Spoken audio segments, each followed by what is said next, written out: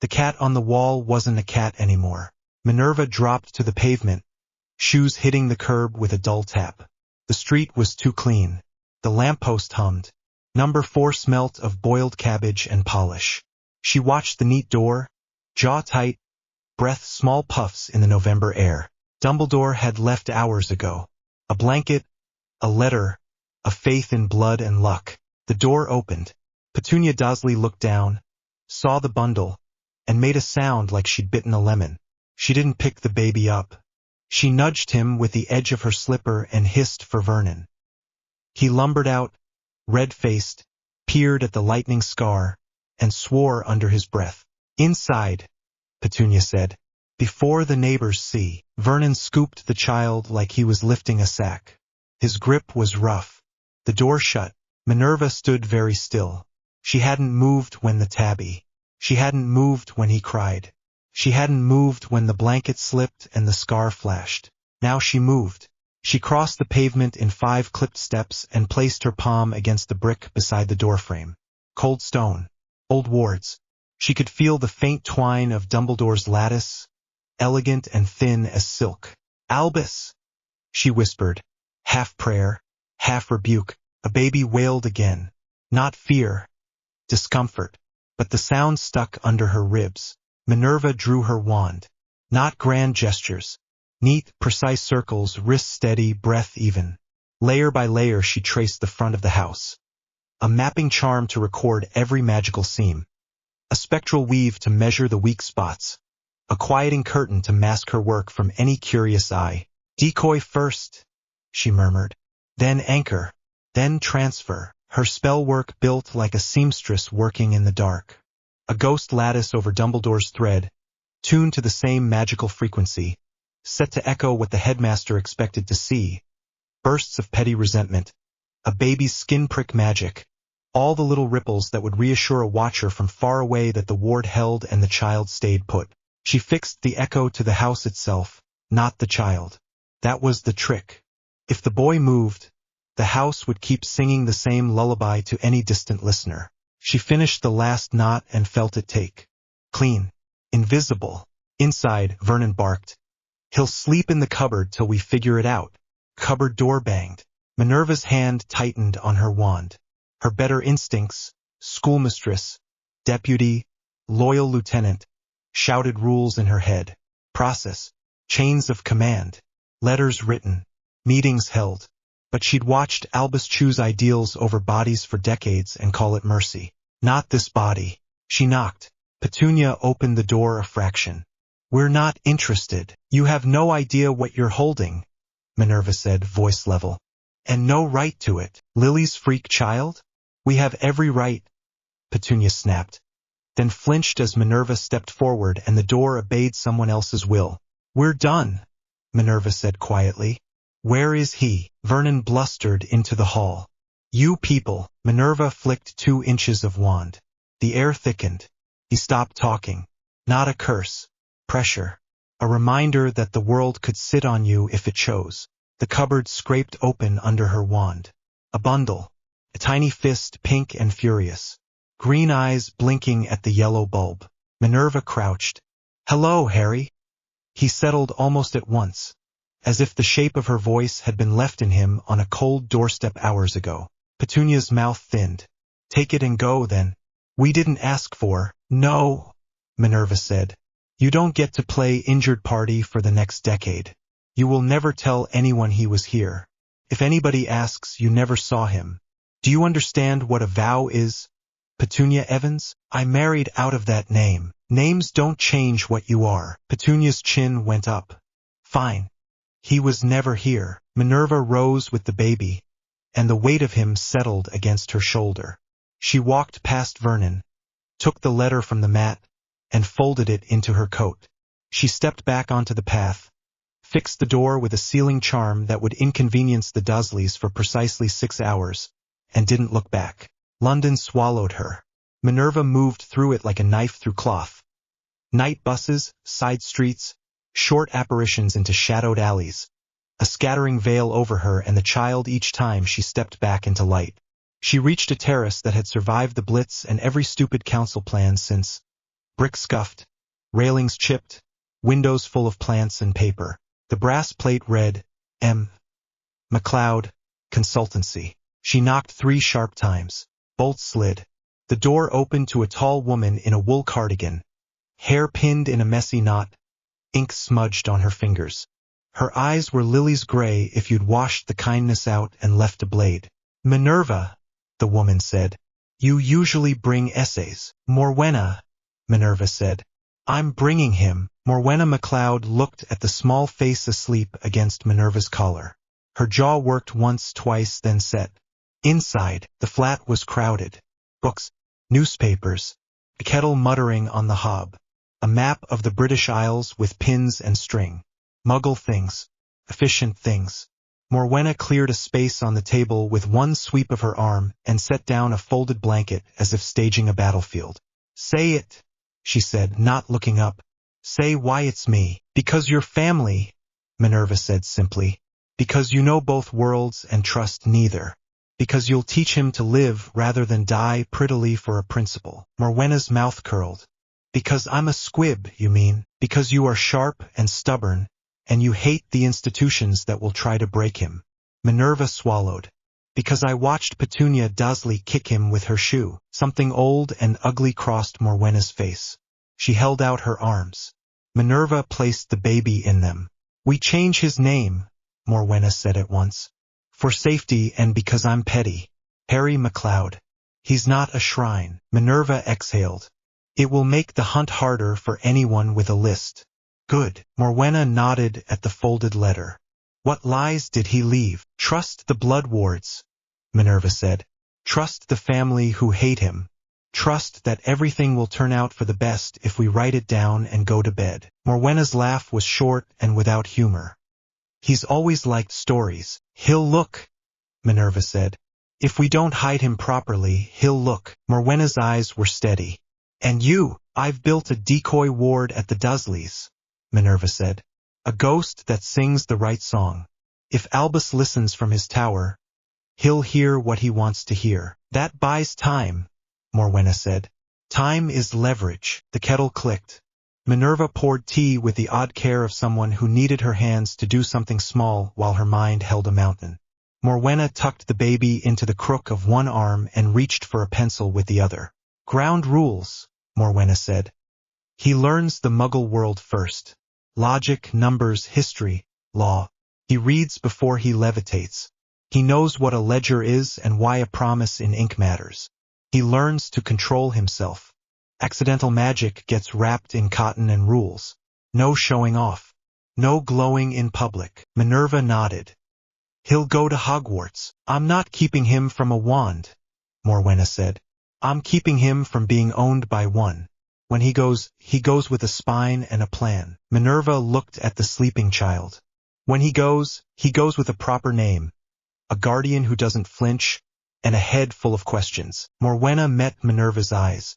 You're going to tell me the price. If Albus finds out, Minerva said. He'll call me traitor and I will lose my post. Then you've already decided, Morwenna said. Because you still brought him. Minerva didn't answer. She picked up her tea, felt the heat, and let it steady her. Say it neat, Minerva, Morwenna said. One sentence. Minerva set down the cup. I chose him over the system. Morwenna's shoulders lowered by a fraction. Good. Welcome to the side that keeps receipts. She carried Harry to the bedroom and laid him in a drawer padded with towels, then returned with a small ledger book. She wrote on the flyleaf in tidy, uncompromising script, Harry McLeod. Born July 31, 1980. Removed from unsafe custody November 1, 1981. Education plan. Muggle primary. Critical thinking. Ethics is practice, not sermon. Magical literacy in theory only until 11. Secrecy paramount. Long-term objective. Autonomy. She tapped the page. This is not sentimental, she said. It's operational. Minerva almost smiled. You'll make a terrifying head of house. Squibs don't get those jobs, Morwenna said lightly, and the lightness had teeth. Minerva looked down the hall at the drawer and the sleeping child. If I could split myself. You can't, Morwenna said. You can do one thing. Keep your post, watch the board, and send us what you can when you can. Quietly. No noble speeches. Minerva inclined her head. I'll write to the old families I trust. I'll seed the idea that the Potters had relatives far from Surrey. Nothing blatant. Just noise. Good, Morwenna said.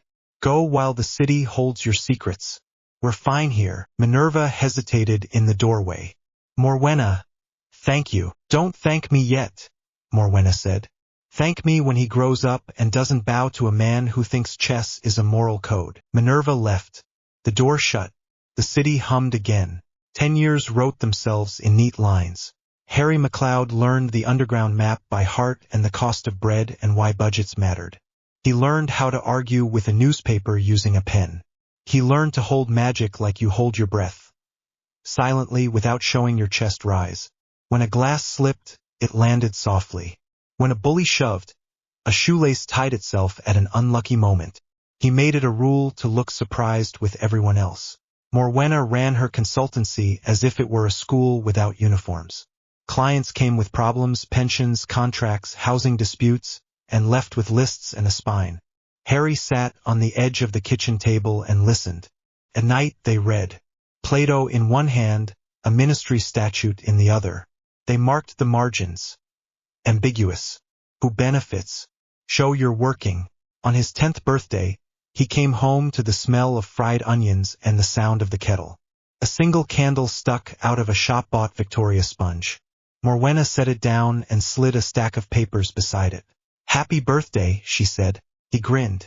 That better be real sugar and not your sensible version. It's both, she said. Sit. Present first. He opened the brown paper parcel. A thin, hardback book. Wizards and the State. A History of Magical Governance, 1834 to 1979. He ran a finger down the spine. Thought so, he said, pleased. Weird present for a 10-year-old. You're not a usual 10-year-old, she said. Eat cake. Then we talk. He blew out the candle, cut 2 sensible slices, and pushed the bigger one to her. She pretended not to notice. All right, Morwenna said, wiping crumbs with the edge of a napkin. Tell me what you know about us. Us, he said. People like me, she said. Name the category, not the slur. Squibs, he said quietly, eyes steady. Definition, she said. Born to magical families, he said. No wand magic. Not an illness. Not a choice. Still people. Rights? She asked. He flipped open the stapled pack next to the cake. He'd seen it before, Ministry of Magic statutes, copied out by hand into clean Muggle type. Statute 12, Section 3, he said, tapping. Non-wand magical citizens. Hate that phrase. May apply for limited licensure to operate magical appliances under supervision. Employment in core magical departments is barred. Benefits are discretionary. Translation, she said. No jobs that make decisions, Harry said. No safety net unless someone likes you. No path to power. You can be a clerk. You can file things. If you're lucky, you run a shop your cousin owns. And me, she said. What did I do? You built something outside their chart, he said. You made money the way Muggles do and turned that money into freedom. You keep records like a dragon with a calculator. Her mouth twitched. What about bloodlines? Stories to make rich people feel important, he said at once. Useful tools. Dangerous when believed. What about headmasters who write lovely letters? She said, voice flat. He met her eyes. They do what keeps their machine working. Sometimes that helps people. Sometimes it hurts them. They call it necessary either way. Morwenna leaned back. Good. Now ask what you want to ask. He folded his hands. Where did I come from the night you got me? Surrey, she said. A house too clean and a woman who hated your mother. I didn't steal you. I accepted delivery, late and incorrect. Who delivered? He asked. Professor Minerva McGonagall, she said. She works for a system she understands and dislikes. She made a choice. We make ours. What did she do to keep them from finding us? He asked. She built a decoy, Morwenna said. A false echo that fools people who only listen for the things they want to hear. He nodded. I like her. So do I, Morwenna said. But liking is not trust. Remember that. Harry turned a page. What happens when I'm 11? You get a letter, she said. We go to a street that pretends time stopped. You buy books, not toys. You watch everything and assume nothing. And school, he said. You sit where you sit, she said. People will try to tell you it means your soul has a color. It doesn't. It means the hat put you where you'll be most useful. You will be useful to yourself first. He was quiet for a moment. Am I allowed to like people? You're required to, Morwenna said.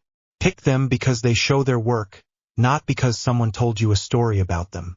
If a friend contradicts you with facts, keep them.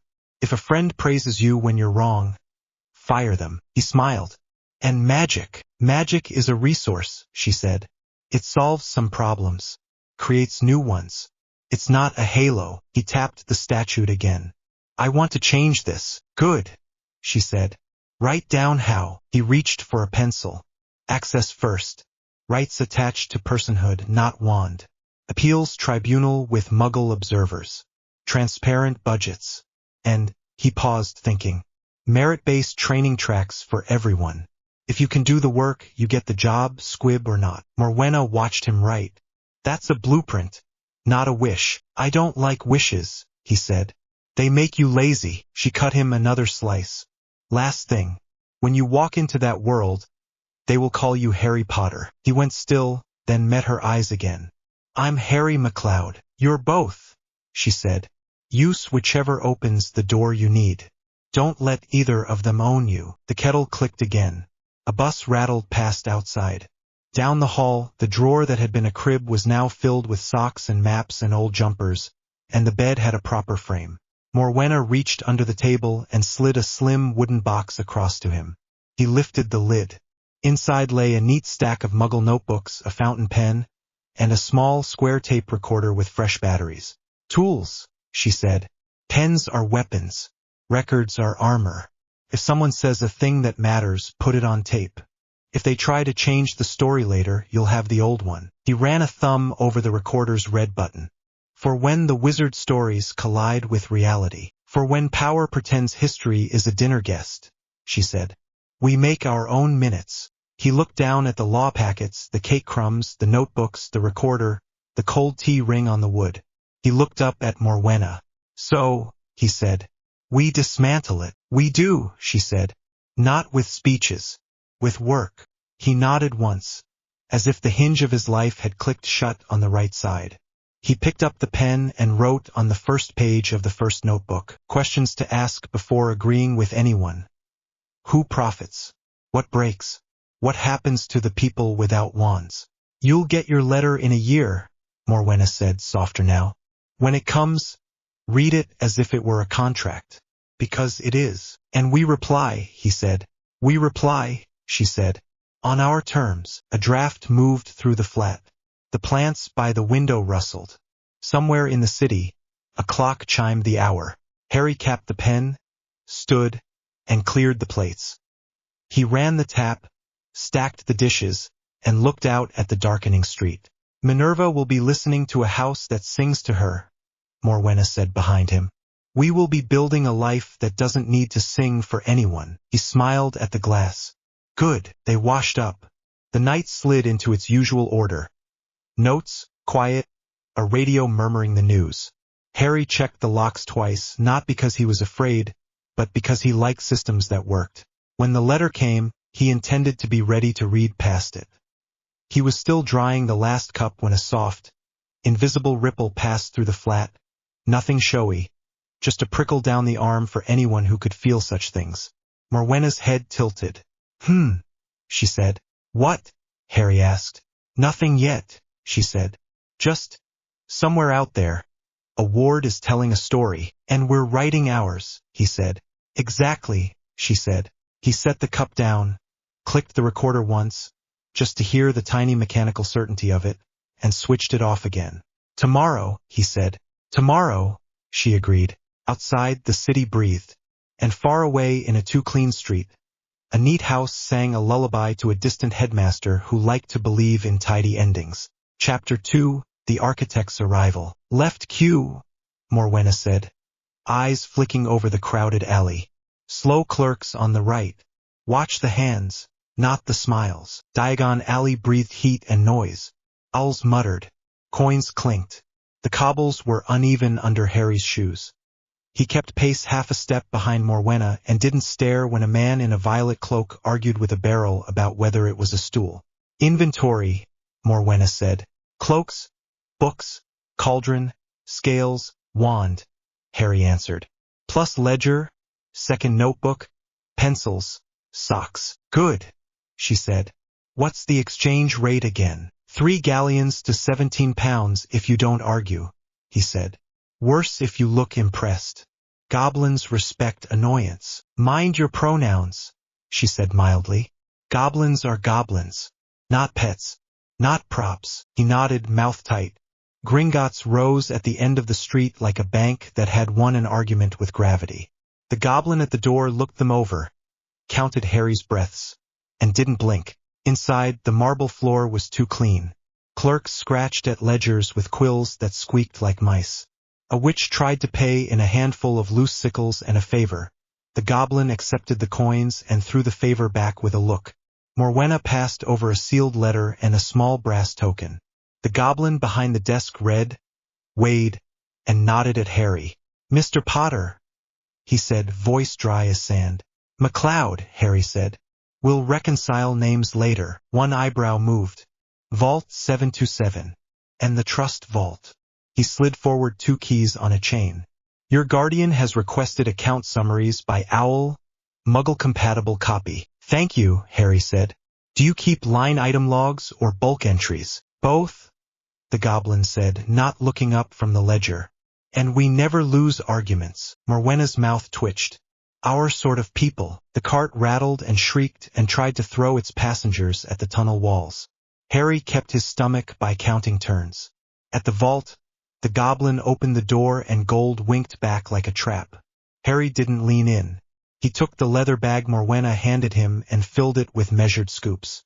Stop there, she said when the bag was a sensible weight. If money is just mass, you'll start using it to crush problems. Back upstairs. Harry swapped a handful of galleons for neat paper envelopes with windows. Muggle copies, the teller said, faintly offended. It's almost like you value audit trails, Harry said. The teller's expression didn't change, but his quill moved marginally faster. They did the shops quickly. Robes fitted. Scales that balanced true. Cauldron that didn't wobble. Morwenna steered past window displays that sparkled. Harry lingered over an introduction to ancient wards, practical arithmancy, modern magical governance, and a slim volume with a dull gray cover titled Curses, Theory and Containment. The witch at the till raised an eyebrow at the last one. Academic interest, Morwenna said. He's supervised. Of course, the witch said, not believing it, stamping the receipt anyway. Ollivander smelled of dust and varnish. The old man slid out of the shadows like a file being pulled from a cabinet. I wondered when I'd see you, he said. Harry Potter. Harry McLeod, Harry said. We can negotiate naming rights later. Ollivander's eyes glittered. 11 inches, holly and phoenix feather. No. Try these.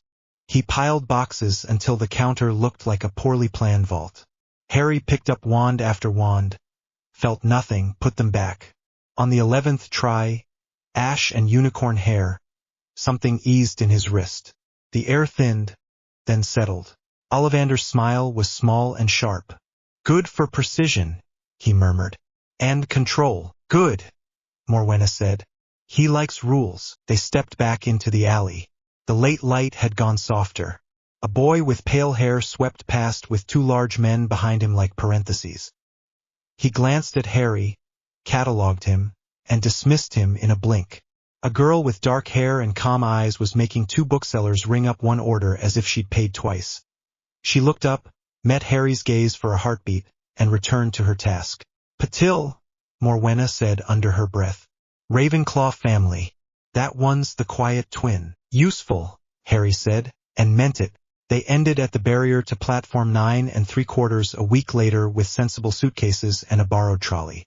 Morwenna checked her watch, the station clock, and Harry's face. You remember how, she said. Walk like it's not a wall, he said. Don't perform. Good, she said. Last things. She pressed a flat tin into his hand. Inside sat a tiny Muggle tape recorder and 2 spare batteries in cotton wool. Hide it with your socks. Use it only when the ground is shifting underfoot and you need to pour concrete. He smiled. You and your metaphors. Concrete is not a metaphor, she said. It's a choice. Second. She tapped the breast pocket of his shirt. He felt the rectangle there. A small, lined notebook. Write minutes. If your future self can't tell what happened from your notes, you weren't really there. He nodded and swallowed. For a second, the station noise went thin. He didn't hug her. They weren't a hugging household. He adjusted his grip on the trolley. I'll send letters, he said. Send fax, she said. And receipts. He pushed the trolley at the barrier. Brick, wind, and then iron and steam and a scarlet train. People everywhere. Owls hooted. Someone shouted about a rat. Harry rolled the trolley through the noise, found a half-empty carriage, and took a corner seat by the window. He turned one page of the notebook and wrote. Platform process smooth. Entry unobserved. The door banged. A lanky red-haired boy shoved a trunk. Then his owl cage. Then himself halfway inside, panting. All right if I... He stopped, eyed the tidy corner and grinned. Cheers. Everywhere else is packed. Go on, Harry said, shifting his bag. Ron Weasley, the boy said around a sandwich, hand out. Harry McLeod, Harry said, shaking it. Ron frowned. You look like, never mind. First time and all that. Scared. No, Harry said. Prepared. That's a posh way of saying no, Ron said, amused. Bloody hell, it's loud. That your owl? No, Harry said. I don't have one. That's mental, Ron said. How are you gonna write home? Post, Harry said. It works. The compartment door slid again. A bushy-haired girl stuck her head in. Has anyone seen a toad? Neville's lost one. Also, you're holding your sandwich wrong. Ron blinked. What? You're dripping, she said. You should hold it on the paper, never mind. I'm Hermione Granger. You should get changed. We're nearly there. I will, Harry said. After I finish answering questions I didn't volunteer for. Her eyebrows touched. You don't have to be rude. I'm not, he said. I'm economical. She opened her mouth, shut it, and sniffed. Fine. If you see a toad, doors that way, Harry said mildly. Hermione huffed and left. Ron stared, then laughed. Yeah. She corrected me on using less instead of fewer. Twice. She'll be unbearable with power, Harry said. We'll survive. The train rattled awake. Fields blurred. Ron talked about Quidditch until Harry could draw a pitch from memory. Harry asked one question after another until Ron realized he was being interviewed and didn't mind. At some point Ron said, with his mouth full, That scar on your forehead, oh, you don't have one. No, Harry said. Wrong boy. Ron flushed. Sorry. You just never mind. It's all right, Harry said. Better this way. The door slid open a third time, quietly. The girl from the bookshop, the one with the calm eyes, stepped in. Her robes were neat. Her plate was tidy. She took in Harry and Ron like entries on a list. Padma Patil, she said, offering a dry hand. May I sit? Yes, Harry and Ron said at once for completely different reasons. She sat opposite Harry. You're efficient, Harry said. You're observant, she said. You were watching the till totals in Flourish and Blots. They double-charged you, he said. You fixed it. You bought curses, theory and containment, she said. Either you're morbid or you're organized. Organized, he said. Always. Ron looked between them, lost but entertained. I'm rubbish at reading people, he offered. Then don't, Padma said. Read the rules. Ron brightened. I can learn those. Harry smiled. We can all learn those. They changed into robes. The train slowed. Lights pricked in the dark.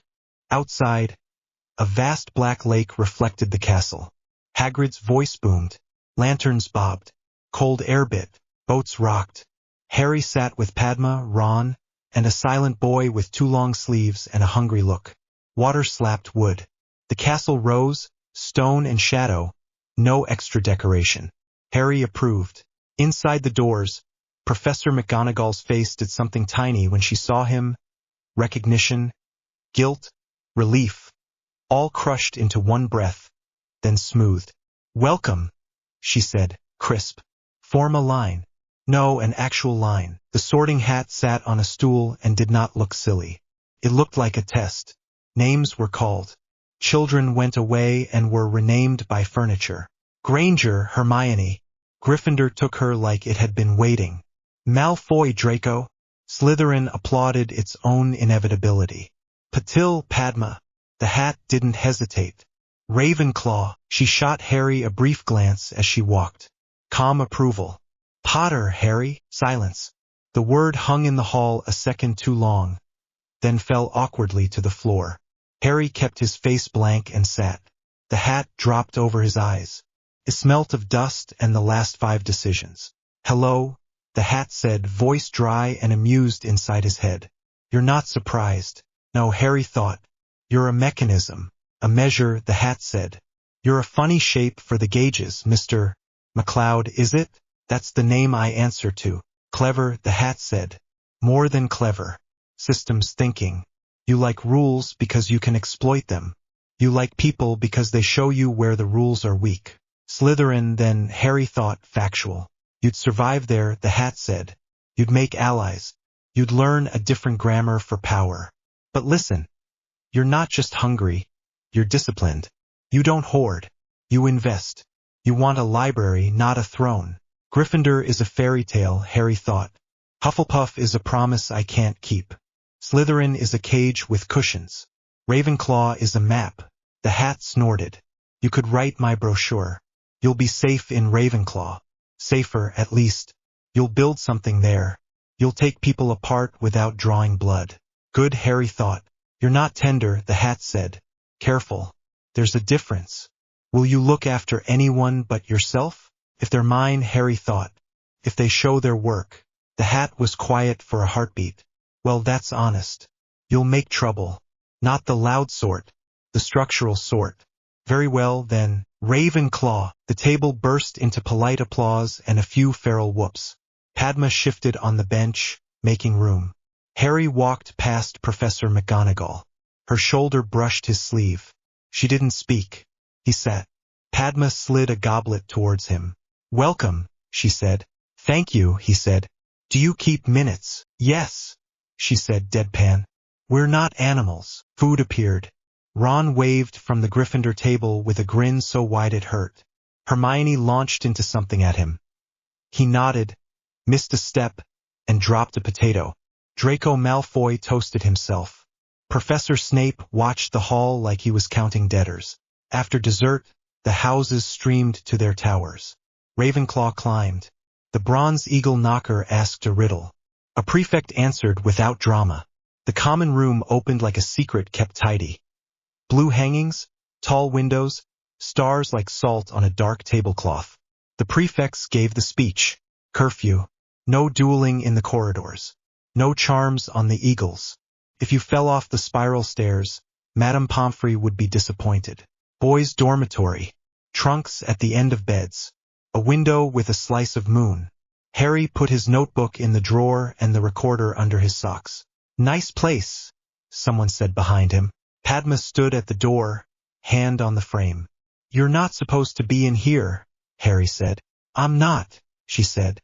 "You're supposed to meet me in the common room." He followed her back down to a quiet corner under a bookshelf. 2 other first-years sat there already. A boy with careful posture and a girl with ink on her fingers. Padma gestured. "Arjun Bambra. Cho Corner." "Cho Chong," the girl corrected dryly. "My cousins call me Corner when I'm annoying." "Good to meet you," Harry said. "Agenda." Padma's eyes glinted. "We agree on a code." Harry Saturday, yes. Arjun looked relieved. "Someone has a plan." Padma took out a small notebook. Items. 1. Information discipline. 2. Operational ethics. 3. Resource sharing. 4. Escalation protocols. 5. Exit conditions. Harry grinned. You've done this before. In my head, she said.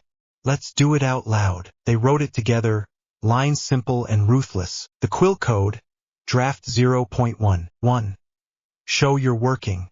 No blind trust. 2. Never make the other two lie for you. 3. No secrets that endanger the group. If you need to hide something, say you're hiding something. 4. Record what matters. Duplicate critical notes. 5. Don't break laws you haven't read. 6. Favor clean wins over flashy ones. 7. If one says stop, we stop. 8. We leave no one behind unless the one left behind orders it twice. This is dramatic, Cho said, amused and a little wary. It's precise, Padma said. You can opt in or out. But we're doing this with or without you. I'm in, Arjun said at once. I like not dying. Cho chewed her lip. I'm in tentatively. I reserve the right to call you both insufferable. Needed, Harry said. Someone has to notice when we're too pleased with ourselves. Padma tapped her quill. Name of the group, Cho asked. That's wow. You're serious. Harry thought of Morwenna's tin and the red button and the way ink looked when it dried. Quill, he said. It looks harmless until you sign something with it. Padma smiled. The quill trio with satellites. Catchy, Cho said. Annoying. Fine. Good, Harry said. Item 2. Alliances. Padma raised an eyebrow. You're thinking Slytherin. Yes, Harry said. 1 minimum. Someone who can read green rooms. I can read any room, a quiet voice said.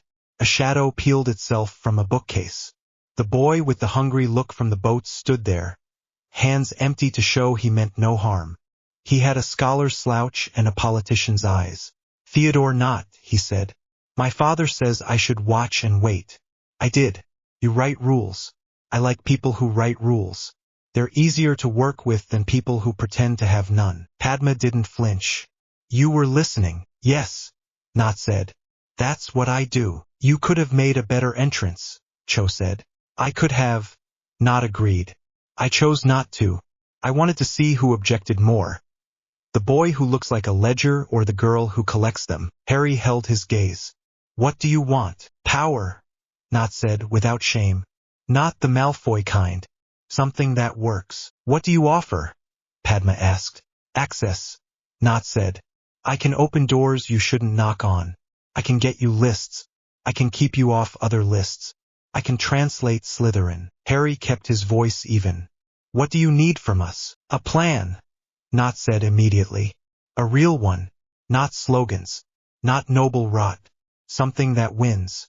Also, protection from my own house if I choose wrong. Padma and Harry looked at each other.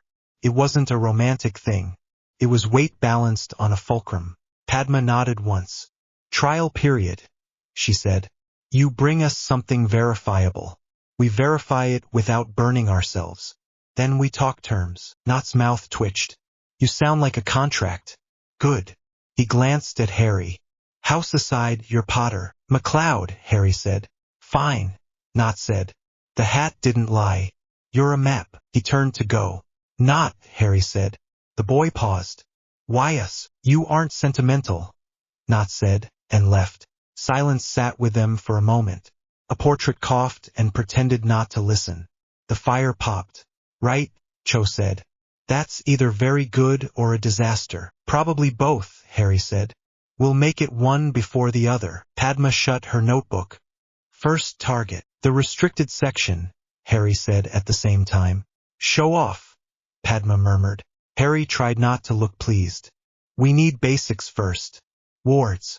Alarms. What gets you expelled versus what gets you detention. Don't break laws you haven't read, Cho said, pointing at the code. You wrote it. I intend to obey it, he said. Mostly. Padma leaned back. Prefects will be watching. Teachers will be listening. One of them lives in the library. Madam Pants, Cho said. She eats loud children. Then we'll be quiet, Harry said. Tonight we do recon. No contact. No risks. We walk past. We time the rounds. We note the locks. Do we tell anyone else? Arjun asked. Harry shook his head. We're not recruiting. Not yet. People are liabilities until they aren't. Padma tipped her head. Cold, efficient, he said. She watched him for a beat and then smiled. Small and dangerous. All right, analyst. Let's see if you're worth the hype you hate. They broke up before curfew. Harry went back up the spiral stairs, changed, and lay on his back in the dark for a minute, counting his heartbeats down to normal. He wrote 3 lines in the notebook by moonlight. 1. Ravenclaw chosen. 2. Alliance draft with Padma Cho Arjun. Not observed. Conditional. 3. Recon. Library perimeter. 22:30. At 20 past 10, he slid out of bed, quiet as a vote no one had called. The tower was mostly asleep. He took the long stair down, feet soft on stone, breath even. The corridors at night were a different school. Torches ticked. Portraits snored, whispered, or debated. The smell of old books got sharper near the library. Harry paused 10 paces from the carved doors and watched. Footsteps. Filch limped past, lamp smoking. Mrs. Norris's eyes glowed like coins. Harry stood in a pocket of shadow and let them go. After a minute he moved. He didn't touch the handle. He looked. Locks ordinary and locks not. A faint hum along the grain. 2 wards on the restricted section gate. Alarm on contact. Second alarm on magic cast within 3 paces. He nodded to himself, kept walking, slipped around the corner, and breathed again. On his way back he stopped dead. A tall figure stood in the dark, hands folded, black eyes steady. Professor Snape did not speak. He looked at Harry the way a man looks at a ledger that has shown a surplus seemingly without new income. Evening, sir, Harry said quietly. Mr. McLeod, Snape said, voice low enough to be a trap. Ravenclaw. A relief, I suppose. It depends on your metrics, Harry said before he could stop himself. Snape's mouth almost moved. Your metrics, Mr. McLeod, will keep you alive if you learn when not to test them. 10 points from Ravenclaw for walking after hours. Harry blinked. You didn't check the time. I don't need to, Snape said. I can smell intent. He stepped closer, not unkind, not kind. You are not the only predator in the building. I'm not a predator, Harry said. I'm a planner. Predators plan, Snape said. Good night. He moved away like he'd never been there. Harry stood very still until his heart stopped thumping at his throat. He wrote in tiny letters under his 3rd note. Snape, sees too much. Assume asset or enemy later. Not now. Back in the dormitory, he slid the recorder from the tin under his socks and put it in his trunk. Just seeing it calmed him. He didn't switch it on. Not yet. Morning would bring classes, schedules, 1,000 rules to learn before he broke them. Tonight he had enough. A house that fit, a code that held, and 3 people who might not lie to him if he didn't make them. He turned the page. For words, plain and clean. First target, restricted section. Down in the stacks, a chain gently tapped a gate.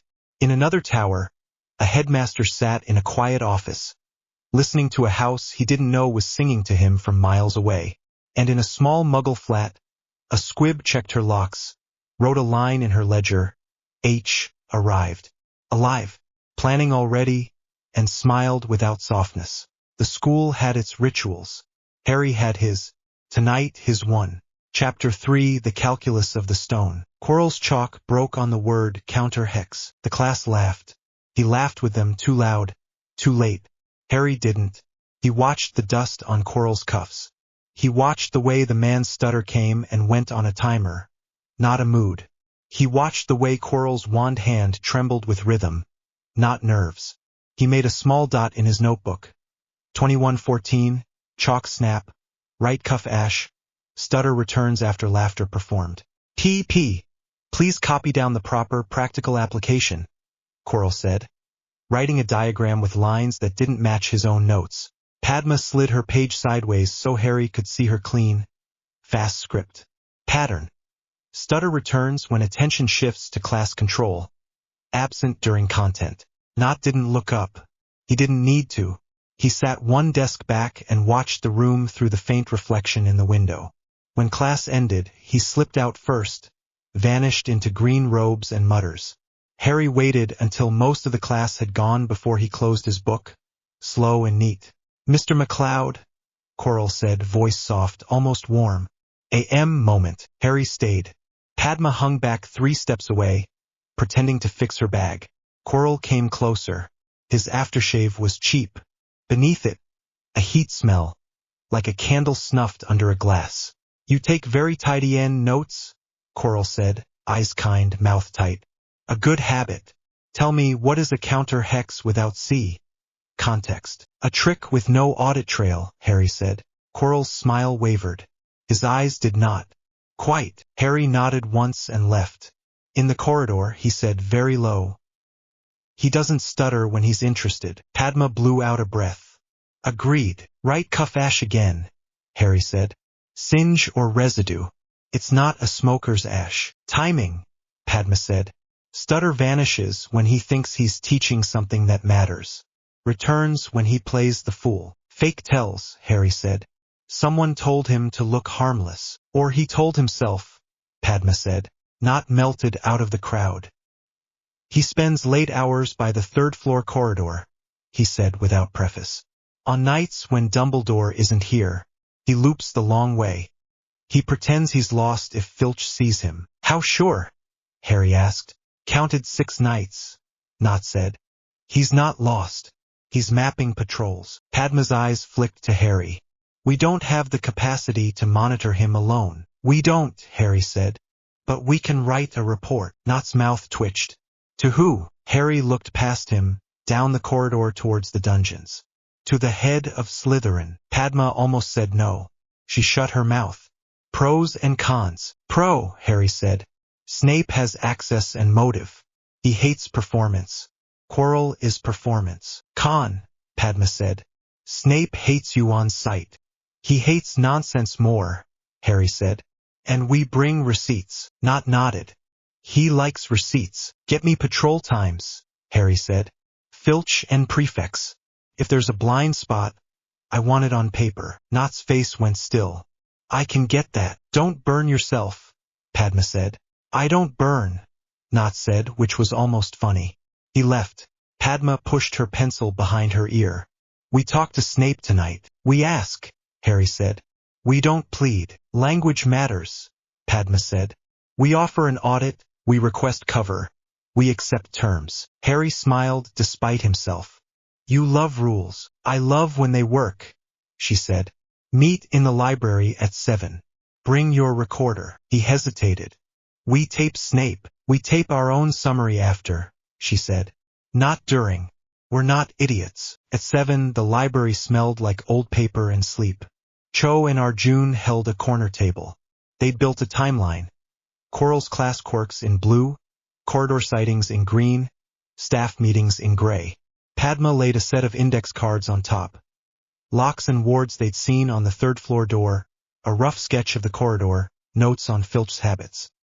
"His lamp goes low around the turning," Arjun said. "He hates drafts, which means he sticks to the inner wall," Cho said. "You can ride the outer shadow." Harry kept his voice low. "We're not breaking in tonight. We're collecting ahead." "Snape," Cho said, mildly horrified and a little impressed. "You're going to pitch to Snape." "We're going to invite him to own a problem," Padma said. "He'll hate it, but he'll hate us less than he hates being outmaneuvered." "Summary," Harry said and ran through it. Quirrell's pattern, the ash, the patrols, the 3rd-floor loop, the inconsistency in his teaching notes, the smell under the aftershave. Cho added. "He looked at the back rows more than the front." Arjun said, "And his wand grip is wrong for a right-handed caster. He's holding tension like he's balancing something else." Padma nodded as if ticking boxes on an invisible form. "Good. Harry, keep the pitch under 3 minutes. Don't try to be clever at him." "I'm never clever at people on purpose," Harry said. Cho snorted. "That's not true." "Fine," Harry said. "Not with Snape." They walked to the dungeon corridor as a group and then, at the last turn, thinned into pairs and singles like nothing was happening. Harry stopped before the office door and knocked 3 short taps. Silence.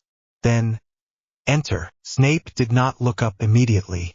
When he did, his expression didn't move. Mr. McLeod. Miss Patil. Professor, Harry said.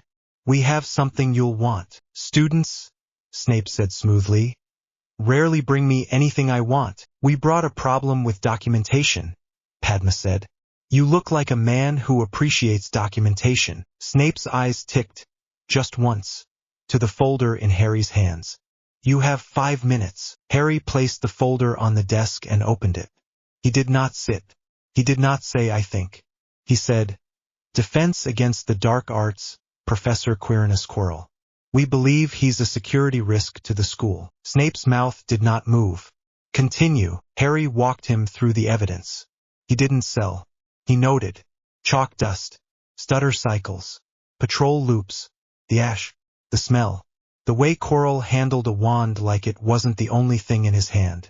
He named dates. He named times. Padma slid each index card forward in order. Snape didn't interrupt once. When Harry finished, Padma said, We can update this weekly. If we're wrong, we'll retract. If we're right, you can act faster than other people will admit there is anything to act upon. Snape leaned back. The room hummed. You bypassed your head of house. We came to the head of the house patrolling the corridors Quirrell loops at night, Harry said. And the head of house who hates pantomime. Snape's fingers made a small, involuntary sound on the desktop. You assume a great deal. We're prepared to be wrong, Harry said. But we'd rather not be unprepared. Snape looked at the folder for a long time. What do you want? Cover, Harry said. If we move to intercept, we need time. We need 5 minutes of confusion and a door that opens. We do not want heroics. We want to hand the risk to someone paid to hold it. Overnight detention, Snape said. Deadpan. Scrubbing cauldrons when your little crusade collapses. Harry kept his face still. Terms noted. We also want you to take the credit if it works. Snape's eyes narrowed. I do not desire credit. You want control, Padma said. Credit buys control. It also buys you leverage over the headmaster if he's been sleeping at the switch. Snape breathed out through his nose. He turned a page. You wrote the time Filch's lamp dims. Arjun Bambra observed, Padma said. We tested it twice. Filch likes habits. And the ward's on the 3rd floor door, Snape said, flicking another card. You walked up to them. We stood at a respectful distance, Harry said. You can feel a ward without poking it. It hums. Snape closed the folder. You understand that I could take this, do nothing, and bleed you for points until June. Yes, Harry said. I won't, Snape said. He pushed the folder back. If you are going to be idiots, you may as well be useful idiots. You will not attempt to break the door. You will not attempt to disarm anything you don't understand. If you see Quirrell on that corridor after curfew, you will make noise. I will be there. Agreed, Harry said at once. Additionally, Snape said, you will not involve Gryffindors. Padma almost smiled. We don't intend to. Snape's gaze cut to Harry. You are not sentimental. Neither are you, Harry said. 10 points to Ravenclaw for accuracy, Snape said, which might have been a joke. Go. If this is theater, I will make you sweep the stage. They left. In the corridor, Padma exhaled slowly. He's in. He wants to own the problem, Harry said. Good. Next, Padma said. Recon with noise, Harry said.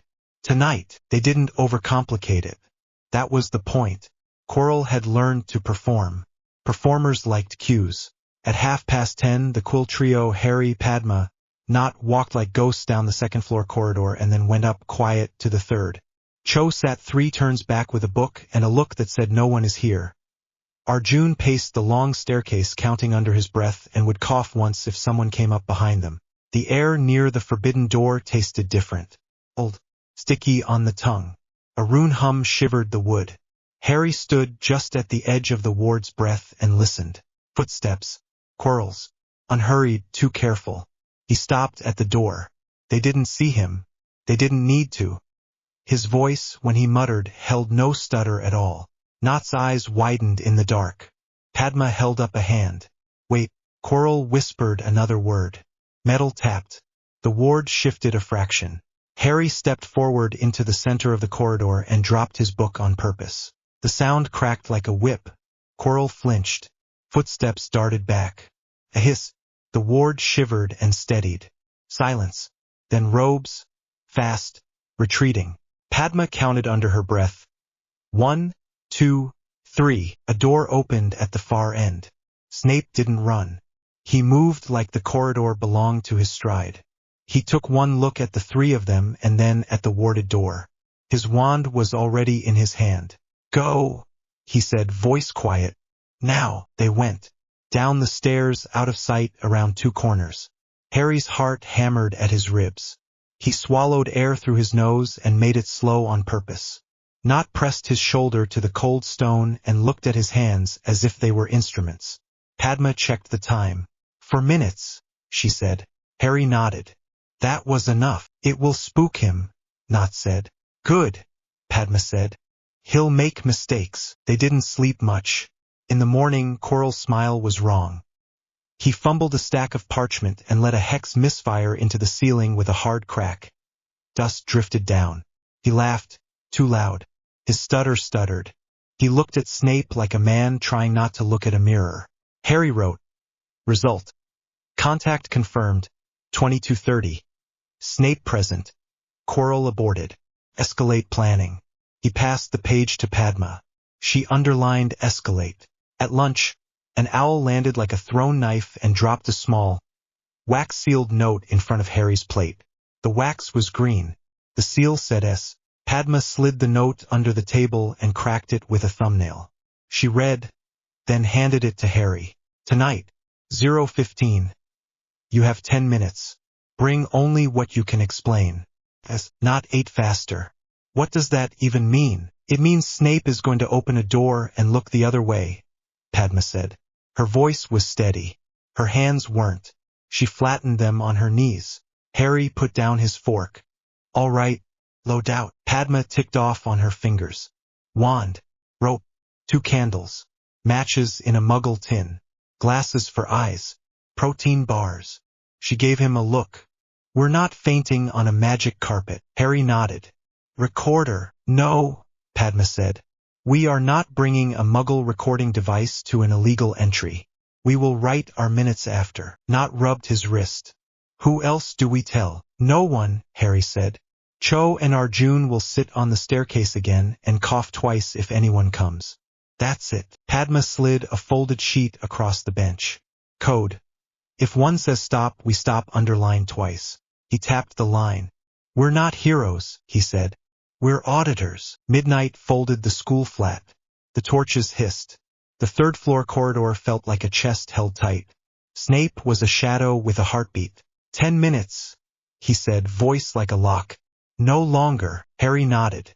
Padma nodded. Not swallowed and nodded. Snape's wand moved in 3 clean, invisible motions. The door side open. The ward's hum dipped. Go, Snape said. Do not touch anything you do not have to. They went. The first chamber smelt like dog. The dog was asleep, which seemed unlikely and also fine. Harry kept to the wall and tracked the rise of the chest under 3 heads. Padma pointed. A trapdoor. Not glanced at the dog's paws. Chains. He nodded at Harry. Don't wake him. Harry breathed shallow and stepped lightly, 10 paces, then 5, then 1. He eased the trap open with 2 fingers. Hinges squeaked. The dog's ear twitched. They went down quickly. The door shut above. Devil's snare reached like greedy washing. It wrapped Harry's calves and dragged. He swallowed panic down hard and said, through his teeth, light. Padma's match rasped. FFFFT. A small candle flame boomed into life. She held it low and steady. Don't thrash. I am not thrashing, Harry said. Thrashing less. The snare recoiled from the heat. Resentful. Not used the candle to trace a line around his own ankles. Face blank. The plant drew back with a wet slither. Not fire spells, Padma panted. Too much smoke. We're underground. Matches only. Good, Harry said. Chest tight and under control. Next, keys. A ceiling full of wings. 100 flying shapes glittered like insects trapped in glass. A broom leaned under the lintel like a bad idea. No, Harry said at once. We don't fly. Then how? Not said, half laughing, half terrified. Those are all the same color. They're not, Padma said, squinting. Edges. Look. See the burr on the third row, fifth across. Harry saw it. A tiny flaw on one key's cut. The one that's been used, he said. Good. How do we get it down? Not with a broom, Padma said. With a net. They didn't have a net. They had a rope. Padma tied a fast, neat slip knot, muttered a sticking charm, and threw. It missed. Again, Harry said. She threw again. The loop caught the key and missed the cut. The key fought like a stab thing. Wings rasped. Other keys swarmed. Harry, Not said, voice thin. Hold, Harry said. Padma, yank on 3. 1, 2 now. She yanked. The rope scraped. The key twisted and the loop slid to the cut. It stuck. The key bucked. Padma held. Harry grabbed the rope and pulled down, hand over hand, burning his palms, and swore. The key came free. He jammed it into the lock. Turned. The far door clicked. They ran through, slammed it, and leaned on it while their hearts made noise. Harry flexed his hands and hissed when his skin protested. You're bleeding, Padma said. It's fine, he said. We'll tape it later. Tape what? Not said, delighted despite everything. Wizard bandages are better. Tape, Harry said. Muggle thing. Works. Chess. The board stretched like a parade ground. At their feet, 3 pawns turned and looked at them the way old men look at kids who use their seats. We can't play this in 10 minutes, Not said. We don't even know the set's tricks. Edge rule, Padma said. Boards like this don't check the margins. We walk the rim and don't trigger a move. That's not a rule, Not said, scandalized and hopeful. It is tonight, Padma said. Stay on the line. No diagonals. They moved along the outermost squares, pressing themselves to the rough wall. The white bishop glanced at them and stayed dignified. The black knight snorted and didn't move. At the far side, a door waited. They crossed the last square and didn't breathe until the hinges conceded. The troll was already down. It looked like someone had dropped a tree and told it to be ashamed. A smell hit like a slap. Padma gagged. Harry swallowed bile hard, eyes watering. Left, he said. Don't step in, yes. They slipped past, shoulders brushing stone. The next room held a table with bottles and a neat logic note. Dad jokes about flames. Padma grabbed the paper, skimmed, solved aloud, fast and clean. This one forward, this one back, she said, shoving a small bottle at Harry and a larger one at Not. Sip. Don't throw up. Don't drop it. Ready. The cold went through Harry like knives and was done. He didn't like it. Last room, he said. The air changed. Felt heavy and thin at once. The mirror stood like a tall lie in the center of the room. Harry saw himself and wanted to look away. He did. Quirrell didn't turn. He stood facing the glass, hands flat, whispering, his voice calm, smooth, stutterless, hungry. Professor, Harry said. Quirrell turned. He did not look surprised. He looked amused. Oh, he said, voice mild. How daring. The stutter was back. It was bad acting. Padma lifted her chin. You're out of class, sir, she said, calm as a judge. And off limits. Quirrell's smile didn't change. Children, he said, kind and flat. Run along. Harry said, no. Quirrell's wand was up and pointed before the word finished. Harry moved as he spoke. Not fancy, not pretty. He stepped left, kept his arm tight, and flicked, low to high. Expelliarmus. The wand jerked. Quirrell's fingers clenched and held. He didn't stutter when he spat the counter.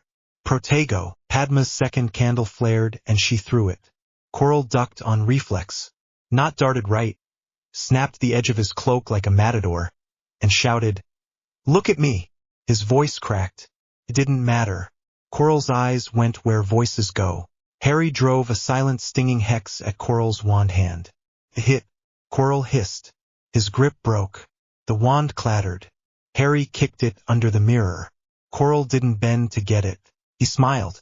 Very good, he said, and the voice came from the wrong place. The back of his turban moved. Harry's stomach went cold. Padma's jaw set. Not made a sound in his throat and didn't back up. "Who are you talking to?"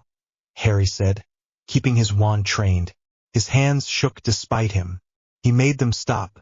"Man behind the curtain," Quirrell said pleasantly. And then he wasn't Quirrell. He stood straighter. His face went flat. When he spoke again, the room pressed in. "Harry Potter," he said, smooth as knives. "What a joy!" Padma's breath hitched. Not took half a step left, slow, drawing Quirrell's eye, making a flank without moving his feet. "You're not supposed to be here," Harry said, and it sounded childish. He steadied. "You're not getting the stone." "The stone," the voice said, amused. "The trinket for men who fear endings. I will take it because I can." Harry didn't look at the mirror. He didn't want whatever it promised. He took one step, scuffed his shoe, made a sound. The figure turned a degree. Harry flicked his wand to the right, shouted, "Lumo Solum," and flooded the room with hard, bright light. It wasn't enough. Quirrell flinched. The turban smoked. The back of his head, Harry did not look. He heard a thin, high breath like a kettle left on the hob. "Rude," the voice said from the wrong mouth. Padma swore under her breath, the kind of word Morwenna would let slide in an emergency. She grabbed Knott's sleeve and yanked him behind the mirror in one quick, practical movement. Harry took 3 fast steps to the left. He kept the light up, bright, brighter. His arm burned. "Expelliarmus," he said again, this time as if it were a fact, not a request. Quirrell blocked. Padma snapped her wand around the edge of the mirror and shouted, "Immobulus."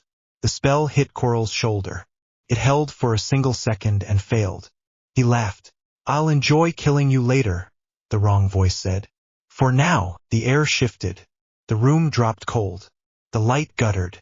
Harry felt the spell like a hand on his throat and learned something ugly about fear. He pushed breath out through teeth and did the thing he'd trained. "Count, anchor, act. 3, he whispered, and on 1 he threw his extinguished candle under the mirror and shouted, "Wingardium Leviosa." The children's charm they all could do in their sleep. The candle scraped and rolled, flame catching on the edge of the fallen wand. Wax spilled. Fire licked cloth. Quirrell swore. Not the wrong voice. His, "Get the stone," Harry said over the noise.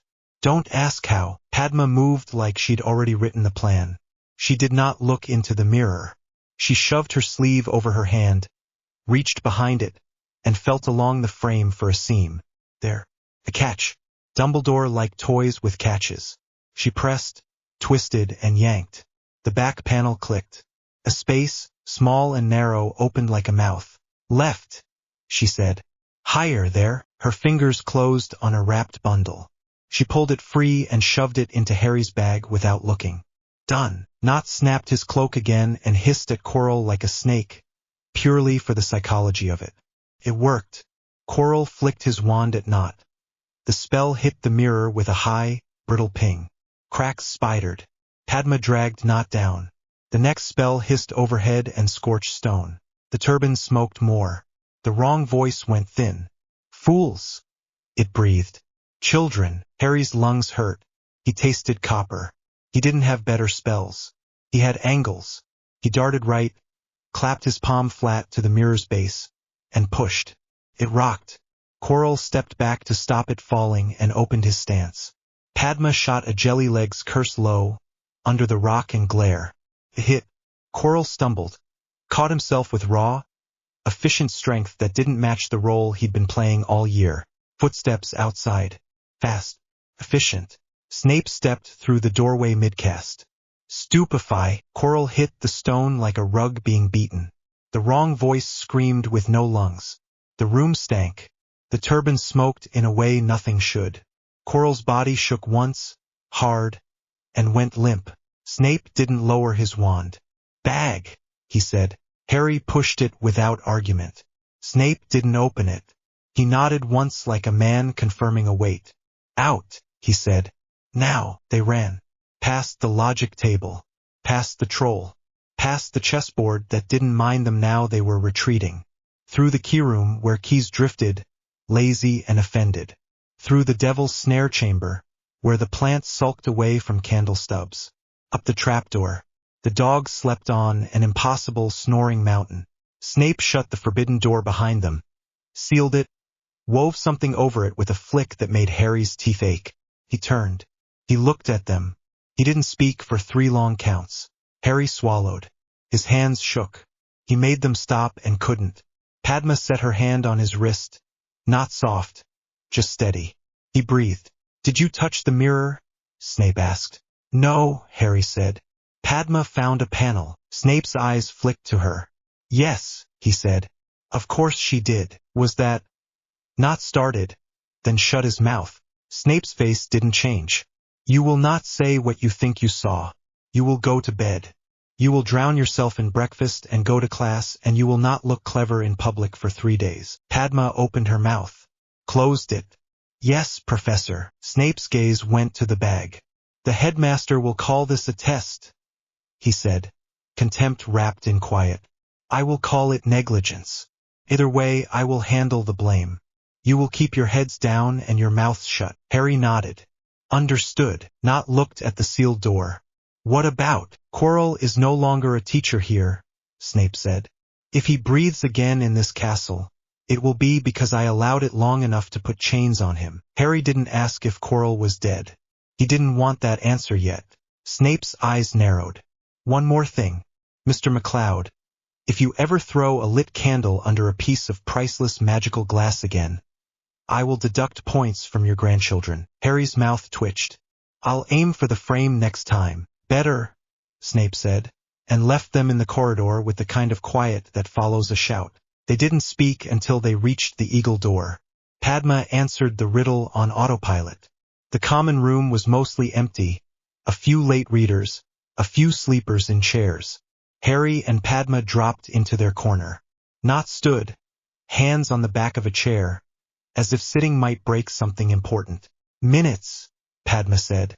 Harry pulled the notebook and wrote, 015, entry via S, door opened, ward lowered.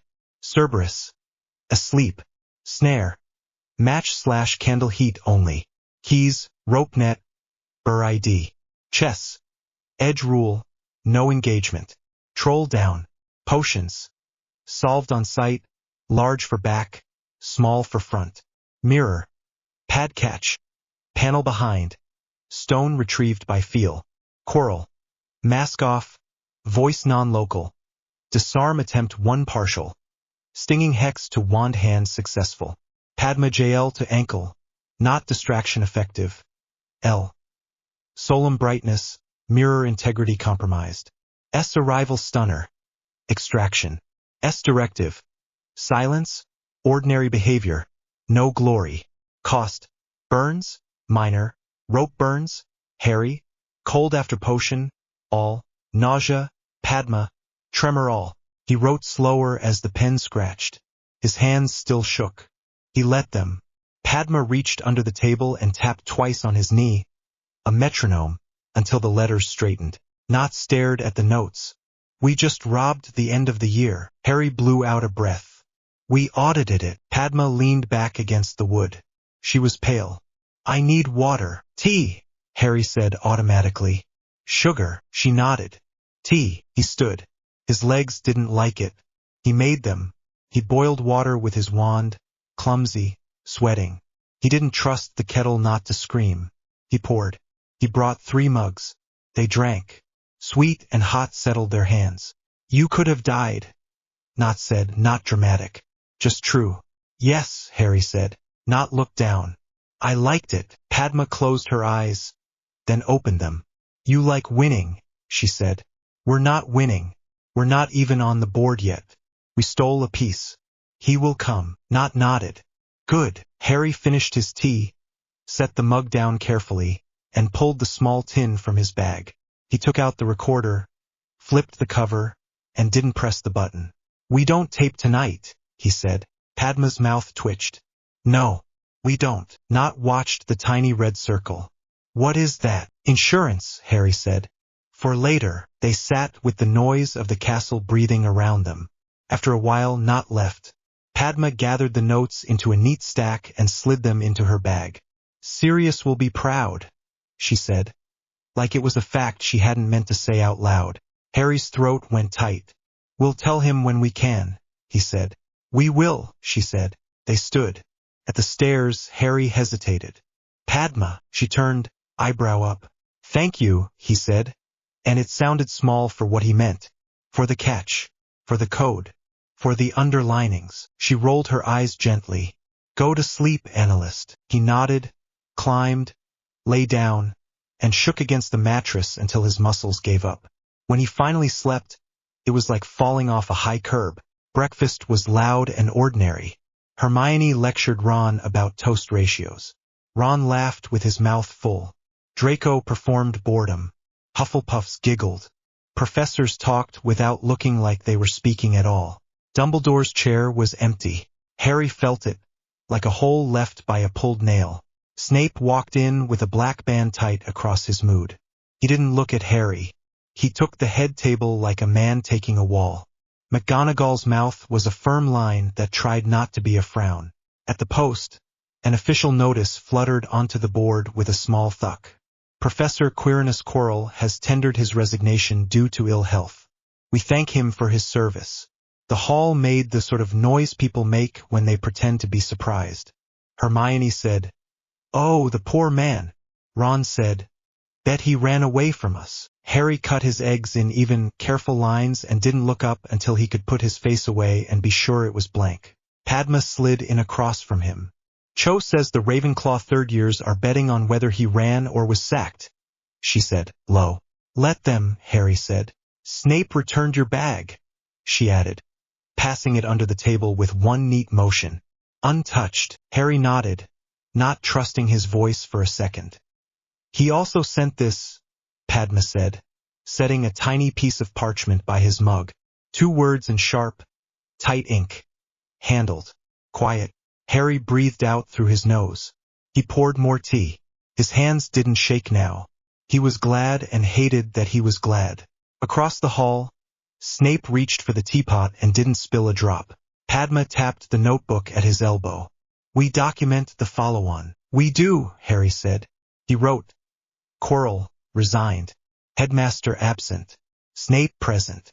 Stones secured. Mirror compromised. Risk. Retaliation by unknown. Recommendation. Develop counter-soul magic research track. Labels pending. He shut the book. Training, he said. Practical and political, Padma said. We were lucky last night. We were prepared, Harry said. We were both, she said. Let's make luck smaller next time. He looked at her, steady. Agreed. They ate. They went to class. They answered questions. They kept their eyes normal and their feet ordinary. They held on to the fact that they'd turned a year ending into a night worth minutes. At lunch, an owl dropped a small, familiar tin into his lap. Morwenna's handwriting on a scrap of folded paper inside. Proud of you. Not for the heroics. For the plan. Trade sugar for sleep tonight. Harry smiled into his pumpkin juice and didn't show his teeth. He'd meant it in the mirror room when he'd said no. Not because he liked bravery. Because the numbers said no. Because the code said no. Because the world needed someone to put receipts on the headmaster's desk and say the system failed here. If he was going to be that person, he'd need to get better at not shaking. He'd need better spells than a thrown candle and a neat knot. He'd need to study this particular kind of magic, the wrong voice, the way fear felt like a collar, the fact that a man could carry another man's wool under a turban and no one would see. He made a new list on a fresh page. Immediate. Learn disarming properly. Nonverbal baseline. Light variance. Focused. Brightness versus heat. Counter jinxes versus restraints. Breath drills. Grip tape for rope burns. By tape. Medium. Ward reading. Advanced. Curse-breaking basics. Ask for book rec from Flitwick via question about hobby wards. Political mapping. Who covers for negligence, who benefits. Get serious information channels open sooner. Long. Soul magic theory. Word it carefully. Elder wand rumors. Start seed research. Mirror properties. Logistics of artifact safekeeping. Protocol for handing evidence to goblins. Chain of custody with muggle copy. He tore the page free, folded it twice, and tucked it under the tape recorder's lid. He didn't switch it on. He didn't need to. The list would talk for him when it mattered. Padma raised her cup. He raised his. Quiet toast, no words. Not watched them from the end of the table, unreadable and, for once, not hungry. They drank. Outside, snow started as if someone had shaken the sky. Inside, the castle muttered on with its usual dramas. Students argued about Quidditch. Essays were due. Filch shouted about muddy boots. And somewhere under stone and ward and ash, a voice without a body coiled itself smaller and wrote a name on the inside of the dark with a finger made of spite. Not Boy Who Lived, the other one. Analyst.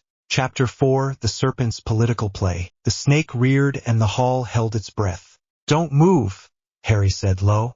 He didn't shout. The snake's head turned. His tongue tasted heat and noise. Justin Finch-Fletchley froze, eyes wide. Down. Harry hissed at the snake in Parseltongue. Floor. Coil. Stay. It listened. It folded into itself and laid its head on the stone. The whisper slid through the dueling club like a knife. Dozens of eyes swung to Harry. The silence wasn't awe. It was the moment before pointing starts. Lockhart clapped. Bright and useless. Marvelous. The boy. He stopped at the look McGonagall sent him. A ripple of whispers. Parseltongue. Slytherin. Dark. Padma took one deliberate step to Harry's side and faced the room as if she was giving a press conference. That, she said, voice steady and carrying, was field communication with a dangerous creature that prevented injury. It is also proof of a founder's trait that belongs in Ravenclaw's files, not in gossip. Theodore Knott, across the line of students, didn't miss the beat. He's the last known Peveril line. Founders' gifts show up in strange branches.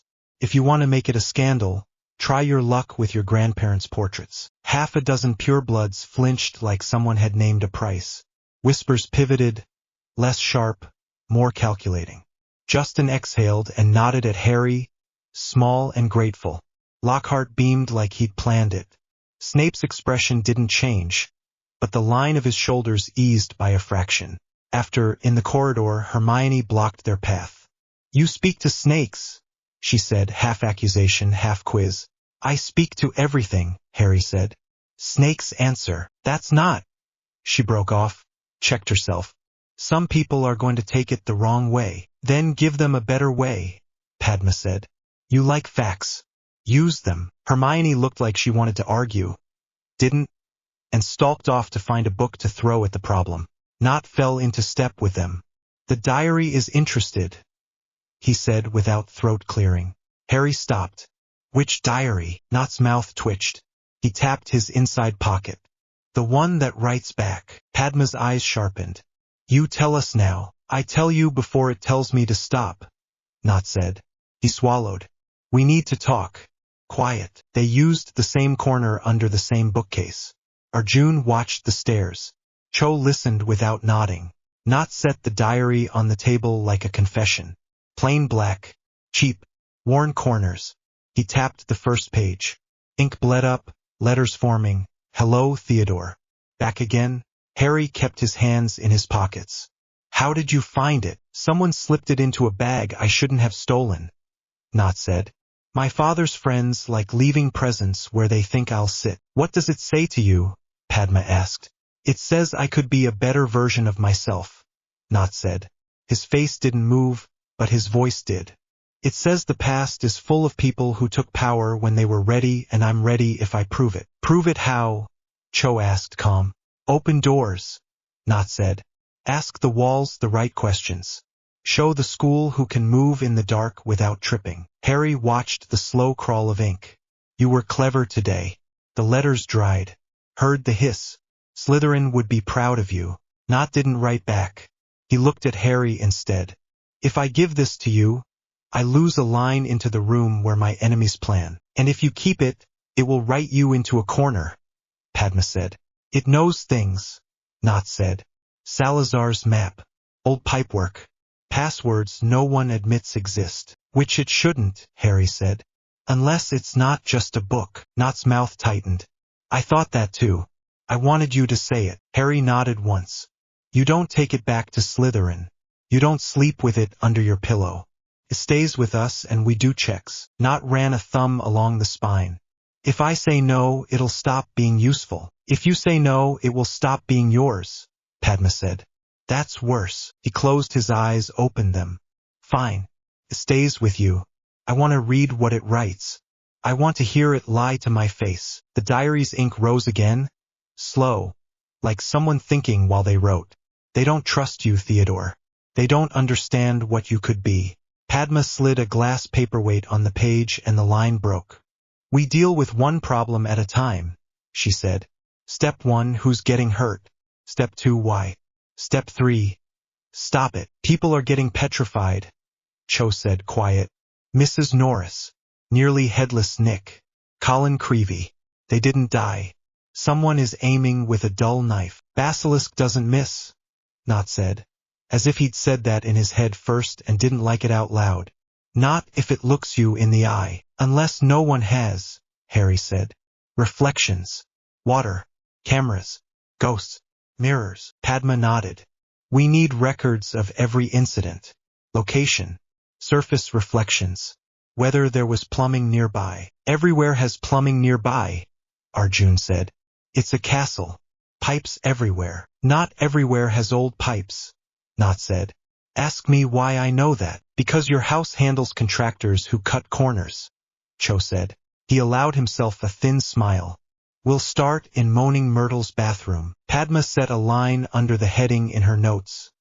Archival hunt. I'll take legal texts. Founders' papers. Myth of the chamber versus the statute reality. Harry, you handle logistics and the plumbing map. Nott, you take family records and rumors. Cho, you compile incidents.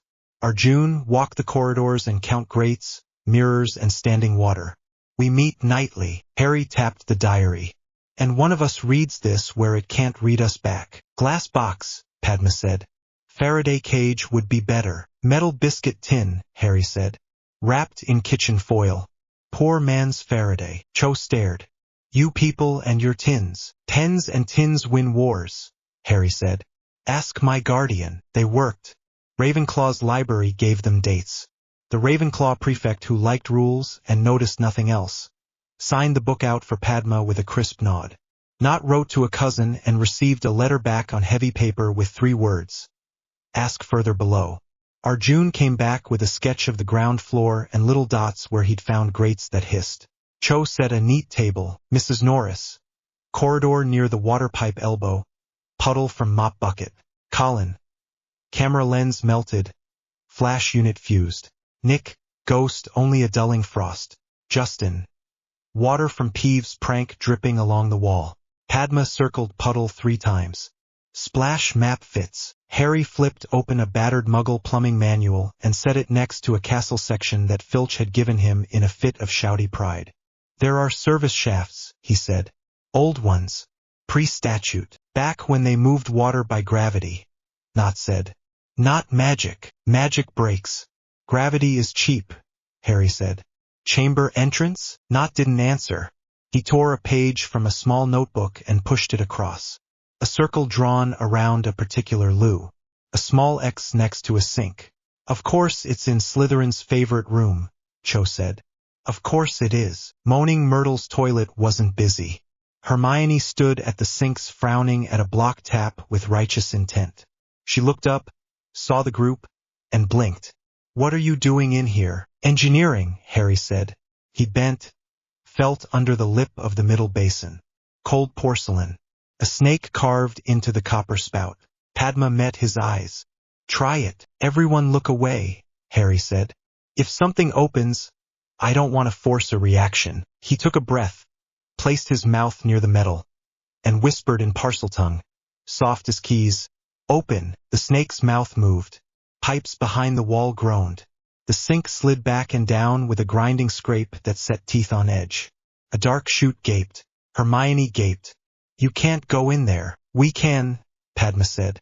We just shouldn't. That's what I meant, Hermione said. Wait for a professor. We will after we map it, Harry said. We need to know what we're telling them. Otherwise they'll shut it and tell a story and it'll keep singing for someone else. Hermione's mouth did the thing it did when she was furious and knew you were technically correct. If you die, she said, I will never forgive you. Good incentive, Harry said. Go get McGonagall ready to shout. She glared, then ran. Not set his bag down. Rope. 2 cheap DIY store face masks with replaceable filters. Sealed goggles. 2 torches. 3 rolls of cling film. A small battery radio. Cho stared at the radio. Please don't tell me we're taking a chicken in there. Recordings are safer, Harry said. Sometimes they're enough. Sometimes is doing a lot of work, Cho said. Padma pulled a marker from her pocket and wrote initials on the forehead lines of each mask. Comms, she said. Short-range handsets, Harry answered, and lifted 2 plastic walkie-talkies from his bag. 10 quid street market. They work through stone if we're lucky. If not, rope taps. Arjun tied the rope to a pipe bracket with a bowline like he'd done it 100 times. 3 tugs. Come back. 2, stop. 1, all clear. Padma held up the code card. If 1 says stop, we stop. Harry met notsize. No heroics. Not nodded. No heroics. They went down. The chute spat them into a low tunnel, wet and old. Pipes ran like ribs along the wall. The air tasted of limestone and something else. The torches threw honest light. The radios crackled and settled. Harry's mask made his breath sound loud in his ears. He kept to the right wall, fingers on the stone, counting steps. Left branch, Padma said into the radio. Carvings. The snake carvings grew thicker. Harry put his palm to one. Cold. Old magic. Not humming, waiting. He hissed open at a metal bulkhead. It slid. Beyond it, the air went colder. The tunnel widened. Bones crunched under boots. Not froze. For a second, the hunger in his face wasn't for power. It was fear. I'm fine, he said a heartbeat later, and was. They moved. Clean. Deliberate. No noise they didn't need. A rustle moved like a sigh along the stone somewhere out ahead. Harry felt his skin pull tight. At the great door, the one with the snakes in a wheel, he set his hand to the metal and made the word curl. Open. It did. The chamber stretched like a cathedral built by a man who liked statues of himself. Salazar's face loomed at the far end. Water stood in shallow sheets along the floor. The air smelled like old lizard and rock. Eyes, Padma said, and they all dropped their mirrored goggles down. The world jumped into smaller, safer shapes. Harry's heart stuttered when a scale shifted in the dark. Riddle stood near the base of the statue, younger than any teacher and older than any student. Not flesh, an outline of a boy made of ink and confidence. He looked like a prefect who'd been given the script to a country. You came, he said, mild.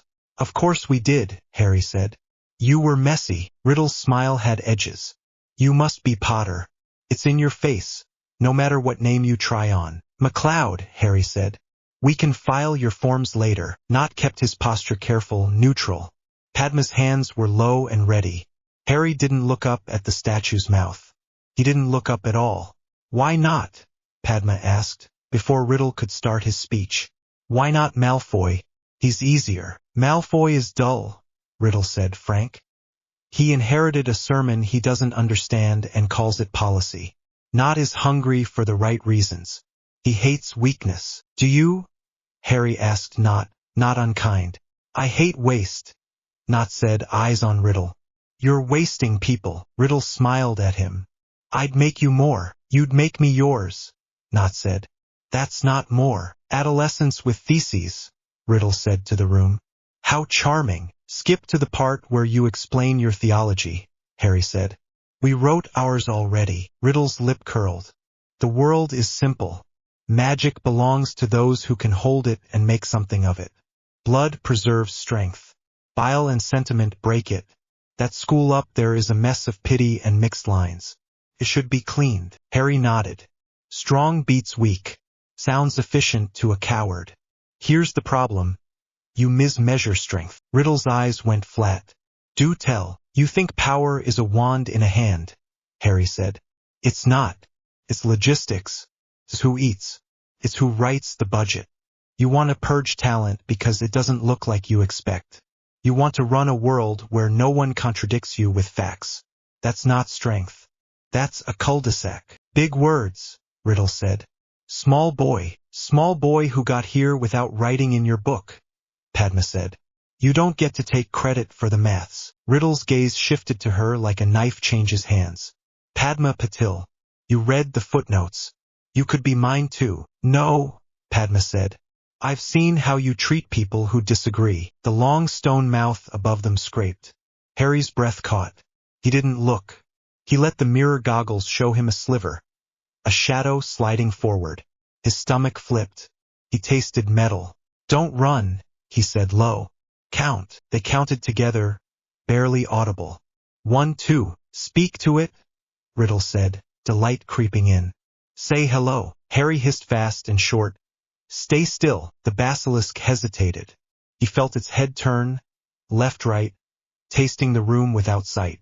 The reflection made its shape wrong in the goggles, longer, nearer, further, slurred by a film of safety. Padma's hand found his sleeve and squeezed once. He breathed. Harry flicked a glance at the shallow water. Ripples from the left pillar. The snake's belly scraped. A low sandpaper sound. He swallowed and made his voice slide. Down. Head low. Do not move. It listened for a heartbeat. Riddle laughed. You command the beast. So useful. So beautiful. So right. You like tools, Harry said. So do I. We picked different ones. He took the radio from his pocket and clicked it twice. Out in the tunnel, Arjun's recorded rooster crow fired through a tinny speaker and filled the chamber with a hard, ridiculous sound. The basilisk reared like someone had stuck it with a pin. It hissed, furious and sudden. Riddle flinched, a fractional miscalculation. Padma moved on that tiny space. She grabbed Harry's sleeve and pulled him 2 steps right as the snake's head struck where they'd stood, mouth open, fangs cracking stone. The roar shook water into spray. Again, Harry said into the radio, voice flat with fear. Arjun's crow blared. The basilisk twisted, snarled, and slammed its head against the statue's jaw with a meaty thud. Pulled back, stunned. Now, Padma said and ran. Not away from the side. Not was already moving the other way. Cloak out, voice up, shouting in Parseltongue words he didn't really know to keep the head swinging towards him. It was enough. Harry sprinted for the dark shadow near the statue's base, the nest of shed skin and bone. His boot slid.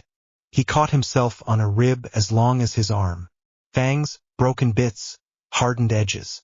His fingers found one, heavy and sharp as a screwdriver. He grabbed another. He nearly gagged from the smell. He clamped his jaw and swallowed it down. Back, Padma snapped. Halfway between order and plea, he ran. The basilisk's head swung again. A whip crack of air. The radio wheezed and crowed. Riddle's voice became a hiss of annoyance and hunger. Bring me the girl, Riddle said finally, bored with play. He gestured and a small, pale body in school robes shifted in the shadows. Ginny Weasley, gray and wrong, as if color had been pulled out of her. Padma's face went hard. Not happening, she said. Riddle's eyes glittered. You can't hold me and her and that idiot boy with your hands full of children's toys. Watch me, Padma said. Harry didn't look at Ginny. He looked at the diary half hidden near the statue's foot, Riddle's anchor. He set the first fong in his left hand, the second in his right, and ran at a line between Riddle and the book like a man planning to cross a street with bad traffic. The basilisk lunged at the motion, not shouted, high and sharp in Parseltongue. Eat me then, old king. It was bravado and it worked. The head snapped his way. Padma's stunner hit its neck like a slap. It slowed, just enough. Harry didn't think. He slid, knees burning, grabbed the diary, shoved the first fong down through the cover hard as he could, and twisted. The diary screamed without lungs. Ink poured black as oil. The room stank like hot metal. Riddle staggered like someone had walked through him. No, he said, and for the first time he sounded young. Harry drove the second fong in with both hands. The diary convulsed. Ink sprayed his face shield. He tasted a bitter sting through the filter and coughed. Eyes burning. Riddle flickered, thinner, and was gone, ripped like old paper. The basilisk reared wildly, blind and furious. Struck, mouth open, fangs gnashing. Harry yanked Padma back by the elbow hard. The head hit the stone where they'd been and cracked a fang clean off with a sound like a bottle breaking. The snake recoiled, dazed, and collapsed, a convulsion shuddering down its length. It wasn't dead. It was failing. Thrashed. Stone broke. Water jumped. Stop! Padma shouted at Harry, over the noise. Stop moving. He did. He made himself small, breathing fast. Not slid down the slope of the statue to Ginny and hauled her clear, grunting with effort. She was cold. She breathed shallow. Color started to bleed back into her cheeks like someone turned up a dimmer. Footsteps. Not Snape this time. McGonagall's shout hit the chamber like a bell. Enough! Her wand cut clean, precise lines in the air. The stone around the basilisk's head rose like a collar and held. Flitwick followed, fierce and tiny, sent a chain of stunners into the ribbed belly. Snap, snap, snap. The snake sagged and went still with a long, leaking sigh. Madame Pomfrey ran to Ginny and didn't waste a second on moralicing. Warmth, she snapped. Now. Padma ripped off her robe and shoved it under Ginny's back. Nott shook out his cloak and wrapped it tight. Harry stood with the ruined diary in his hands and his heart trying to break out of his chest. He wanted to sit down. He didn't. He held. Dumbledore arrived last. He looked like someone had interrupted a long plan with a result. He took in the statue, the basilisk, the ink on Harry's mask, the diary, the girl, the way McGonagall's nostrils flared when she breathed. Mr. McLeod, Dumbledore said, mild and very sharp. What have you done? Stopped a pattern, Harry said. His voice shook. He hated it. He made it stop. Destroyed an object that was writing back. Retrieved a student. We have notes. Of course you do, Dumbledore said softly. McGonagall didn't look at Dumbledore. She looked at Harry. For a second, the iron cracked and something else showed through. Then she was professor again. Up, she said, clipped. All of you. Pomfrey, the girl, they moved. Harry carried the diary in a doubled plastic bag. Padma thrust at him, the ink still slowly leaking. The broken fang clinked in his pocket. His hands shook now that it was over. He didn't try to hide it. On the stone stairs, McGonagall walked beside him like a guard and a wall at once. You will explain everything, she said. You will begin with we made a plan, and end with we did not die. Yes, Professor, Harry said. Dumbledore's voice drifted up the tunnel behind them. Fascinating, he said to no one. Truly fascinating. The infirmary was warm and bright and smelled like clean linen and antiseptic. Ginny slept with a pink blanket up to her chin and a knitted hat someone had pulled low over her ears. Pomfrey had a cup of tea in one hand and the expression of a woman pretending not to be terrified so her patients wouldn't notice. McGonagall sat rigid as a poker in a chair and didn't blink. Dumbledore stood with his hands folded and his eyes doing sums. Snape leaned against the far wall, arms folded, watching everything like a man in charge of the dark corners. Harry stood. He didn't sit. He presented. Short sentences. No angles that made him sound clever. He named names, times, ropes, radios, masks, the tin. He said we a lot. Nott kept his face empty and his hands clean by not touching anything. Padma did not apologize for anything. Cho and Arjun sat on the window bench, pale, tired, alive. At the end, Dumbledore held out a hand. The book, he said. Harry did not move. Chain of custody, he said low. Snape made a quiet noise that might have been approval. McGonagall's eyebrow twitched. Dumbledore's eyes warmed by a degree. You have it documented, he said. Yes, Harry said. We will give you the object if you let us make a copy of whatever you write about it and file that copy with Gringotts and the Goblin solicitor. Muggle copy too. McGonagall inhaled like a kettle about to whistle, then didn't. Snape's mouth twitched. Pomfrey hid a smile badly behind her cup. Dumbledore took a long breath and let it out. Very well, he said. You will not place it in goblin hands without cover spells. We won't, Padma said.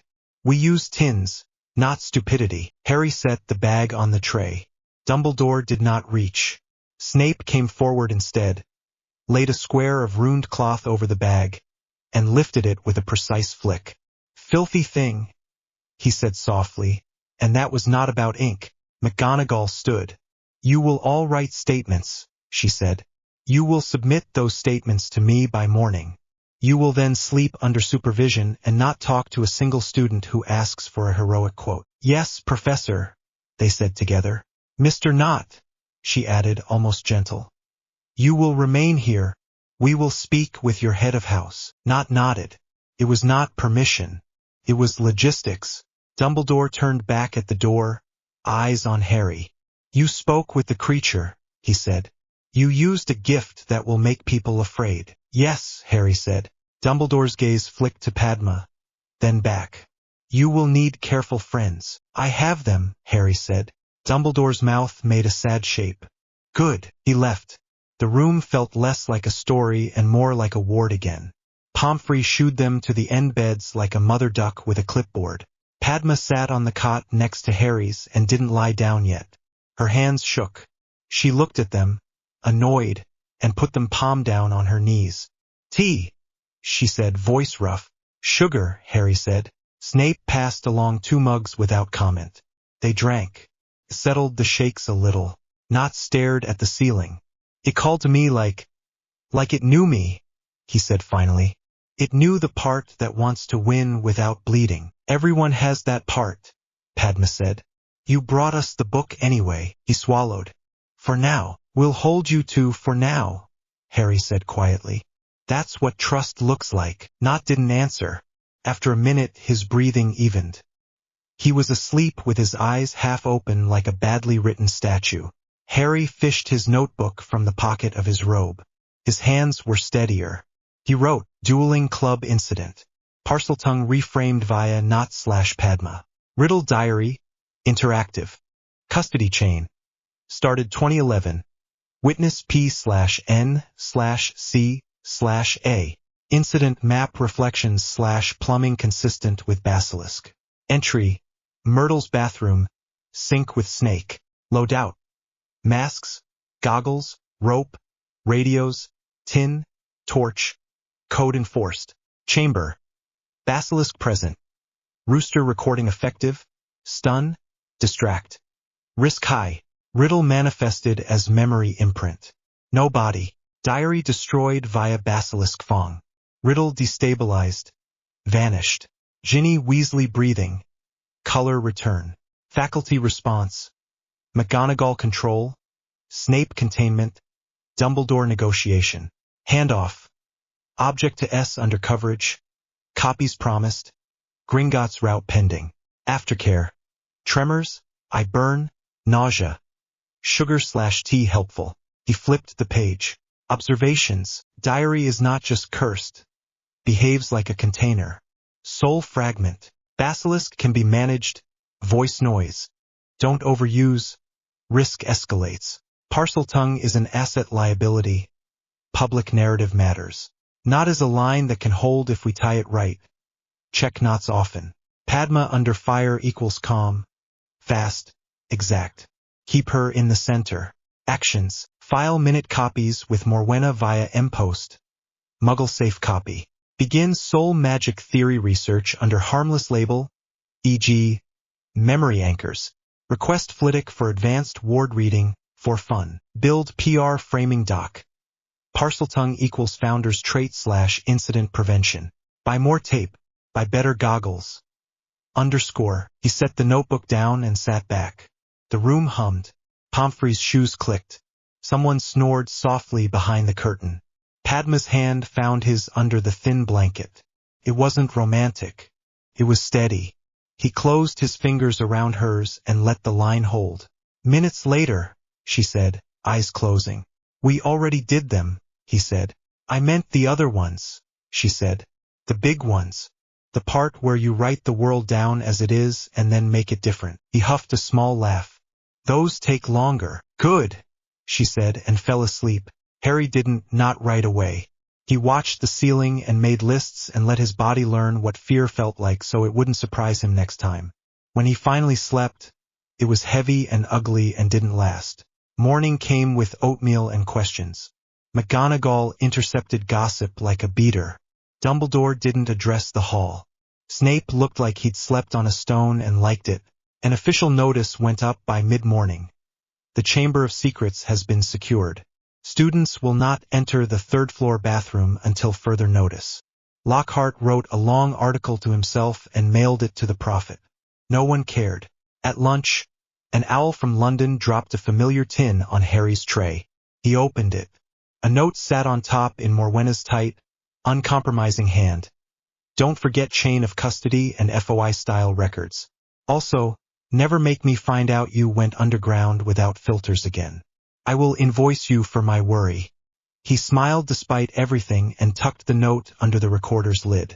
Padma slid in next to him, eyes tired and alive. We need a change to the code, she said. Harry pulled the card and a pen.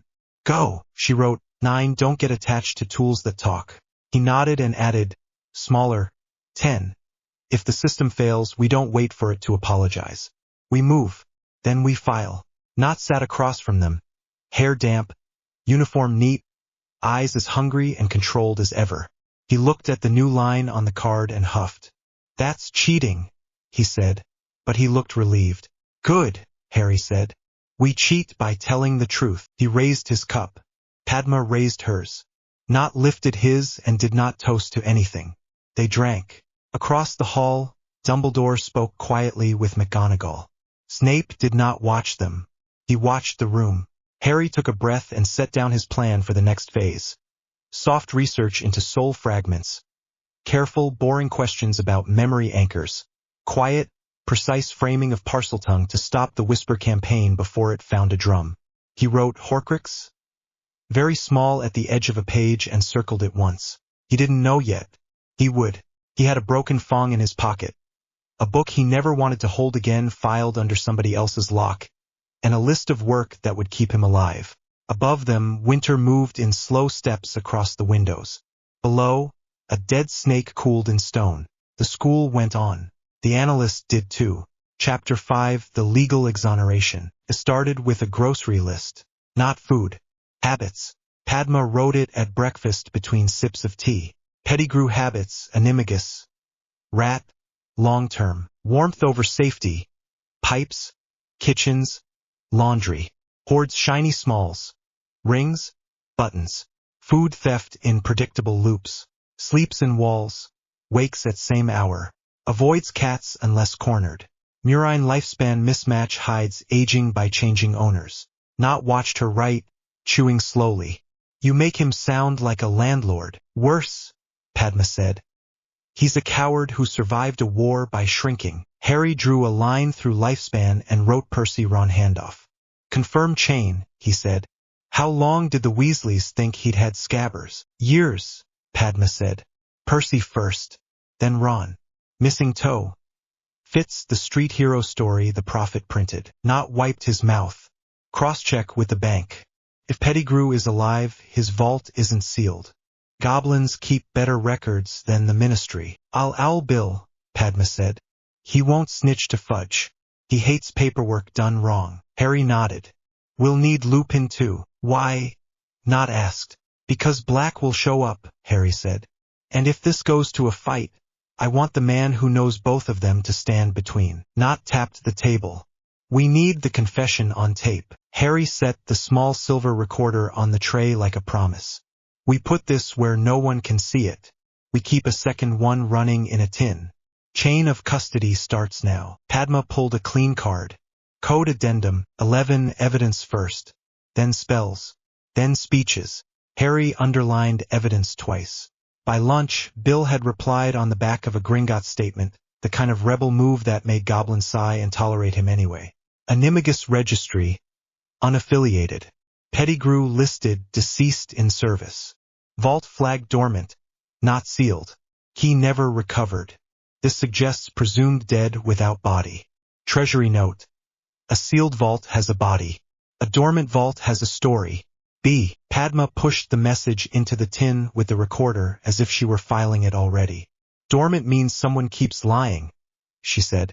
Not glance down the table. We need Ron Weasley without starting a fire. Cho solved it by accident.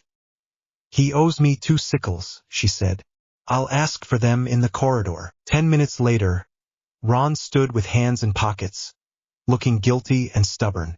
I didn't nick anything, he said before anyone accused him of anything. We're not accusing, Padma said. We need details about Scabbers, dates, transfers, illnesses. Ron blinked. He's a rat, and, Harry said flat. Ron scowled, then grudged. He was Percy's. Percy got him before I started Hogwarts. He said he won him. I got him 2nd year. He went a bit gray. He sleeps a lot. He's missing a toe. Crookshanks hates him. Crookshanks is a good judge, Padma said. Ron bristled. He's a menace. He's a tool, Harry said. So is Scabbers. Where is he now? Ron's jaw worked. Hiding. I don't carry him around so your girlfriend's cat can eat him. Good, Harry said. Keep him hidden until tonight. Don't lose him. If anyone tries to take him, you come to me. Ron squinted. Why you? Because I'll get him back and I won't make a speech about it, Harry said. Ron considered that. Fair. He left. Padma exhaled. He'll tell Hermione. That's good. Let her run interference, Harry said. She's good at rules when they matter. Not said nothing. His eyes were on the windows. The light had gone the color of pewter. Snow again. They met Lupin on the staff corridor at dusk. Harry brought tea in a thermos because Lupin looked like someone whose hands needed something warm to hold to keep from shaking. Professor, Harry said, simple. Mr. McCloud, Lupin said, voice quiet. Your letter was precise. Good, Harry said. You know Sirius Black. Lupin's eyes flicked to Padma, then back. I knew him, and Peter Pettigrew. Lupin's throat moved. Yes. Harry passed him a copy of Cho's neat list. Percy Ron. Missing toe. Crookshanks. Lifespan. Then Bill's note. Then Padma's short legal summary of why using Veritaserum without procedure would make a confession inadmissible and why Muggle recording would not.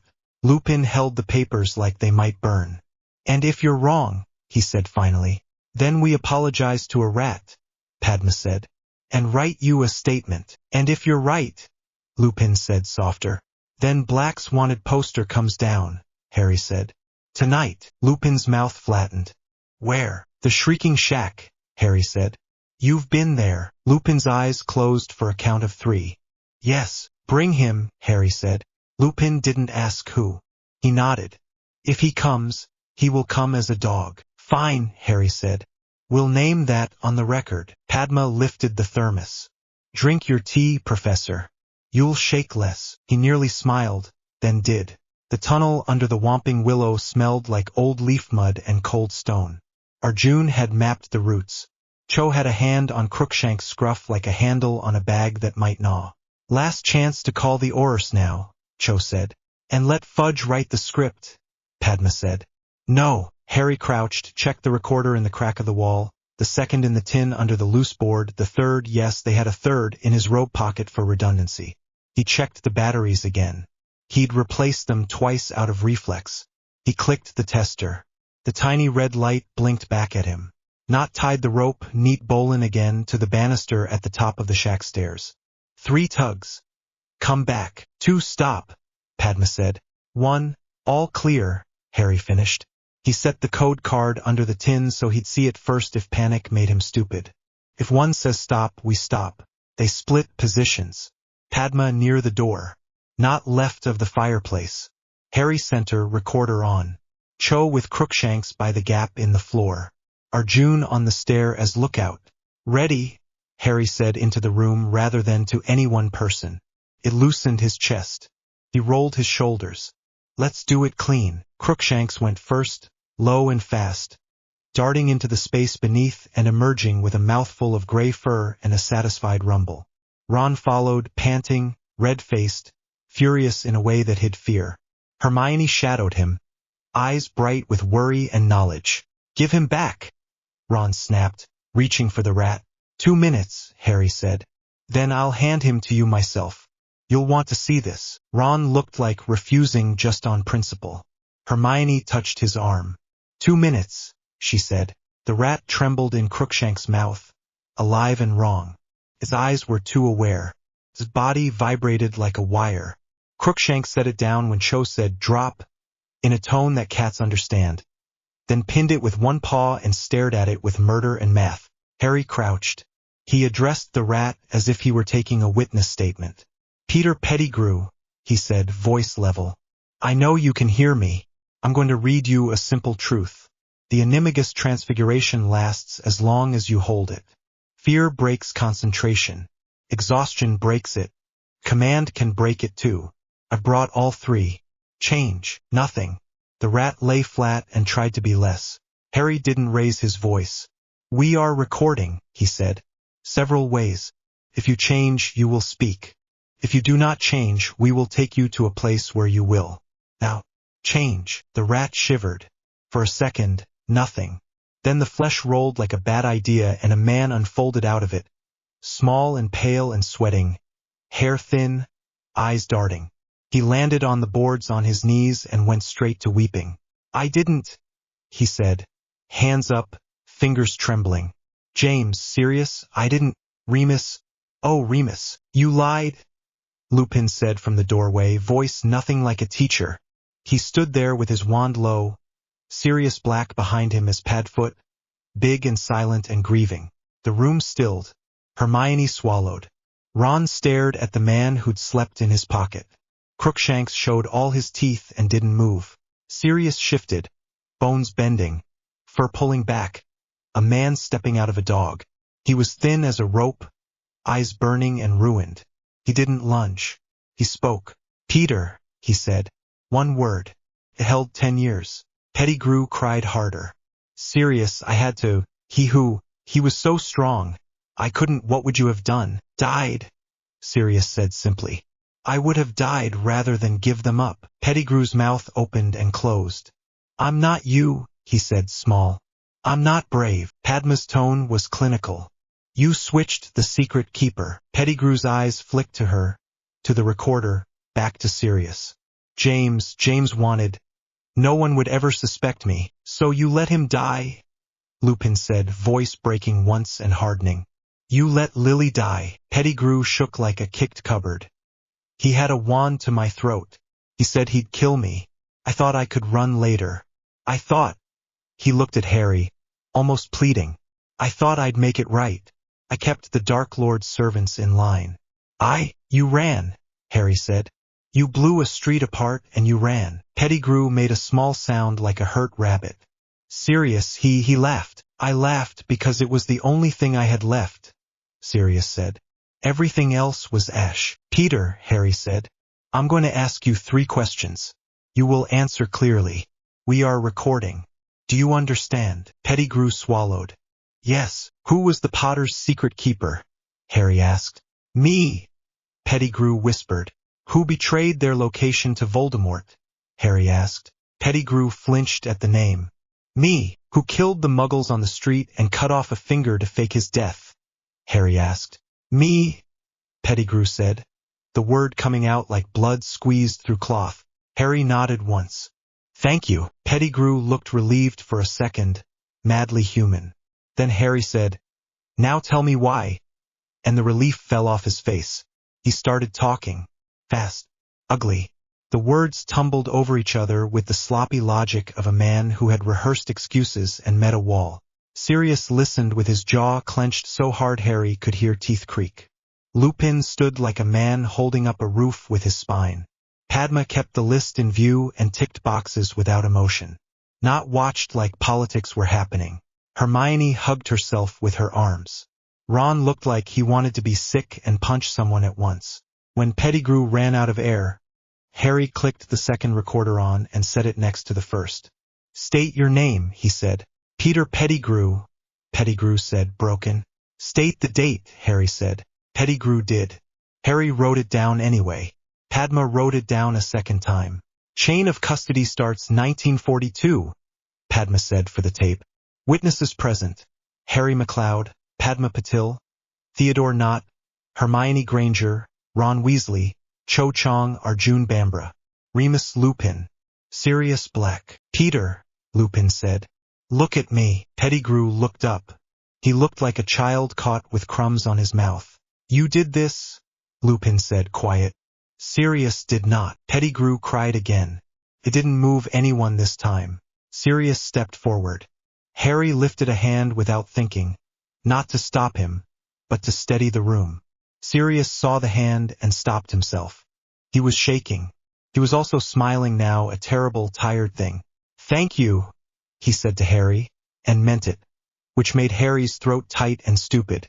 Sirius's eyes went back to Pettigrew. You don't get mercy from me, he said. You get a fair record. Pettigrew sagged. Sometimes the truth is worse than a curse.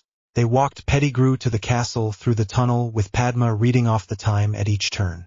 Snape met them at the Willow with a look that said he'd expected to find a story and found a ledger.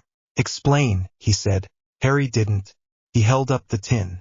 Recording, he said. Don't jostle. Snape's gaze swept the faces, landed on Sirius, lingered, moved on. He swallowed whatever lived in his mouth and shorted his wand at Pettigrew's wrists. Bound, he said crisp, and gagged when I say, not yet. Where? Padma asked. Snape's mouth pressed flat. To the headmaster if you want him to write this like a school play.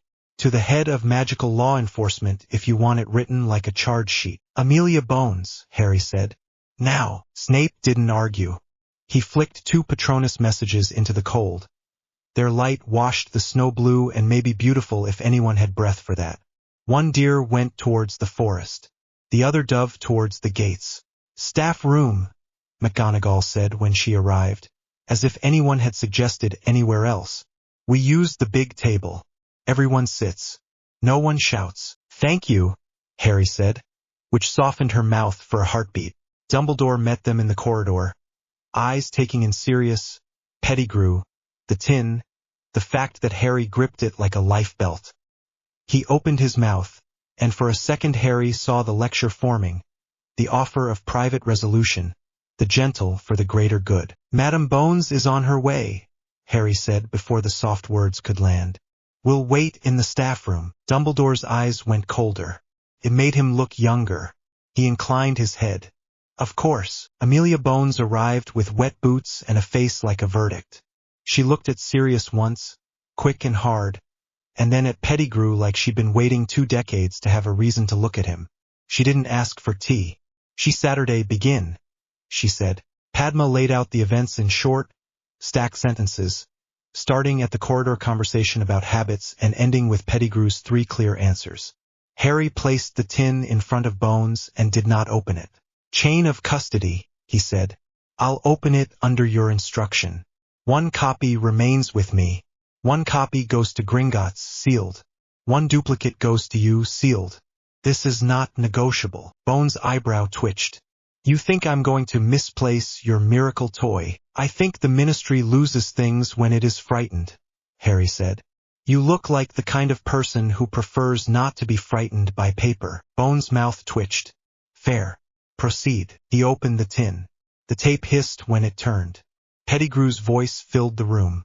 It sounded smaller on the table than it had in the shack. It still said the right names. Dumbledore closed his eyes at me, and kept them closed for 2 counts too long, which told Harry more than any confession would have about old men and long plans. When the tape clicked to an end, Bones leaned back. She didn't smile. She looked at Sirius like something rusted had just given way in her, and she was suspicious of hope. Black, she said. Stand up. Sirius did, warily, like a man expecting a trick. I'm not apologizing, Bones said.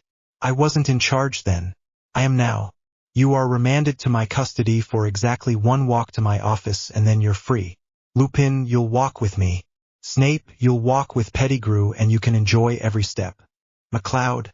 The tin. Harry passed it. She didn't smile more. Good work, she said, which meant something in that room. Madam Bones, Padma said, before courage fled. Guardianship. Bones looked at Sirius, at Harry, at Dumbledore with an expression that said she understood 3 wars at once. You have papers, she said. Drafted, Padma said, and slid the file she'd spent the afternoon quietly extracting from the library and the law books from her bag. He's godfather. He was not convicted. He has not had a hearing. He will have one retroactively today with exculpatory evidence central. We ask for an immediate guardianship order contingent on the exoneration being formalized. We have the forms. McGonagall made a small noise that might have been delight disguised as despair. Bones took the papers and scanned them fast. We'll need a witness for the minor, she said. McGonagall, Harry said. I will, McGonagall said before anyone else could breathe. She didn't look at Dumbledore. Bones nodded once. Sharp. Bring Pettigrew, she said. Bring your miracle toy. Bring a goblin. Already summoned, Padma said, like a magician producing a coin. Gringotts' solicitor is 3 corridors over and furious at being made to wait. Bones' mouth twitched again. Excellent. They stood. The room moved in a bustle that felt like a government working the way it should. Dumbledore didn't try to stop them. He didn't say later. He looked tired and something like chastened. Harry didn't have time to make that his problem. Wizengamot chambers smelled like dust and old arguments. The ceiling swallowed sound and gave it back like it had chewed it. Bones moved like she owned it. Maybe she did. They didn't waste time on show. Bones ran the timeline like a clear ledger, called Remus Lupin to verify identities, called Sirius Black to state what had happened the night of the street, called Peter Pettigrew and didn't bother with Veritaserum because the tape and the man's own mouth were enough. She laid the tin on the table for the record. The goblin solicitor stamped a separate chain of custody file and tucked it into a sealed pouch with that brisk, precise contempt goblins saved for human chaos.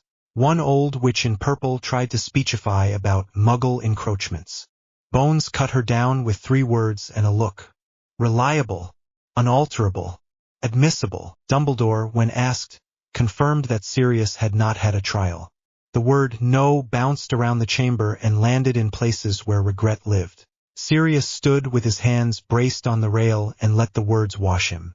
He looked like a man learning a new language, one where the future had tenses again. The vote was not close. The record called it unanimous because the dissenters had the sense to hide. Parchment was signed. 2 seals were affixed. The record spoke.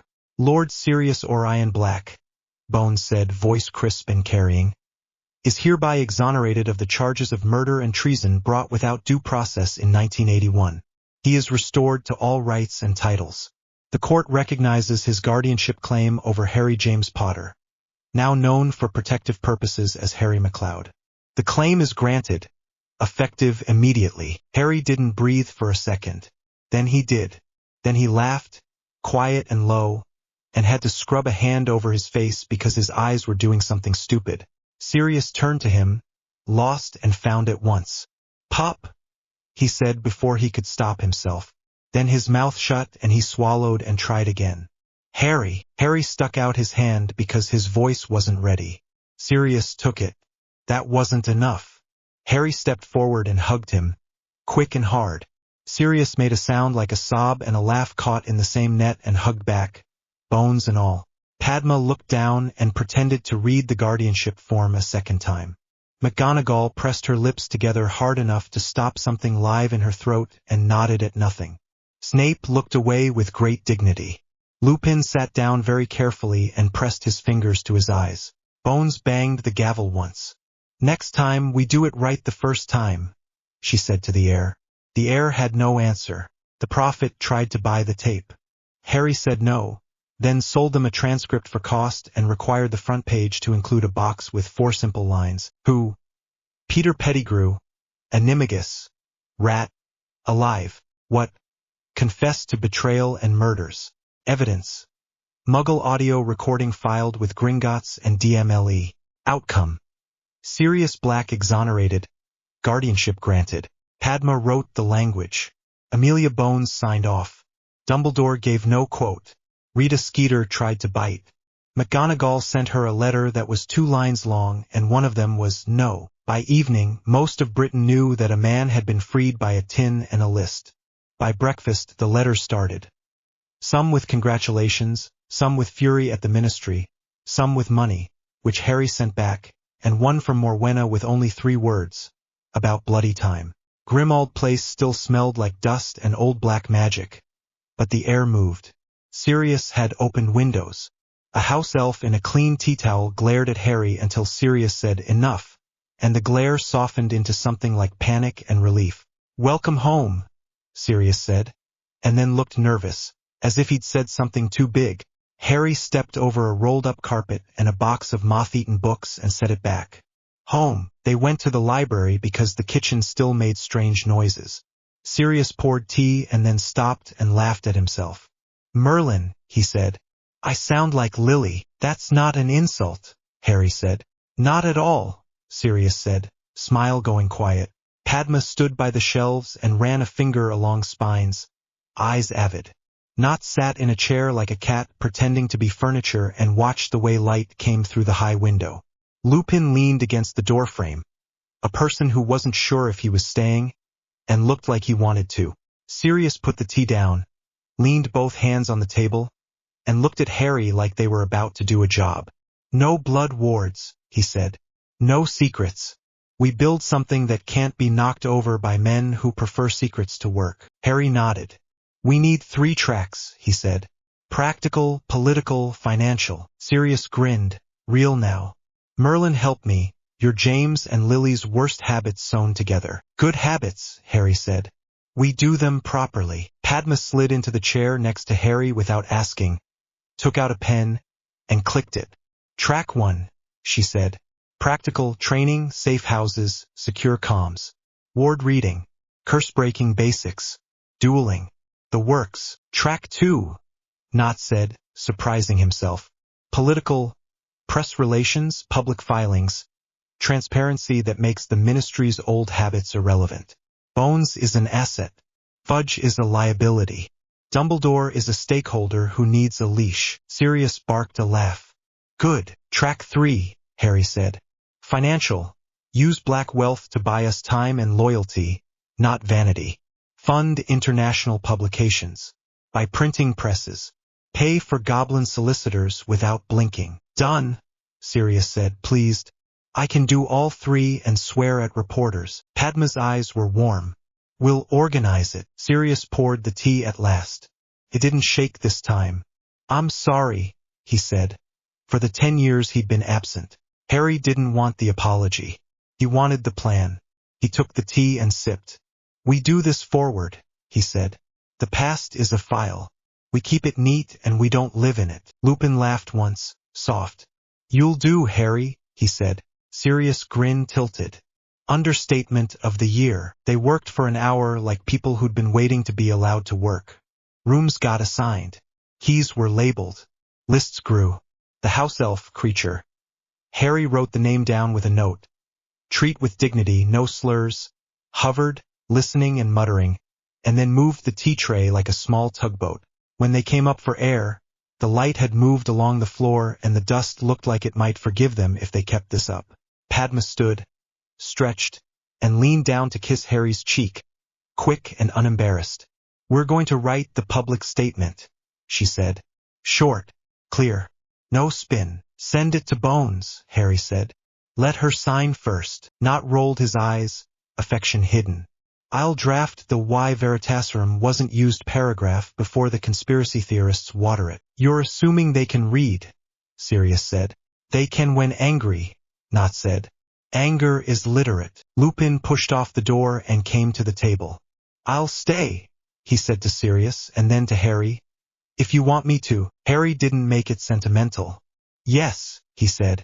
"We need a professor who doesn't faint at Muggle gear." "High praise," Lupin said, smiling, and looked at Sirius with an expression that had sunlight in it for the first time in years. Sirius' smile answered. "Stay," he said. "I owe you 10 lost summers." "You owe me better curtains," Lupin said, looking at the windows. "And wolfsbane brewed by someone who doesn't cut corners." "Done," Sirius said. "Snape owes me a favor whether he likes it or not." "He doesn't," Lupin said, amused. "He does now," Sirius said. "The boy freed me. Snape will tolerate a favor for that." Harry didn't promise anything with Snape. He wrote a note. Potion supply, contract, not handshake. They ate sandwiches that tasted better than they looked because they were eaten in a room that felt like work and safety. When Padma and Knott left to draft, Sirius walked Harry upstairs to the room that would be his. It was small. A bed, a desk, a window onto the sound of London buses, a shelf. It felt like a place where a person could put things and not have them taken. Harry set the recorder tin on the shelf and the code card beside it. Sirius stood with his hands in his pockets because if he took them out he might do something foolish, like ask if he was doing this right. "I don't know how to be in charge of a kid," he said finally. "I know how to throw a punch and a party. I know how to read a room. I know how to say sorry when I'm wrong. I know how to run a house like a war room. I don't know the other part." Harry sat on the bed and looked up at him. "I don't need a dad who does bedtime stories," he said. "I need a guardian who won't lie to me, and who will put his name on the line and not yank it back when it gets loud." Sirius exhaled. "I can do that." "Good," Harry said. "I'll do the rest." Sirius' mouth twitched. "You're allowed to be a child sometimes." "I am," Harry said. "I just don't perform it." Sirius nodded. "All right," he said. "We start tomorrow. Today we breathe." Harry leaned back on the mattress and let his body remember how to be tired and safe at the same time. Felt new and very old. At the door, Sirius paused. "One more thing." Harry opened one eye. "Thank you," Sirius said, simple and serious. "For not waiting for someone older to fix it." Harry nodded. "Someone had to file the right form." Sirius laughed. "Real bloody hell. James would have hated how much I love that answer." Harry smiled into the pillow. "Good." Sirius left. The house hummed. The city hummed louder. Harry set his notebook on his stomach and wrote, "Pettigrew. Confession captured. Muggle audio. Chain complete. Bones. Ally. Process matters. Dumbledore. Stood back when we set the terms. Watch. Snape. Useful. Keep relationship transactional. Guardianship. Granted. Home base. Grimmauld. To do. Ward lab. Flitwick consult. Cursebreaker intro. Bill. PR cadence. Weekly. Honest. Potion contract. Wolfsbane. House elf protocol." He added a last line and underlined it. "No more blood wards. Build systems, not myths." He put the notebook down and stared at the ceiling and let the relief ache. After a while, he slept and didn't dream of tiles shattering or old men's hands. He dreamt of a key turning and a door opening like it had always belonged to him. Morning brought toast, a front page with sense, and a letter from Bones. "We will take a proper statement from you and Miss Patil for our training manual. We will title the appendix, 'When Children Remember the Law.' Don't get cocky. Do keep making me look good.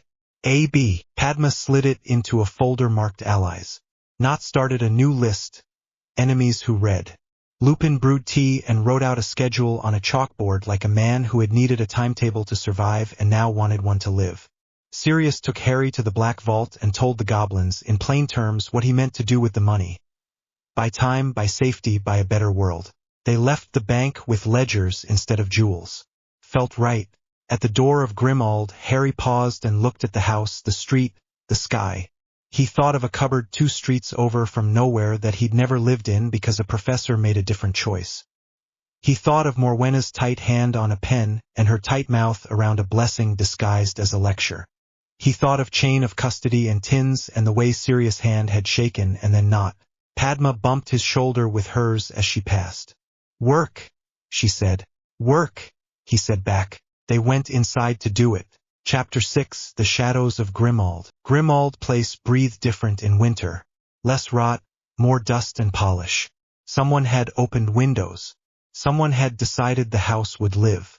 Sirius stood barefoot on the library rug, sleeves rolled, a dueling scar along his forearm white as chalk. "Rule 1, he said, wand loose in his hand. "Dark arts theory isn't a door you kick through. It's a lock you learn so you can build a better one. We don't throw killing magic. We learn what breaks bones so we can make splints that hold." Harry nodded. "Non-terminal only." "Non-terminal," Sirius confirmed. "And non-dramatic. Most spells that end a duel don't look pretty. They look like a man on the floor thinking about his choices." Remus Lupin took a seat on the back of a sofa with a cup of tea. "And we talk about intent," he said. "Because the magic does." "Intent," Sirius echoed. You aim to end a fight, not someone's life. If your hand forgets that, the wand remembers for you and you'll be sorry when you're old. I'd like to be old, Harry said. Good, Sirius said. Start with Presidio. Harry lifted his wand. Shield weight. Exactly. Every charm has weight. Push into the weight. Don't slap at it. Sirius jerked his chin at a chair. I'm the incoming curse. You're the wall. Harry pulled breath in through his nose, out through his mouth, felt the small muscles in his wrist unclench and shaped the shield. The air hummed. Sirius flicked a splintering jinx. It met the curve and slid. Sirius grinned. Better. Now the pointy ones. Remus cleared his throat. I'm on duty if anyone bleeds. No one bleeds, Padma said, coming in with a stack of thin, nasty-looking books and the look of someone who planned to read them all tonight. She set the stack on a cleared table and ran her palm over the top one like a warning. Thaumic failure modes, she read. Catchy. Breaker's text, Sirius said. Half of it is how not to blow your hand off when you prod old wards. Useful, Padma said and looked at Harry. 10 minutes more. Then we have the Gringotts call. Right, Harry said. Sirius taught fast, precise. He stripped spells to bare boards. Leverage, angle, breath. He didn't shout. He corrected with a tap. A word. A raised brow. He built muscle memory the way a good coach builds seasons. Harry sweated. Hands slick, shoulder tight, heart steady. The house creaked. A bus hissed somewhere outside. Brake singing. Defindo is a knife, Sirius said. But you don't throw it at people. You cut belts, straps, wand holsters, robe hems when you need someone on a knee. Harry aimed at the dangling leather rig on a coat stand and sliced it clean with a small, neat motion. The strap fell. Sirius nodded once. Reductor, Remus said, is a sledgehammer at high power. At our weight, it's a mallet. Use it on stone, not ribs. Sirius flicked a pebble onto the rug. Where had that come from? And Harry broke it into chalk dust and grit, small and controlled. His forearm shook. He didn't show it. Sirius stepped in and tapped the inside of Harry's wrist with a finger. You're clenching. Loosen or you'll have a tremor by breakfast. Harry exhaled and loosened. The shake eased. He swallowed. How far do we go in theory? As far as we need to recognize a thing before it recognizes us, Sirius said. We will talk about cutters, breakers, binders, and dampers. We won't talk about unforgivables. We'll talk about why we don't talk about unforgivables. Padma's voice was level. Because the law matters when you could get away with breaking it and decide you won't. Sirius shot her a look of clean approval. Exactly. He demoed a binding net that fell like soft rope and tightened like a seatbelt. Harry copied, adjusted tension, felt the spell take. He watched it hold the chair as if the chair was a man who'd stopped kicking when he ran out of air. Good, Sirius said. Now stop. They stopped. Sweaty, warm, alive. Remus lifted the teapot like a blessing. Hydrate, he said. Harry took the mug and wrapped both hands around it. The steam smelled like actual leaves. His pulse slowed. Sirius leaned on the table and looked at Harry the way he had in the Wisengamot. Proud and a little broken and trying not to show either. Last thing, he said. Legitimacy exists. You will meet men who try to live inside your eyes. You don't need to be a master at keeping them out. You need a habit. Think of a list. Harry smiled without thinking. Convenient. Make it boring, Remus said. People who pry don't have patience. Harry pictured the code card. The ink his own, the corners rounded, the 10th rule in Padma's hand. If the system fails, we don't wait for it to apologize. We move. Then we file. He pictured the tin. He pictured pen lids. He pictured tea. He felt Sirius try a soft brush against the surface of his thoughts and felt it slide off a stack of grocery lines and meeting notes and nothing else. Sirius laughed. Perfect. You're dreadfully dull. Thank you, Harry said. Go call the bank, Sirius said. Then come back and we'll argue about PR. Gringotts put them in a cold side room that smelled like old coins and good ink. Bill Weasley sat on the other side of the rune-burned table with his tie loosened and his hair pulled back like a man who'd done a day already and wanted to do a clean second. Cursebreaker Weasley, Padma said. crisp. Bill is fine, he said. You brought a list. Padma passed the folder. We need 3 things, she said. 1. A quiet curriculum in ward interpretation and curse triggers that won't maim us if we prod the wrong plate. 2. A vetted Rolodex of contractors who don't sell our questions to your cousins. 3. Advice on a problem we're not calling by its real name yet. Bill's eyes flicked to Harry. Memory anchors, he said, neutral. We're calling them that, Padma said. We're also writing a glossary for our internal use. We are not publishing. Good, Bill said. He skimmed the top sheet and stopped at a line near the bottom. Container artifacts with personality. This is above an elective, he said. We know, Harry said. We'll pay for proper help. Bill didn't smile. I didn't ask about money. Harry held his gaze. We'll ask about risk then. Bill sat back, measuring. Risk is non-linear, he said. If you prod old family messes, they poke back like they were waiting. You don't open anything you didn't close yourself. You don't break boxes to see what's in them. You make them someone else's old problem and bill a premium. Can we do this without the ministry? Padma asked. For a while, Bill said. Then you pick who signs the paper when it hits a threshold. Amelia Bones. Not the minister. Not your headmaster unless you like being told stories. Bones is an ally, Harry said. Bill nodded once. Good. I'll set up short courses with people who won't get you killed. We'll call them estate management, to keep the idiots from sniffing. Padma made a neat note. Estate management. Fine. We also want a contract template for potion supply. Bill raised a brow. Wolfsbane, among others, Remus said, dry. I'll get you a fair one, Bill said. Fair means both sides grumble. Sirius grinned. I like him. Of course you do, Bill said. I wasn't raised to be an idiot. They shook on 3 deliverables. Bill slid a packet across the table. Starter kit, he said. Reading only. No poking without a grown-up. Padma took it like a relic and put it into her bag next to thermic failure modes. Anything else? Bill asked. Harry hesitated, then didn't. Public relations, he said. We're starting a cadence. Weekly. Plain language. Bones gets a preview. We cut the prophet out when they lie. Bill's grin went crooked. My dad will read it at the table and shout. That's a service. Good, Harry said. They left with a list that didn't fit in one hand. Sirius looked lighter walking back through the alley. Like every practical step took weight off his ribs. Harry felt the opposite.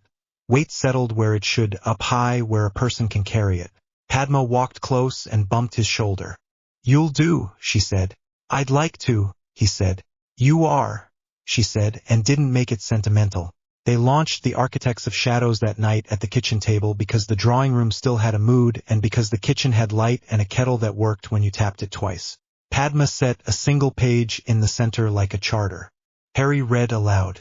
Mandate. Prevent the return of any single tyrant by dismantling the conditions that make tyrants cheap.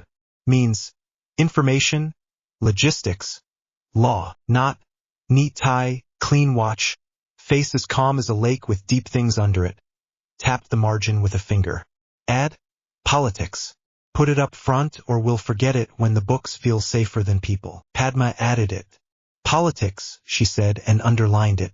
Cho wrote the team grid in tidy capitals on butcher paper taped to the wall. Strategy, Harry. Policy/legal, Padma. Liaison/patron, Sirius. Ops/logistics, Arjun. Intel/PR, Cho. Slytherin channel, not. Remus added training in chalk on a slate. Don't skip it, he said. Write it down and book it the way you'd book an interview. Otherwise the week eats it. Padma lifted the code card. Amendments, she said.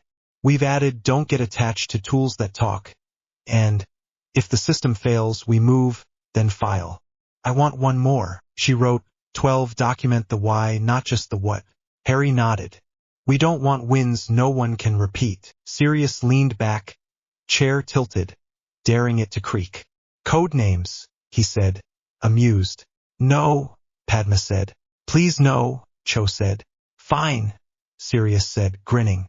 We'll just be competent without pretending we're a summer camp. They laughed, small and honest. It sounded like a house. They signed the page. Ink bled into fibers. It felt like a thing they'd remember because if they didn't keep it neat, it would hurt people later. You'll get offers, Remus said to Not, voice mild. From the side you think you understand. You say no before you want to say yes. Not's mouth twitched. Do I get a script? Padma passed him a narrow card. Talking points for snakes. He read, snorted, pocketed it. Harry watched him and saw the ambition like a heat shimmer. He didn't mind it. He wanted it pointed the right way. Sirius poured fire whiskey for the of age and ginger beer for the rest. To the architects, he said. They drank. The stuff burned and cleared. Padma looked at the clock. We have to go back to school tomorrow, she said. As if Hogwarts was a side project they ought to remember to attend. Right, Harry said. I'll bring the charter. McGonagall will want to see it, so she can pretend she doesn't approve. Sirius leaned over and kissed Harry's hair without thinking. He startled himself, pulled back, and tried to make a joke. He didn't need to. Harry let it sit and didn't look away. Go pack, Sirius said. I'll write Bones the grown-up letter that goes with the student's manifesto. Padma collected the papers. We'll bring the boring bits, she said. We're good at those. Hogwarts smelt like stone warmed by bodies after cold air. The great hall buzzed. Dumbledore looked rested and old at once. McGonagall looked like someone who sleeps in armor. Snape looked like Snape. Welcome back, Dumbledore said, voice warm. This year is special. This year we host. Harry's stomach tightened before the rest of the sentence arrived. The Tri-Wizard Tournament. He felt Padma's knee bump his under the bench. Not's mouth made a line. The Durmstrang ship rose in the lake like a threat made of wood. The Beauxbatons carriage floated in like a promise someone had paid too much for. The room adjusted around accents and coats and attention. Harry didn't clap. He watched faces and counted officials. Ludo Bagman beamed. Barty Crouch smiled with his teeth and not his eyes. A scarred man with a magical eye rolled into the hall behind the staff table and drank from a flask without embarrassment. Alastair Moody, Padma murmured, eyes on the eye. Constant vigilance, Harry said, tone flat. Fine motto. Terrible bedside manner. Moody's class met in the defense room that had housed at least 3 disasters. He tossed a jar of spiders onto the desk and taught unforgivables like a bad memory you handle with tongs. Students flinched. Neville went white, then green. Hermione's mouth went righteous thin. Ron looked thrilled and then sick. Harry watched without blinking and felt a small hard thing in his chest that did not move. Moody's eye clicked to him. You don't look away, Moody said. Good. I can't fix it with my eyes shut, Harry said, careful. Moody's mouth twitched. He dismissed them with an order to read 6 chapters and be ready to be jumped on the stairs. That last part sounded less like a joke and more like a schedule. Moody stopped Harry on the way out with a hand that could break fingers. McLeod, he said. You're the one who likes plans. Guilty, Harry said. Tournament will reward them, Moody said. You'll be tempted to showboat. Don't. Let the other boys strut. Win quiet. Harry met the magical eye and the normal one in turn. Sound advice. Moody's grip tightened like a question. I know a thing when I see it. Your enemies will try to make you improvise. Make them do it instead. Harry nodded once. Thank you. He walked away and made a neat note in his head. Moody. Overinvolved. Watch for guidance that looks like steering. He didn't write it down. He wrote down everything else. The goblet sat in the hall like a bad idea burning itself. Fred and George planned crimes at it with their heads tilted together. Bagman's grin got wider whenever boys got closer. Dumbledore smiled like a man trying to love a tradition that had killed people. Padma bumped his shoulder. Public performance, she said. Stagecraft, Harry said. Whether or not I want the stage. You don't, she said. No, he said. But if I get pushed on it, we pick the lighting. They drafted 3 statements that night in the library. 1. If he wasn't selected, he would wish the champions safety and competency and would not imitate them. 2. If he was selected against his will, he would compete to survive and not to entertain. 3. If he smelled a trap, he would call it. He sent copies to Bones with a note. You wanted boring honesty. Enjoy. She sent back a single line. Write like this forever. Grimald returned on Fridays like a second school. They flood in, dropped bags, and worked. Sirius set Ward's stones on a long table and had them red lines with Flitwick over the flue. Flitwick's hair frizzed with delight. He taught with his whole body and swore in tiny razor lines when a rune pattern didn't add up. Don't trust runes that promise to dampen everything, he said. Dampers are liars. Noted, Padma said. Writing dampers lie in the margin of a page like it was a commandment. Bill came twice and ran them through a mock vault with harmless curse lures and pressure plates that clicked and made them jump like amateurs. He laughed once, and only once, when Harry unweighted a plate with a textbook and said, I'll invoice you if you scuff the spine. Don't, Bill said. I'd have to pay. Cho made a press schedule that a newsroom would envy. She sent the prophet a calendar and watched the editor clutch his heart. She sent Witch Weekly a tidy profile that mentioned books and warding and did not mention scars or eyes. She sent the Quibbler the truth and let them print it sideways with a drawing of a very angry toad that looked suspiciously like Dolores Umbridge. Harry didn't ask. Not wore Slytherin like a tailored coat and listened in the common room with his left ear. He sent small notes up the pipe. Malfoy bored with school. Father's letters tighter. Something about a task. Crouch Jr. is a rumor with teeth. Rumor with teeth, Padma repeated, thoughtful. Lovely. They wrote and trained and checked locks. The house felt lived in. The kettle made the right sound. Creature hovered, muttered less. Brought tea on a tray with 2 biscuits extra for Harry when he thought no one was watching. Harry said thank you every time. The muttering softened to grumbling. It was progress. Late one Friday, the library emptied out on its own. Remus went to bed early because the moon nudged him through his bones. Sirius wrote a letter to Andromeda that sounded like apology and war plan at once. Cho and Arjun left to make copies at a Muggle print shop because their wizarding quills were tired. Nott kept his Friday appointment with the Slytherin hearth like a priest seeing to his altar. Padma didn't leave. She sat on the floor with her back against a low shelf and spread notes like maps. Come here, she said, without looking up. Harry went. He slid down the shelf beside her until his shoulder touched hers. The floor was cold through the rug. The fire was a quiet clatter and a low pop. She tapped a page. Memory anchors, she said. Let's talk strategy. Go. Working theory, she said. Object anchored to a person's soul bit. Destroy object. Disrupt anchor, weaken person. Collateral curse effects unpredictable. Solutions. Basilisk venom works. Goblin rot tools might. Fiendfire burns everything including kitchens. Not kitchens, he said, automatic and small. She smiled. No fiendfire in the kitchen. Agreed. We need a method that doesn't require pet snakes or arson. We need repeatable protocols. We need a team that doesn't flinch. I don't flinch, he said. Came out too quick. She turned her head and looked at him. It's not a betrayal of your brand if you admit it hurts. He swallowed. It hurts. Good, she said. We're not machines. Silence for a minute, long enough to hear the house breathe. Reforms, he said, because naming the thing made it less scary. After.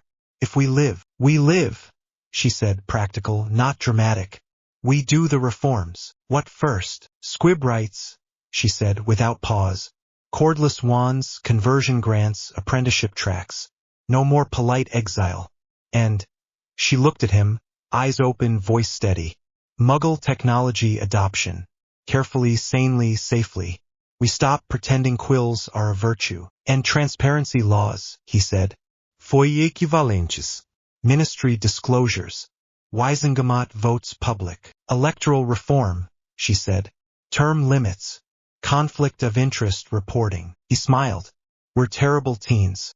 We think we can fix everything. No, she said, sure. We think we can fix some things. The rest will break up and make smaller so they do less damage when they fall. He leaned his head back against the shelf. I want a ministry where no one has to beg to be seen. I want kids with no magic to be told they're not broken. I want a world that doesn't hide its problems under a cloak and call it tradition. Then we build it, she said. Brick by boring brick. He looked at her. She looked back, eyes tired and bright. I like you, he said plain. I know, she said. I like you too. Not because you're famous. Because you're useful and you don't lie. He blinked. Romance. Intellectual romance, she said, mouth corners up. And other kinds. She lifted a hand and touched his jaw with the back of her fingers. Gentle. Checking. He didn't flinch. He didn't overthink. He leaned in and kissed her. Soft and clean and not dramatic. It wasn't a claim. It was a decision. Her hand slid to his shoulder. He felt her smile against his mouth. He kissed her again, slower, and felt the weak drop off his bones like wet cloth. They broke for breath, foreheads a hand's width apart. Ground rules, she said, voice low, steady. We don't use this to fix fear. We don't use it to win arguments. We use it because we want it. We keep it simple until it isn't. Agreed, he said. We put it on the code. She laughed. Small. Of course you do. He pulled the card, found space, wrote, 13 partnership first, don't weaponize closeness. He looked at her. Okay, she said, and kissed him once more, quick, like a signature. They lay back on the rug and looked at the ceiling, hands barely touching, bodies not pressed, breathing the same air. The fire clicked. Somewhere water ran in a pipe. The house held. After a while she said, if you get into that tournament, we take it apart like a machine. No heroics. Promise, he said. You're a liar if the team needs it, she said, fond. I'm a liar if the team needs it, he agreed, dry. But I'll try not to. You'll do, she said again, and sat up and shuffled papers into piles that made sense in her head and in his. He watched her move. He felt something he didn't have a word for settle into the space behind his ribs. It wasn't fireworks. It was deployment, a line in a plan that now had a name. Sunday brought a letter with the Hogwarts crest and an addendum slip stamped Triwizard Admin. Padma slid it with a butter knife. They want consent for publicity, she said, eyes flat. Wording is awful. Harry read. He circled 3 phrases and underlined perpetuity until the parchment looked offended. They don't get my face for free, he said. Draft a counter, she said. He did, pen scratching. Consent contingent on safety oversight. No use of underage image to promote gambling. Veto rights on false claims. Right to publish our own statements uncensored. They sent it back with a copy to Bones and a copy to McGonagall. McGonagall's reply came fast. Bring this to my office. I will back it. Dumbledore's reply did not come, which was also a reply. Monday's defense class featured a pop quiz ambush on the staircase outside the library. Moody jumped from behind a suit of armor and threw a stunner at Harry's feet. It hit the stone. Harry didn't flinch. He had the shield up before his brain finished the sentence. Moody's magical eye clicked. He barked one laugh that sounded like approval and a test scored in red. Better, he said, and walked off like a storm that had changed its mind.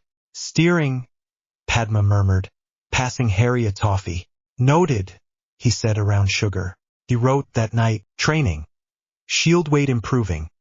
Binders reliable. Cutters controlled. Bill, curriculum set.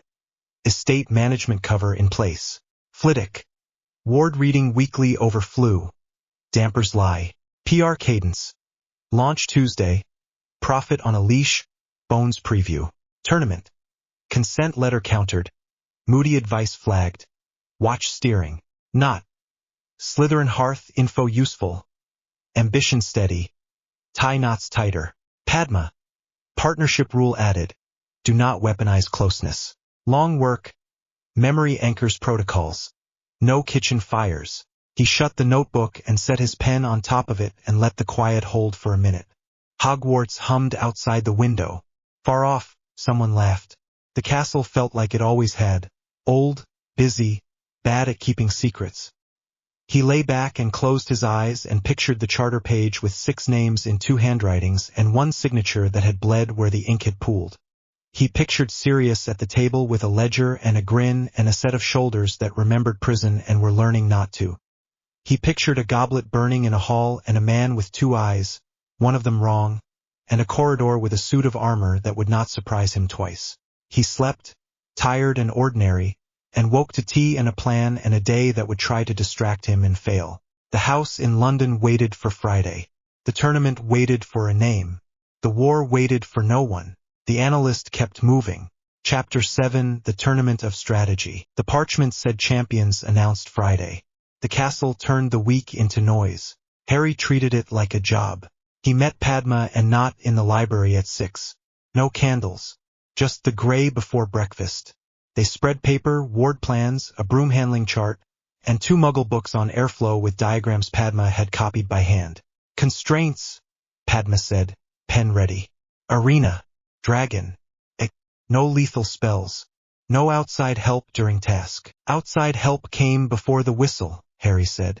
That's the loophole we live in, not pointed at the airflow sketch. If they give you a horntail, she's a dive pouncer. Short bursts. Bad turn radius, which we exploit, Harry said.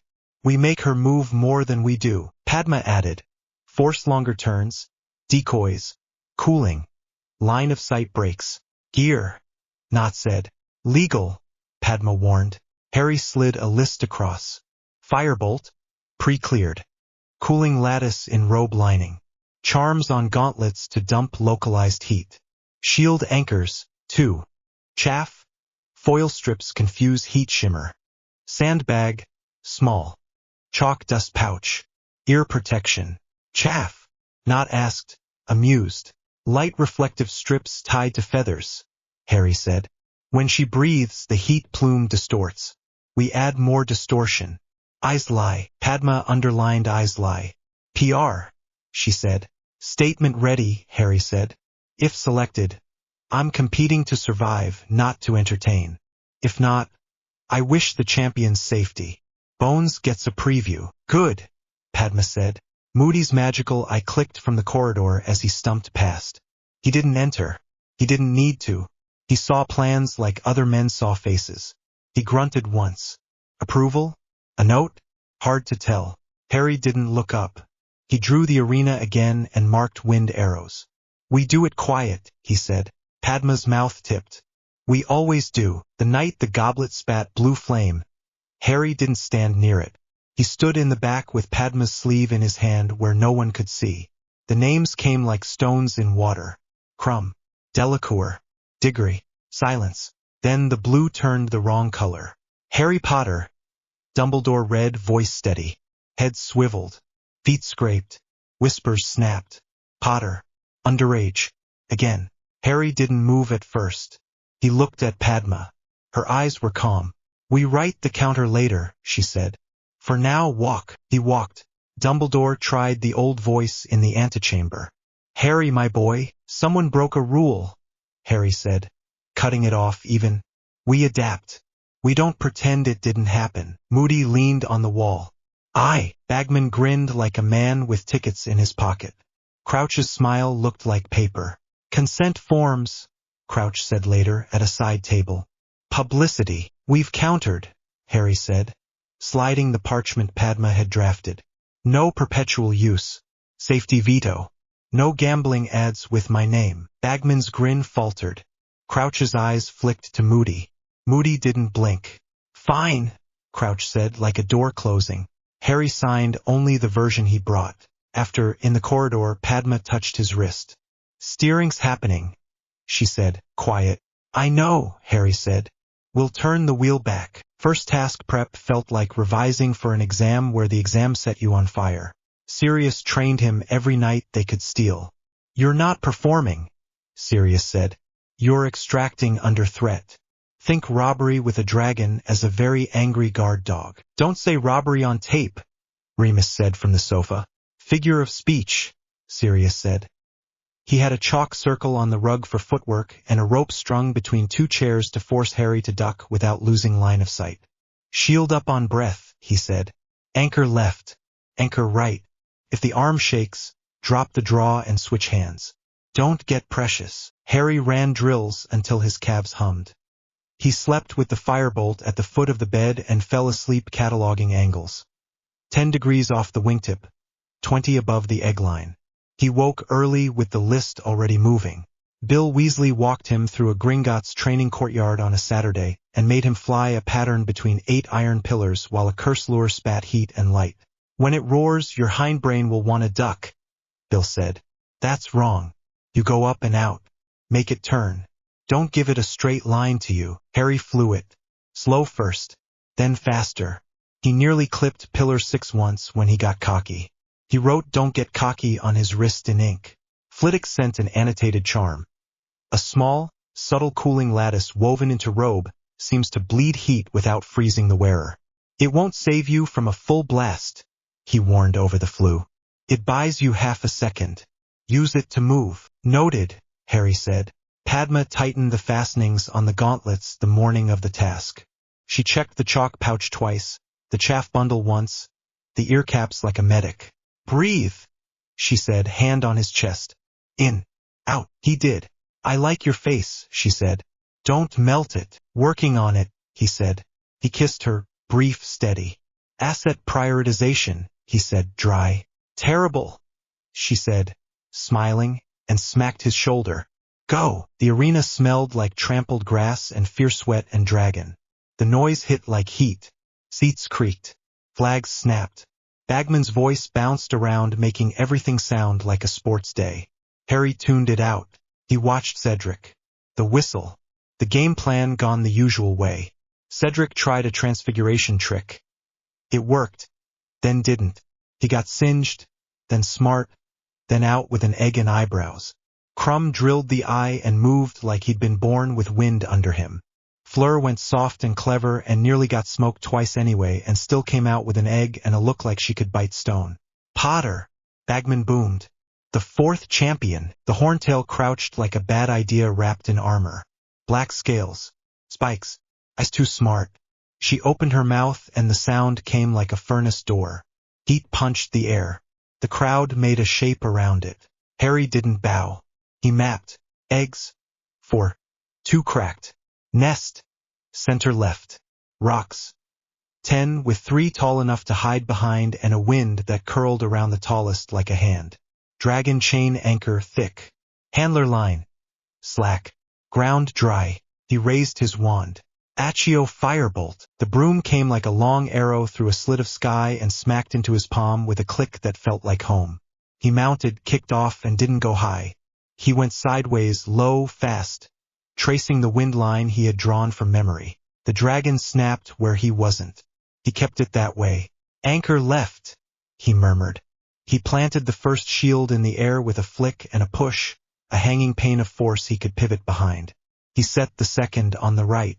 He threaded the firebolt through the gap like threading a needle with his own spine. The dragon turned. Badly. He threw chaff. Foil flickers spun and caught heat like sparks. The shimmer doubled. The dragon's eye tracked wrong for half a second. He used the half second. Down, he breathed, and dropped hard so the roar went over his head. The heat grazed. The lattice bled it. It still felt like an oven door. His skin prickled. He smelled singed hair. His eyes watered. He didn't blink. He flared chalk dust at the next turn. The air eddied. The dragon lunged into a pocket and lost speed. He flipped behind the tall rock and cut a J-shaped line that put the nest between him and teeth. Now, he said to his hand, to the broom, to muscle memory. He shot for the eggs. The horntail pivoted, too slow. A spike clipped his shield. The impact rang his bones like a struck plate. He grunted, teeth bared, rode the jolt, grabbed the golden egg with his left hand, and kicked the firebolt into a vector that pointed away from the next breath. Heat rolled. The lattice hissed. The crowd roared. Someone, serious probably, swore loud enough to qualify as a prayer. Harry didn't look up. He set the egg in the sling he'd fixed under the broom handle, hooked it twice, and flew the exit line between his 2 hanging shields, then dispelled them clean so they didn't fall and startle the dragon into the stands. He landed running and didn't do a show. He put the egg on the table, breathed twice, and rolled his right shoulder to test the joint. Sore. Not torn. Fine. Bagman tried to thrust a wand at his face. How does it feel? Hot, Harry said. Flat. Don't encourage children to copy this. Some laughed. Bones didn't. She sat in the VIP box with a look like she was cataloging liability. Judges held up numbers like they were playing politics with cardboard. Karkaroff made a face. Madame Maxime didn't. Dumbledore smiled tiredly. Crouch looked like a man counting rules. Harry ignored them. Padma met him in the tent with water and a cloth. "You smell awful," she said. And he smiled into the cloth so it didn't show too much. Moody limped in behind her, eye clacking. "You didn't strut," he said. "Good boy." Harry didn't wag. "Wasn't a parade." Moody's mouth twitched. "Keep that thought." When the tent emptied, Sirius pulled Harry into a rib-cracking hug. Heat still came off Harry's sleeves. Sirius hissed, shook his head, and laughed. "I hate this thing," he said, meaning the tournament, the world, the need to put children near teeth. "But you did it right." "Asset retrieval," Harry muttered, which made Padma snort and kiss the corner of his mouth, because he was alive and he'd kept it boring. They put a short statement out by dinner. "No stunts. No glamour. Training and planning kept me safe. Children should not be sold tickets to see things that can kill them." H.M. Bones signed the bottom as received. The prophet printed it under a photo of him not grinning. The caption said, "Potter keeps it dull. It works." Harry slept without dreams. His arm woke him at 3, throbbing. He stretched in the dark, breathed, and slept again. February tasted like iron. The lake froze on top and stayed moving underneath. "The second task is rescue," Padma said, noting the clue's rhyme without being charmed by it. "Hostages.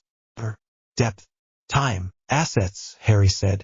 "You don't leave assets on purpose. You extract all of them if you can. Illegal, not asked. Unwritten," Padma said. "Which is where we live." Gringotts loaned them a sealed bubble rig for estate inspections. Flitwick upgraded the bubble with a pressure equalizer and a tiny runic fan that spun like a toy and kept the air from going stale.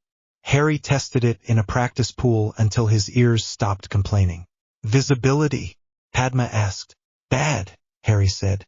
"We add low-light lenses. We add a hand reel." Cho drew up a simple retrieval plan with timestamps and a second-by-second script because she liked numbers and because saving people is easier when you give your hands something to do. "Who do we expect?" Padma asked. "Fleur's sister, likely. Crumb's friend. Diggory's girlfriend. Mine." Harry's jaw tightened. "We don't panic if they use you." "You won't," she said, steady. The morning of. The lake smelled like metal and old plants. Harry stepped into the water in the sealed bubble and felt the pressure hug him. Cold knocked at his bones and didn't get in. He swam like he'd trained. Slow, efficient, no wasted kick. The water closed in. The world went green, blue, and muffled. He heard only his own breath. He counted 100, 200, turn it 3, check the marked rope, follow, light sweep, headlamp off, conserve.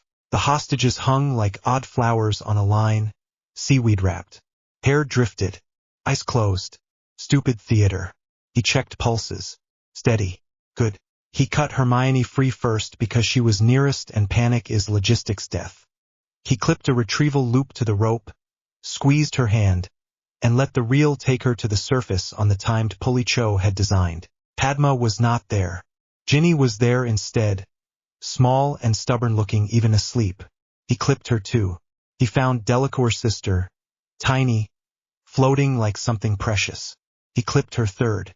Crumb flashed past as a shark, grabbed his left. Good.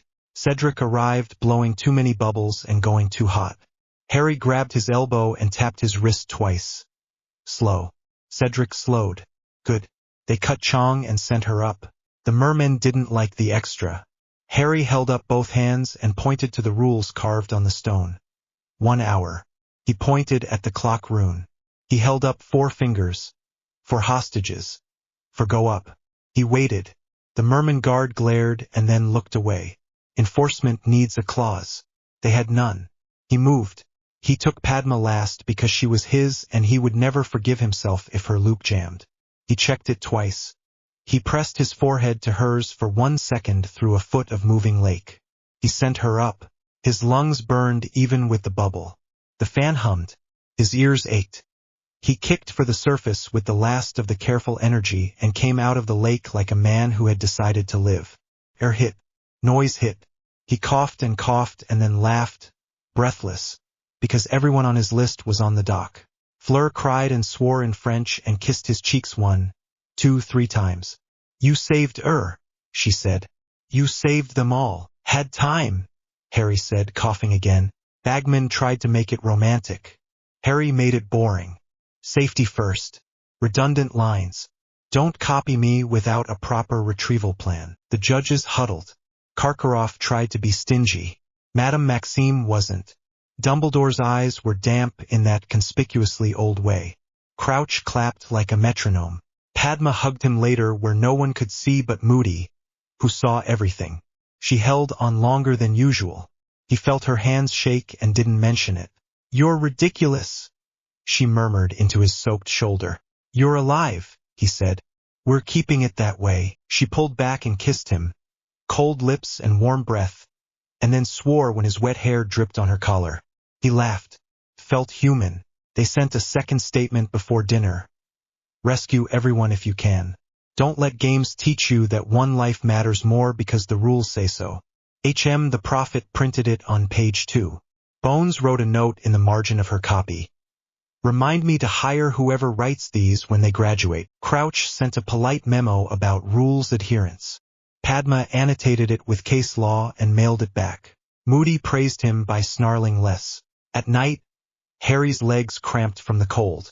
He drank broth with salt and tried not to think about masks and ropes as metaphors. He failed. He slept anyway. Spring flipped to finals. The maze rose out of the pitch like a hedge grown by a committee. It hummed wrong. Even the grass pulled back from it like a nervous animal. "Walk the options," Not said. Finger on a hand-drawn map that wasn't a map so much as an attitude. If they use lethifolds, your light charm has to pulse, not beam. If they use boggats, name them and step around. Acromantula. Bind legs. Do not burn, we don't want the whole maze catching. Any floating lights that want you to follow them? Don't. Padma tapped a copy of a plant manual. Screech snap. Tendrils. Flame resistant. Use cold. Dampers lie, but cold doesn't. Harry checked his kit. Rope. 3 glowstones on separate cords. A tiny compass that didn't point north but to his own chalk mark on the entry stone. A whistle for non-magical signals. A sealed envelope in his pocket with a flare rune he could break if everything else failed. Bones knew what the flare meant. She would come anyway. He liked that. Moody called him aside before the whistle. Last task makes fools, he said. They run. Don't run. Move like you do. Slow. Clear. Assume the trophy is a ploy. I do, Harry said. Moody's eye spun. Good lad. He went in fourth. The hedge breathed. The world narrowed to dirt, leaf, and the smell of green things too thick to be friendly. Sound warped. His own steps sounded like someone else. He didn't run. He moved like training. Left hand brushed leaves. Right hand kept the wand low. He tapped cobblestones before stepping. He said no out loud when a light turned coy at the end of an alley. He bound a skittering spider that came too close and left it tied and annoyed. He pulsed light at a moving shadow and watched a sheet of darkness wrinkle and shuffle away. Lethifold. He didn't engage. Cedric shouted somewhere far to the right. Crumb grunted to the left like a man punching a wall. A scream cut off. The maze took the sound and ate it, then burped a laugh that was Bagman's on the wind. He tuned it out. Halfway, a blast-ended scrut came snorting out of a corner like a boiler on legs. He didn't fight the big part. He hosed the legs with ice and hit the soft belly with a binding net that tightened like a seatbelt. The thing hissed and cracked the net and he was already moving. He ran 10 steps, then walked again. At the fork, he scribed a tiny chalk mark on the low stone with his nail. The compass flicked. Good. He kept left until left stopped being useful, and then he trusted that he had been honest with his past self and turned right. He found the cup in a clearing that was too neat and therefore wrong. He stopped 2 strides short and stood still until his heart slowed enough to hear something that wasn't blood. He listened. The hum was off. Not a simple ward. A pull. Cedric stumbled in on the other path, bleeding from a cut on his scalp and grinning like a man who had survived 3 stupid things. He saw Harry. He saw the cup. He saw Harry not moving. What? Cedric panted. Portkey, Harry said. Cedric swallowed. He nodded once, slow. Right, together or leave it, Harry said. Cedric looked at the sky that he could not see. He looked at Harry. He stuck out his hand like a Hufflepuff who had decided to be exactly what his house said. Together, he said. Harry took it. On 3, he said. 1. 2. They moved on 2 because 2 surprise traps and because life rarely waits for 3. Their fingers touched the handle. Hook behind the navel. The world yanked. They hit dirt and grave smell and cold. A voice like oil said, "Welcome home." Ropes whipped. Harry fell hard, rolled his shoulder so it didn't dislocate, and had a wand at his throat before his eyes finished telling him he was in a circle ringed by weathered stones and dead people's names. Cedric was beside him, breathing fast, trying not to panic, doing well at it. Figures moved. One small, worm-white thing sputtered in a cloak. One tall, masked man pointed a wand politely like a host. One cauldron steamed with a smell that was wrong in a way that made the skin try to crawl off bone. "Don't speak," Harry said to Cedric, small and flat. Cedric didn't. They took Harry's blood because that was the ritual and because he didn't have 3 arms free to stop it. The knife bit. He hissed and counted the drops like inventory. The worm thing went into the cauldron with a sound like old meat. Bone followed. Blood followed. The steam changed. Voldemort rose from the broth like a bad equation solved. He was cleaner than the stories said. Not sticky, not half-born. Complete. He breathed once like air hurt. Then he smiled. It was a human expression arranged on something that had forgotten why humans have them. "Ah," he said. "Where are your wards now, little analyst?" Harry swallowed to wet his mouth. "In the ground under Privet Drive," he said. "Where you didn't need them to be." Voldemort's red eyes brightened. "Yes," he said, satisfied. "No renewal. No mother's leavings carried like a shrine on a child's skin. You gave me blood without a chain attached." "Thank you." "Wasn't a gift," Harry said. "No," Voldemort said. "A lesson. For me, finally. For you, still." He pressed the dark mark. Shadows moved. Death Eaters apparat in with cracks like bones breaking.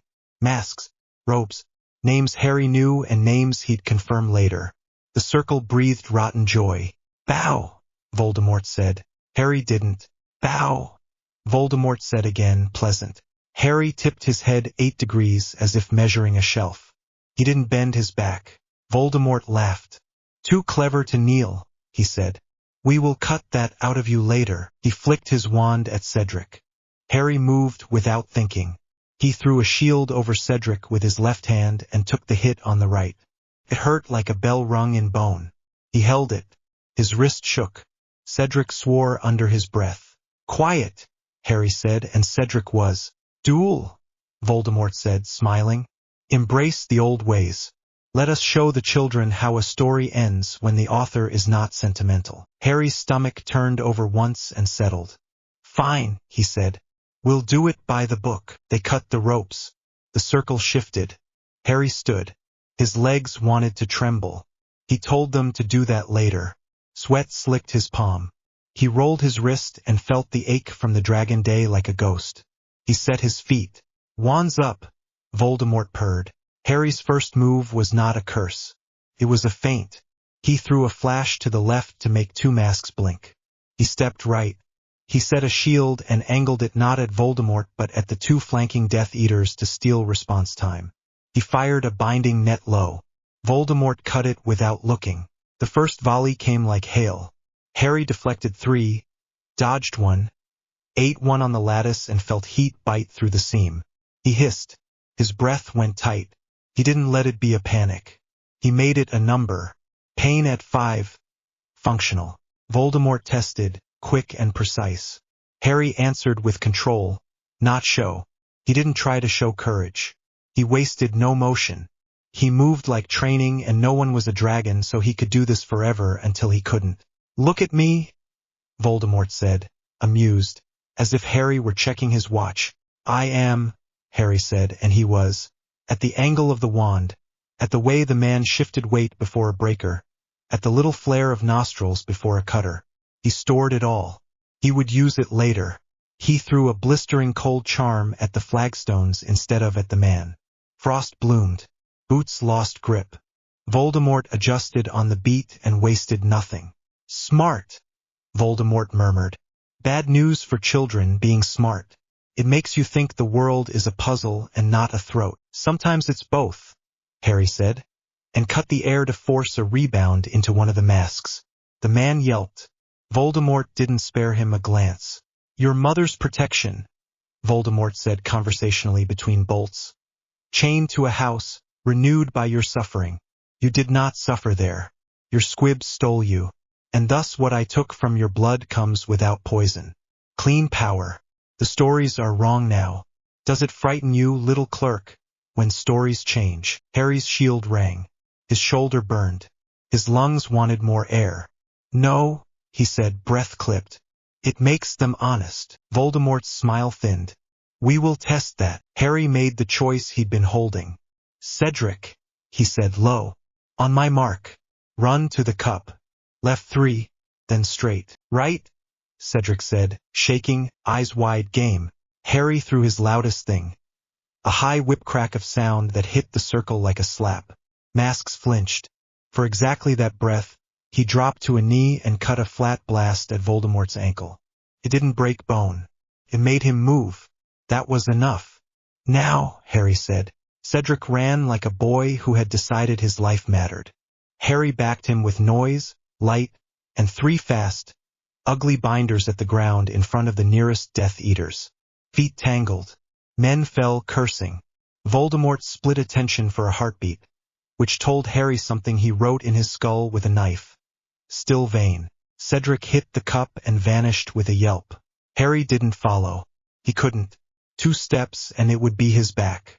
He kept moving sideways, shield high, eyes on the edge of the circle. He made the Death Eaters shoot at him, not at the boy who was gone. Voldemort dropped the play smile. Enough, he said, and threw something that wasn't a curse so much as a weight. Harry felt it in his teeth and knees. He staggered, caught himself, and snapped a breaker at the graveside statue for cover. Chips spitting, sound sharp. Fetch him, Voldemort said to the circle. Bring him back by his hair. Harry set a flare with his thumb, under his sleeve, quiet. The rune broke. The air didn't show it. He trusted Bones and the plan he hadn't written down where anyone could read it. He needed 10 seconds. He counted them. 1, 2, shield. 3, 4, cut. 5, 6, duck. 7, 8, bind. 9, a dozen blue sparks tore the air open above the trees. Not Aurors yet. A message. We see you. The Death Eaters twitched. Voldemort's eyes narrowed. Harry used their eyes. He pivoted behind the statue. He pulled one of Sirius's dumbest, cleverest tricks and popped a decoy shield where he'd just been so the next volley hit nothing but air and pride. Then he ran the 2 steps he'd saved and grabbed the cup as if it were any other tool. Yank. Hook. Spin. He landed on the pitch on his knees, hard enough to make the world blur. He braced with both hands, gag bile down, and sucked air like a vacuum. Shouts slammed into his skull. Light did too. The sky was wrong.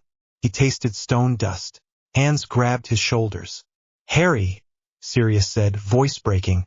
Where? The graveyard, Harry said, throat raw. Little Hangleton. He's back. Screaming started somewhere in the stands. It always starts late. Denial has to clear its desk. Padma dropped to her knees in front of him and put her hands on either side of his face to make his eyes find hers. They were brown and furious and scared. You're here, she said. Breathe. He did, ragged and stupid. He started to shake because it was time to. Cedric was on the grass 20 yards away with his hands on his head and his father crying into his hair. Bones crossed the pitch with a speed that made robes useless and barked orders in a voice that could cut stone. Aurors popped in and formed a ring like they should have an hour ago. Dumbledore stood very still and looked very old and exactly the same. Moody limped closer while the world made wrong sounds. He took one look at Harry's face and smiled with his mouth only. Got your blood, did he? Moody said, too calm. Yes, Harry said, shaking. And it works for him now. No chain. No poison. Moody's eye clicked. We'll talk. We will, Sirius said, dangerous. He hauled Harry up by the elbows like he was pulling him out of a hole. Harry stood and almost fell. Sirius swore, slung an arm around him, and half-dragged him to the tent. Inside, the canvas trapped heat and noise. The taste of smoke sat on Harry's tongue though there was no fire. His hands wouldn't stop.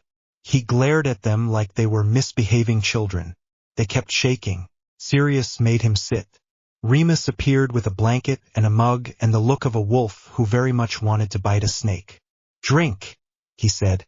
Harry did, because his throat wanted something to do besides make noises. The hot liquid scalded and then helped. He breathed. He felt his ribs complain. He liked the complaint.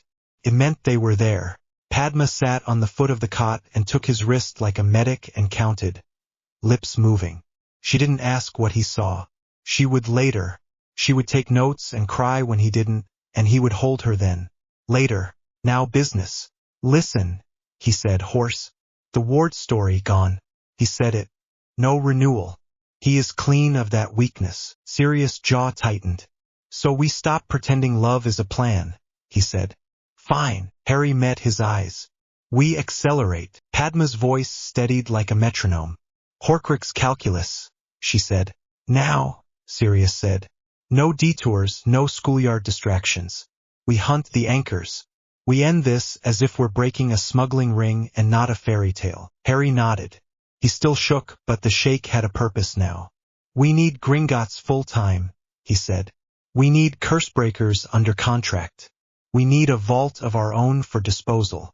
We need warded rooms. We need policies. Write it, Sirius said. I'll sign it. Bones will countersign if we make it legal. Remus exhaled like he'd been holding a week in his lungs. And you need to stop being a boy who walks alone into hedges, he said, not gentle. Harry swallowed. I didn't, he said. Cedric came. Remus' mouth twitched. That isn't the point, and you know it. Harry nodded. He did know it. He also knew he'd do it again because he'd rather pick the way a trap bites than let it guess. The tent flap snapped. Bones stepped in, hair pulled back, eyes like courtroom lights. I need your statement in 30 minutes, she said. Not a speech. A statement. She looked Harry up and down with a medic's triage. Can you stand? Yes, Harry said. Good, she said. Sit anyway. I'll take it here. She moved to leave. Sirius stopped her with a word. Amelia, she looked back. He didn't waste her time. He's back, Sirius said. And the old crutch won't hold. We're doing this like a job. Good, Bones said. I was tired of prayers pretending to be plans. She pointed a finger at Harry. Don't die. I'll put it in the schedule, he croaked. She left. Padma put a hand on his knee. Warm, solid, present. Hey, she said soft. You did the boring thing in hell. You got someone out. I didn't get all the someones, he said, hating that there were always more. We can't, she said. We do what we can, and then we do the next thing without whining. She squeezed his knee. And then we make the world change so fewer children end up in lakes or mazes. He breathed. The shake slowed. Right, he said. Next. They didn't sleep that night. They planned. Bill arrived with his hair down and his tie missing and the look of a man who had left a roast to burn because the house was on fire. He read the quick notes, swore in a language that was half curse-speak and half goblin, and started 3 lists. Flitwick sent a packet of war diagrams with the words "Do not touch the ring" underlined so hard it almost tore the paper. McGonagall sent a bottle of something labeled for shock. Sip. Don't be a hero, and words Harry would remember for a long time. I am proud of your choices, not the goblets. Yours. Dumbledore asked, politely, tiredly, for a private talk. Sirius said no. We'll do statements in rooms with chairs, he said. You can be there. You can't be alone with him. We're done with lonely conversations that spawn wars. Dumbledore inclined his head. Harry watched the old man take the no like a man carrying a stone and wondered, briefly and without hate, how many stones had men like this hoarded in their pockets and called them wisdom. Padma built the Horcrux plan on the kitchen table in ink that didn't smudge. Targets, methods, responsible teams, fallback, disposal, chain of custody. She wrote Bones beside oversight and Gringotts beside technical. Not came in late with sleeves rolled and a letter he didn't like holding. My father wrote, he said. He knows. Or he thinks he knows. He's moving hands. The mark burned. They're all buzzing like flies. It'll get loud. Harry read the parts not let him read, noted the parts he didn't, and didn't push. You don't get brave alone, he said. You tell us before you jump into any pit that looks like a conversation. Nott's mouth twitched. I enjoy pits, he said. Enjoy them from the edge, Padma said, dry.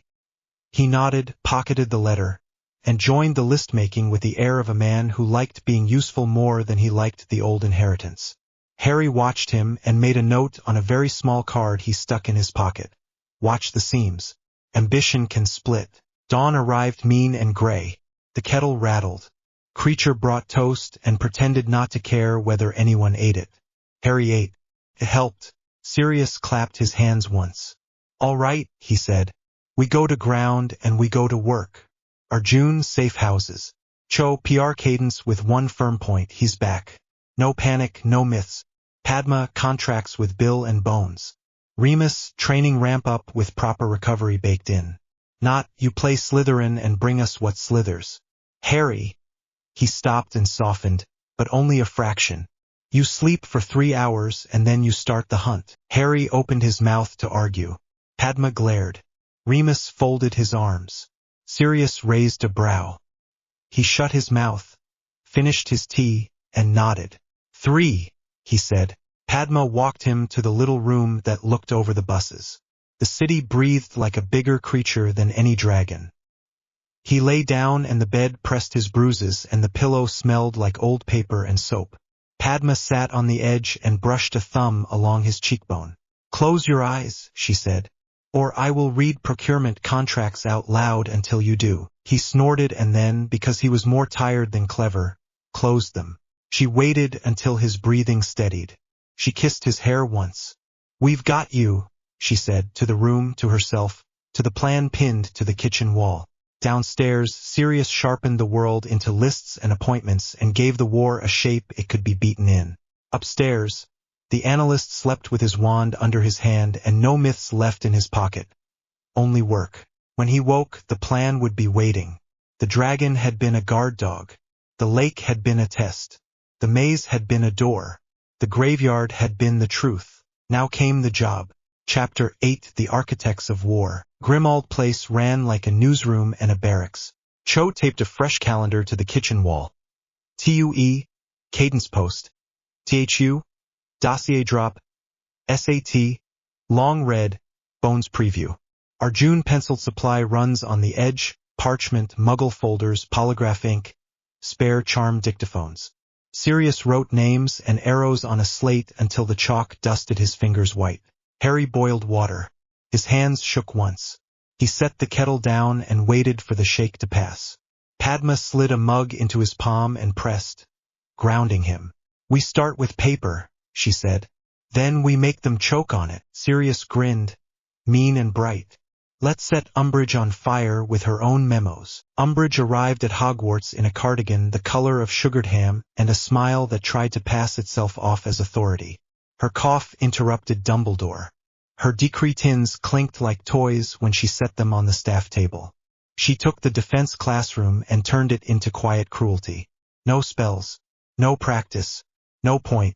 Cho's first Tuesday cadence went out that afternoon under the architect's plain masthead. Teaching without wands. A ministry policy of pretend. Hogwarts students report a study of theory only under Dolores Umbridge. Attached, excerpts from her 1993 memorandum on appropriate restraints for practical magic in mixed blood environments. Also attached, legal analysis Pete Patil, showing 3 violations of the statute on educational standards, Section 12. DMLE preview provided A. Bones. The Prophet printed it on page 5. The Daily Varney, France, ran it front page. British school outlaws spells. Skeeter tried to make it personal and found herself fact-checked, line by line, in Thursday's dossier. The Toad Files. A paper trail of prejudice? 1985 to 1995. 5 signed decrees against werewolves. See also Lupin vs. Commission 1992. 2 budget diversions from Muggleborn Outreach to Office Harmony. 1 enhanced detention policy proposal. Evidence. Scanned minutes, procurement orders, handwritten notes, confirmed by a handwriting expert from Gringotts Forensics. Conclusion. Pattern of illegal practice disguised as order. Arjun's distribution list hit foreign papers before Fudge could lean on the profit. Bones sent a 2-line note. Received. My investigators have requested originals. A day later, confirming authenticity, Umbridge's first detention with a blood quill lasted 7 minutes. The second lasted 5 before the quill stopped mid-stroke and shot sparks. Flitwick's quiet counterward sat under the table like a mousetrap.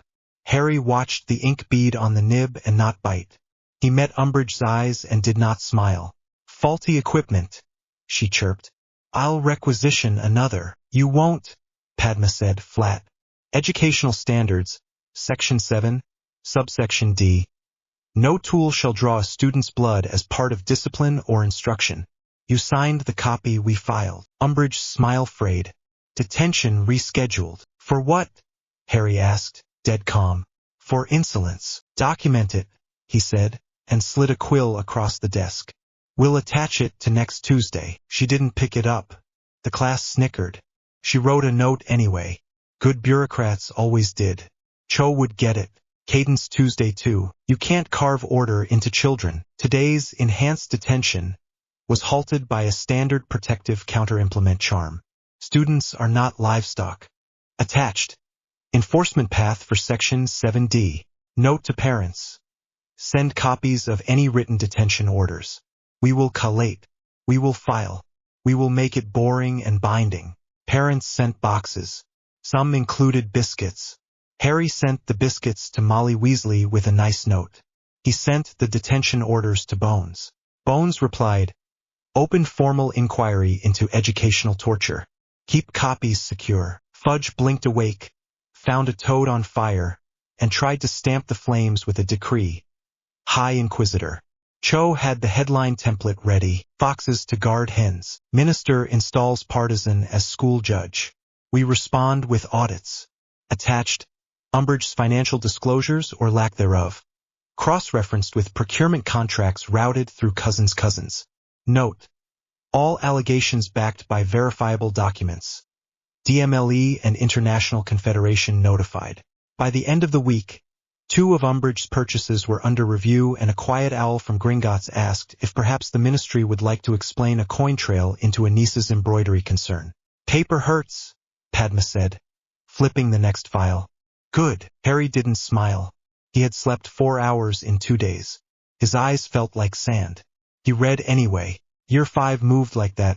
Class, file, training, leak, repeat. The castle hummed with whispers. Snape sneered at Umbridge with the elegant hate of a professional watching a fraud. McGonagall met Harry's gaze once over Umbridge's shoulder and let one corner of her mouth twitch before she made her face a wall again. Not fed them Slytherin gossip like a measured drip.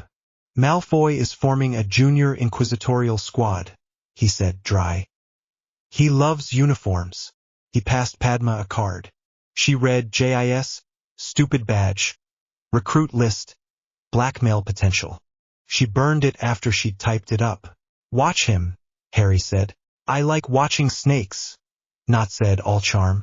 Harry made a small note on a small paper. Seems still smooth. Check for strain. A Grimmauld training ramped. Sirius treated the parlor like a gym. He pinned Harry twice with a low sweep and a quick bind. Remus forced breath control until Harry stopped panting like a dog after 3 spells. Padma kept a stopwatch and said again, until Harry hated the word and did it anyway. Flitwick drilled them on counters to confundus layered on visions. If you hear a voice that insists, he said, assume it's a hook. Hooks don't ask politely. They pull. Harry nodded. We don't let hooks choose our calendars. Exactly, Flitwick said, delighted. The voice came anyway, once, pressing behind Harry's eyes like a headache with a mouth. Sirius in the Hall of Prophecy, chained, screaming. Harry's breath stuttered. He didn't run. He sat on the kitchen tile with his back against a cupboard and said aloud, "This is compromised intelligence," until his hands stopped shaking. Padma watched him breathe, counted with him, waited. Then she slid a paper across the tile. IF then plan, Dom. Boxes, arrows, names, Bones's initials in the corner. Harry read, jaw tight, and the panic found a slot it fit into. "Good," he said. "We go on our terms." They met Bones in a DMLE conference room that smelled of ink and old wood. She shut the door, set a folder on the table, and didn't waste time. "We agree on the objective," she said. "Retrieve and secure the prophecy orb related to Potter." She tapped the folder. "We know where it is. We know who can move it." She looked at Harry. "You," Harry nodded once. "We plan for 2 outcomes," he said. "Clean retrieval or controlled fight." "Numbers," Bones said. 6, Sirius said. "Small, tight, no heroics." Bones ticked names with a pen. "Kingsley, Tonks, Lupin, Black, Patil, Potter." She paused. "Chong." "Command and press," Cho said from the back. "Already there, already taking notes. I published the version that keeps panic down. If this goes loud, the country hears targeted intercept. No civilian casualties." Bones nodded. "Good. Contingencies." Bill Weasley slid in late with a roll of vellum and a frown. "Dom corridors are warded to make you forget what you walked," he said. He unspooled a diagram like a stolen treasure map. "Think Escher with a grudge. Here." He tapped. "Anti-portkey anchors we can ride if we prepare the runes. Here." A different tap. "The Veil Room. Don't get cute." Sirius' mouth went hard. "We don't get near it," he said. "We might not have a choice," Bill said. "So you bring a tether." "We have a tether," Padma said, lifting a coil of thin, charmed line that locked when it felt a fall.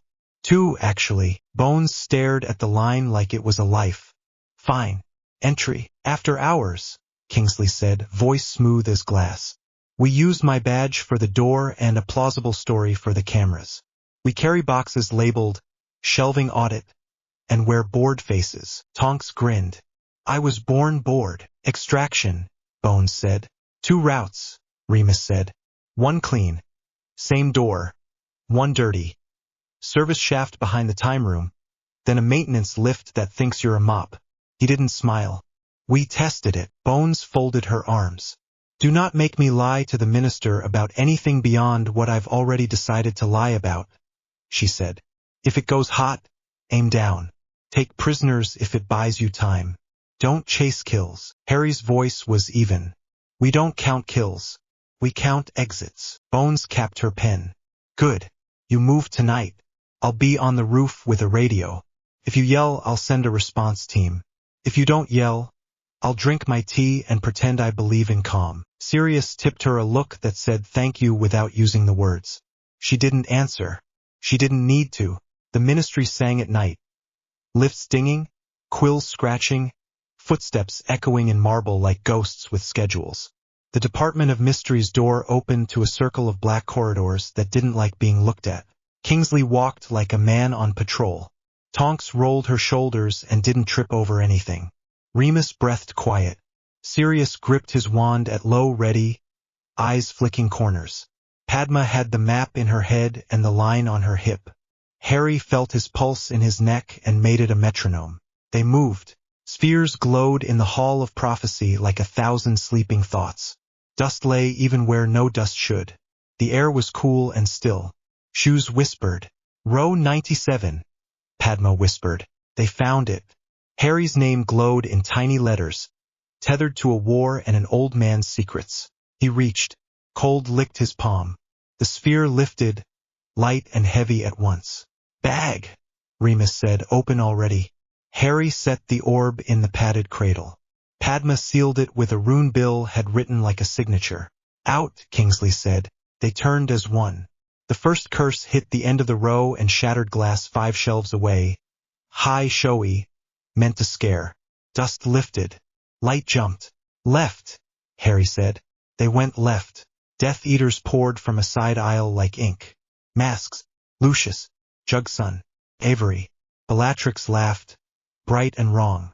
Little clerk, she sang. Did you bring your files? Binders, Remus said, and 3 nets fell with the quiet snap of seatbelts. 2 caught. 1 didn't. Tonks flipped a shelf label for cover and returned fire. Kingsley put a stunner through a gap in masks like a surgeon cutting a knot. Harry held the bag in his left hand and kept his right free. He threw a scattershot of cold across the floor. Boots slid. Padma dragged a shelf sideways with a mover's charm, making a narrow alley. Through, she snapped. They went. Sirius took the rear. Bellatrix wanted him. You could hear it in the way her laughter aimed. She cut at him with a thin curse that would have sliced a book in half. He caught it on a shield and hissed as the edge chewed at the ward. Nasty, he said, breathy. Don't flirt, Remus said. Wasn't, Sirius said, and moved. Lucius pushed forward, cool and proud. You cannot win here, he said, as if the ministry itself had decided sides and chosen him. Harry didn't answer. He didn't give him the stage. He jerked his chin at Kingsley. Kingsley slammed a depulso into the floor. The shockwave lifted dust and knocked 2 masks to their knees. Tonks hit one while he was halfway down. Padma wrote cold onto Bellatrix's boots and grinned when the woman slid. Furious. They reached the turn at the time room. Glass tanks ticked and trickled. One held a flower that died and returned and died and returned. Bored. A bell chimed somewhere that wasn't a bell. Don't touch anything, Remus said. Not because anyone would, but because sometimes the obvious keeps your fingers honest. Bellatrix operated to cut them off and nearly tripped on Padma's line. She recovered and threw a ribbon of red that curved. Sirius ducked, pivoted, and snapped a bind around her ankles. She cut it, laughed, tried to bait him. Come on, cousin, not family, Sirius said, and parried without getting sucked in. Harry's breath shortened. The bag pulled his shoulder. His back prickled. He pushed the feeling down. Focus. Jugsun reached for the bag with a greedy flick. Harry slapped his hand with a stinging hex so sharp the man yelped and recoiled like a scalded child. Not yours, Harry said low. Veil room, Kingsley warned. They hit it in a rush. The arch stood quiet, the curtain breathing in air that wasn't moving. It sounded like someone talking in the next room if you were the sort of person who liked standing on edges. Do not get cute, Bill had said. Fine. A curse snapped past Sirius and smacked the stone near the arch. The veil whispered. Sirius swore. Bellatrix's eyes lit with a child's mean joy. Come play. Sirius spared her a look like a knife. Pass. Then Harry's foot slid on dust. He corrected. Another curse took the stone under him. He fell 1 step, caught himself on the lip. His stomach dropped. Padma's hand hit his coat and yanked. Her tether locked with a sound like a seatbelt. Harry swore, heart galloping. Move, Remus said, voice tight. His wand hand shook. He steadied it. Sirius cut a line low across Bellatrix's stance and forced her back, breath coming hard. She feinted left. He didn't buy it. She tried right. He clipped her sleeve. She screamed, not from pain, but insult. Blood traitor, broke the right tradition, he panted. Lucius stepped in to cover her retreat. Kingsley put a stunner through the hole he didn't know he'd made by raising his wand too high. Lucius went down, elegant even falling. Harry didn't take satisfaction. He checked the bag. Intact. Exit, Padma said. Eyes on the service shaft door. Now, Bellatrix hurled a cutter at Sirius' middle with a hiss. Sirius twisted. The edge kissed his ribs and burned like a paper cut caught with salt. He grunted, stumbled, and his heel hit the drop that opened onto the veil. He windmilled once, twice. Padma's tether snapped taut. Harry's stomach turned to ice. The line held. Sirius slammed into the stone, hard, breath hoofing out, eyes wide. Remus grabbed the back of his coat and swore like a prayer. Okay. Sirius gasped, half laughing, half sick. Okay. Hate that thing. Hate it. Move, Kingsley said, not unkind. He hauled the door. They poured through into the maintenance shaft. It smelled like metal and oil and the old breath of machines. The lift cage rattled like a tin toy. Tonks slapped the control. It shuddered, dropped, stopped, groaned, moved. Behind them, spells hit the door and burned the paint. Foam, Padma said. Remus flung a dampening charm on the roof. Sound deadened. Their own breaths sounded like they were inside their chests. Sirius pressed a hand to his side. Blood slicked his palm. He swallowed and smiled at Harry like he'd watched him fall off a broom and not die. Harry wanted to throw up. He didn't. Show me, Padma said, clinical. She peeled the coat back, checked the cut, set a seal charm with hands that didn't shake. Shallow, she said. More for Harry than for Sirius. We're not bleeding him out today. The lift hit the bottom with a jolt. Kingsley cracked the door. Clean corridor. Footsteps 2 turns away, friendly pattern. Bones' voice on the radio. Left, then right, then home. They went left, then right, then home. Bones met them on the roof and didn't waste a second on congratulations. Orb, she said. Padma passed the sealed bag. Bones weighed it like it was history and future and evidence in one hand. You will write statements, she said. I will call the minister a fool to his face. Again, Sirius pulled his bloody hand away from his side and checked the stain like he'd changed a tire. We got what we came for, he said. No civilians hurt. Good, Bones said. I prefer reports that say that. Harry was shaking again. He shoved his hands in his pockets and let them. Padma stepped into his space and touched her forehead to his. Quick, grounding, private in public. He breathed. He was present. They went back to Grimald. Cho already had the first sentences written. Targeted intercept. 0 civilian casualties. Tonight, DMLE agents and affiliated operatives secured a high-risk intelligence artifact from the Department of Mysteries. This action was taken to prevent terrorist misuse.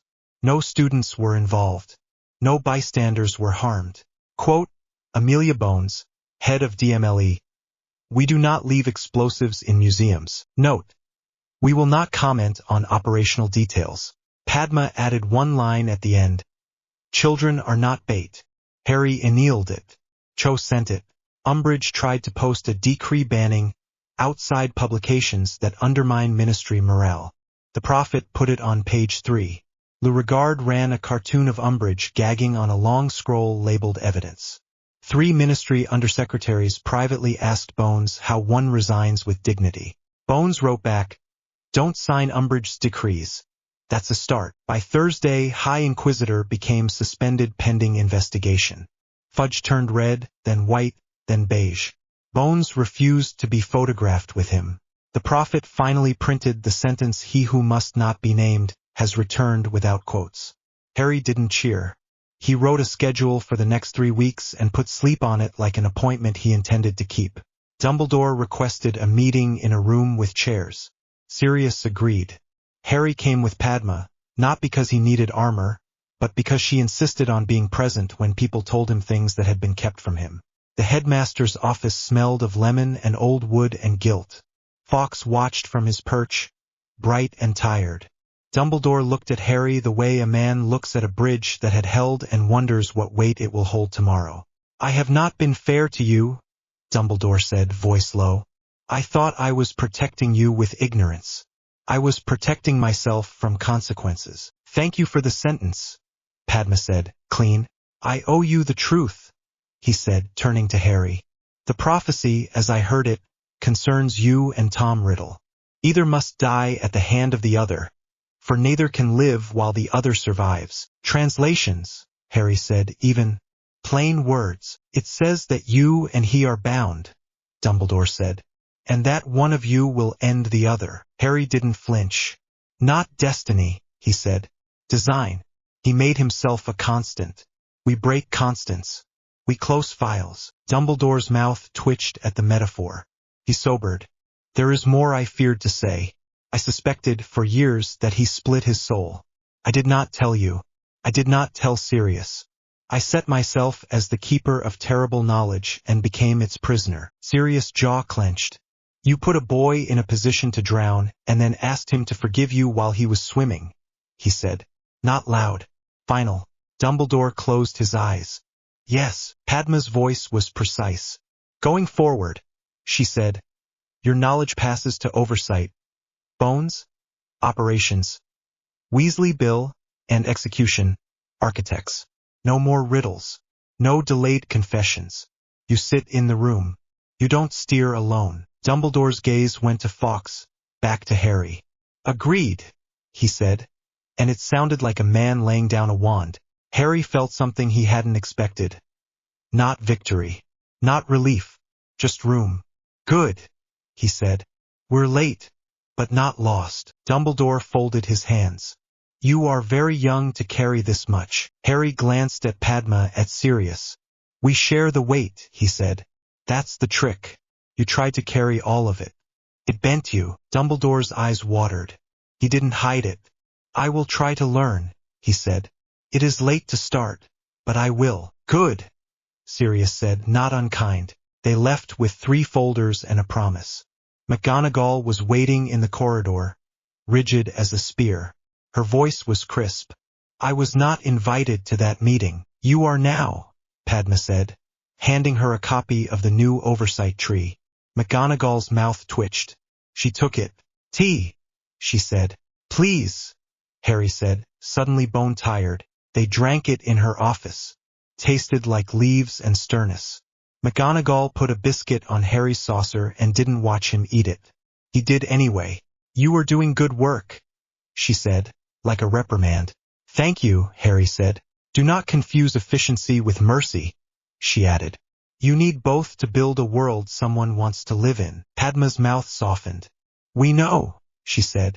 I believe you, McGonagall said, and dismissed them with her eyes shining. Grimmauld that night felt like a chest after a deep breath.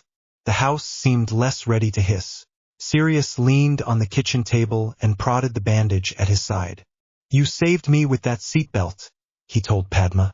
She snorted. You saved you by not doing something heroic and stupid. I'm cured of veils, Sirius said. Forever. Remus poured tea. Good, he said. Arjun taped a fresh sheet beside the calendar. Horcrux calculus in block letters. Targets. Methods. Custody. Bones. Bill. Risk. Protocols. Harry stood in front of it, shoulders square, and watched the words settle into a shape he could follow. Padma slid beside him and let her shoulder press into his. We did it clean, she said. Clean enough, he said. She tilted her head, looking at his face like a checklist. Sleep, she said. Soon, he said. She hooked a finger in his tie and tugged him down to kiss him the way she always did when she wanted to remind him he had a body and not just a list. He kissed back, steady, human, no drama. His hands stopped their small, pointless movements. His chest unwound. Ground rules still hold, she murmured against his mouth. Partnership first, he said. Don't weaponize closeness. He smiled. We wrote it down. Of course we did, she said, and bumped his forehead with hers, small a habit. Cho stuck her head in, face bright. Prophet finally ran He Who Must Not Be Named Returns without quoting allegedly, she said.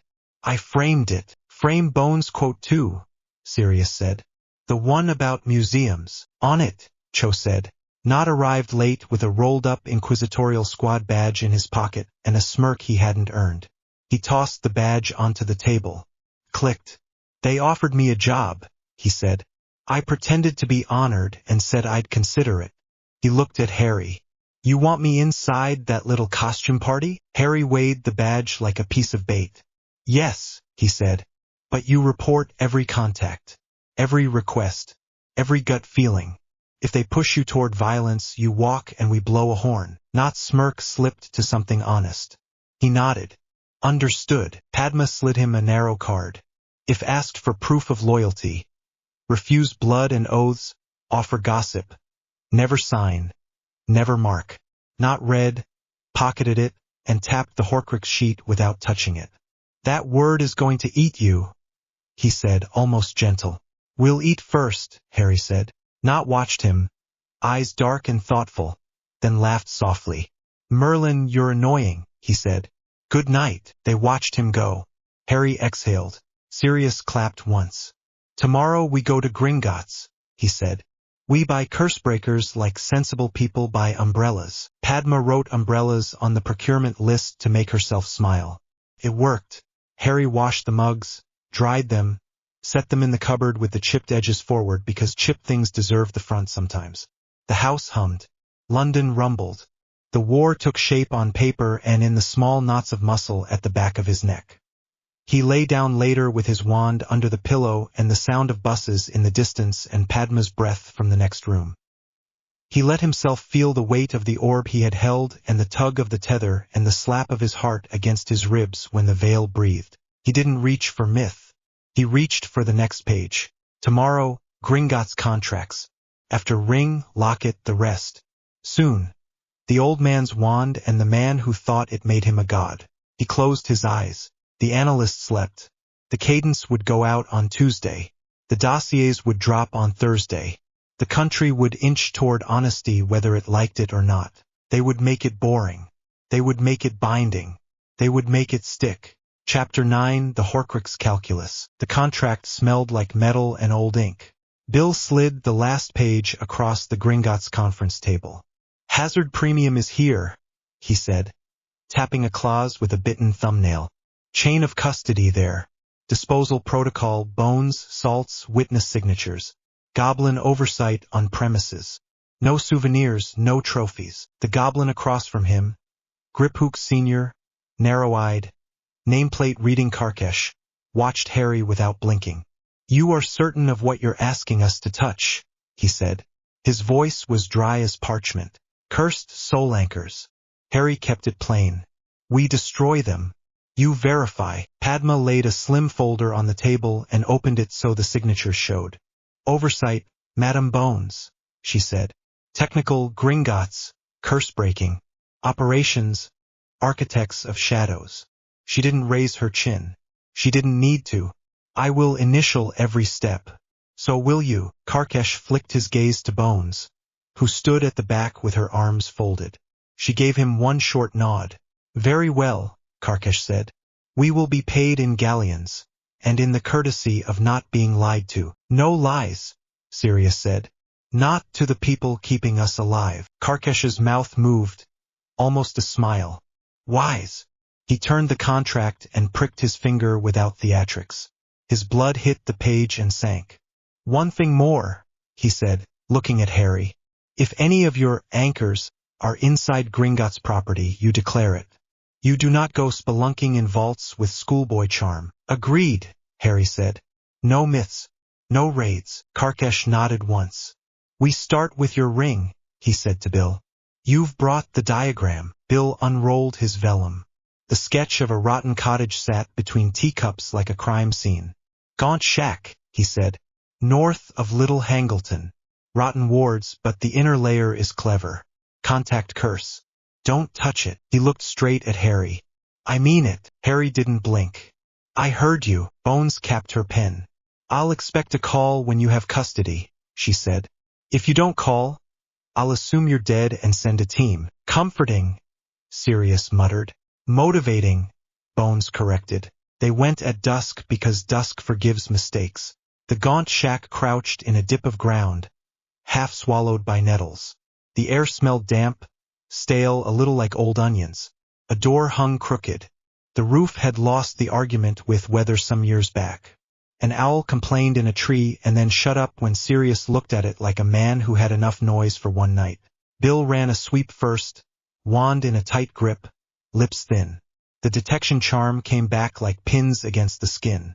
Padma wrote, prickling at 2 o'clock, second layer under floor. Knott stood by the fence with his hands in his pockets and didn't touch anything. Sirius nudged a cracked plate near the doorway with his boot. Heirloom, he said, dry. He kept one step behind Bill without crowding. Harry's heart thudded harder than the quiet needed. He made it a rhythm. He watched Bill draw 3 small circles on the dirt with chalk and anchor them with little steel pins, each no bigger than a nail. The pins hummed when they went in. The hair on Harry's arms lifted. Containment, Bill murmured. If it jumps into a jar, not our faces. Padma clipped a quill to her clipboard and wrote timestamps. Steadied her hands. Steadied Harry too. Floorboard, Knott said, voice low. His eyes had gone still. Right of the stove. Stone under it. Family habit. Bill nodded once. Back up, he said, and went to one knee in the chalk circle. His fingers hovered, never touching. He drew a rune in the air with the tip of his wand, triangle, line, curve, then breathed short. He set dragonbone tongs on the floor like a surgeon laying out tools. The cottage felt like a held breath. Harry wiped his palms on his trousers. Sweat set the cloth clinging. Bill's wand tapped twice. Something under the board sang faintly. Rottenwood creaked. Here we go, Bill said, almost calm. He slid the flat blade under the board and levered without letting skin meet wood. The board came up with a small, ugly sound. A stone sat in a nest of dust.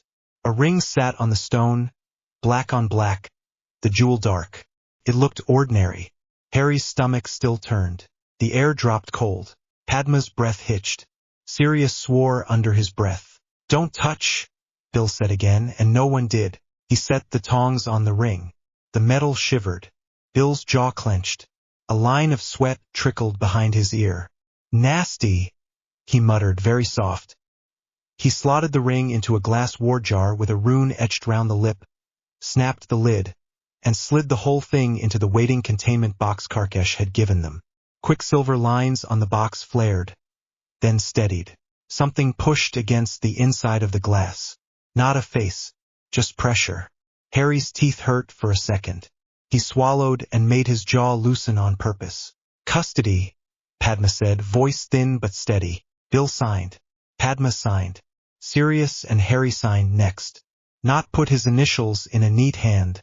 Expression blank. It's cold, Padma said under her breath. It's a piece of a man, Bill said without drama. We end it. We don't talk to it. Padma nodded, throat moving. End it. They didn't do theater.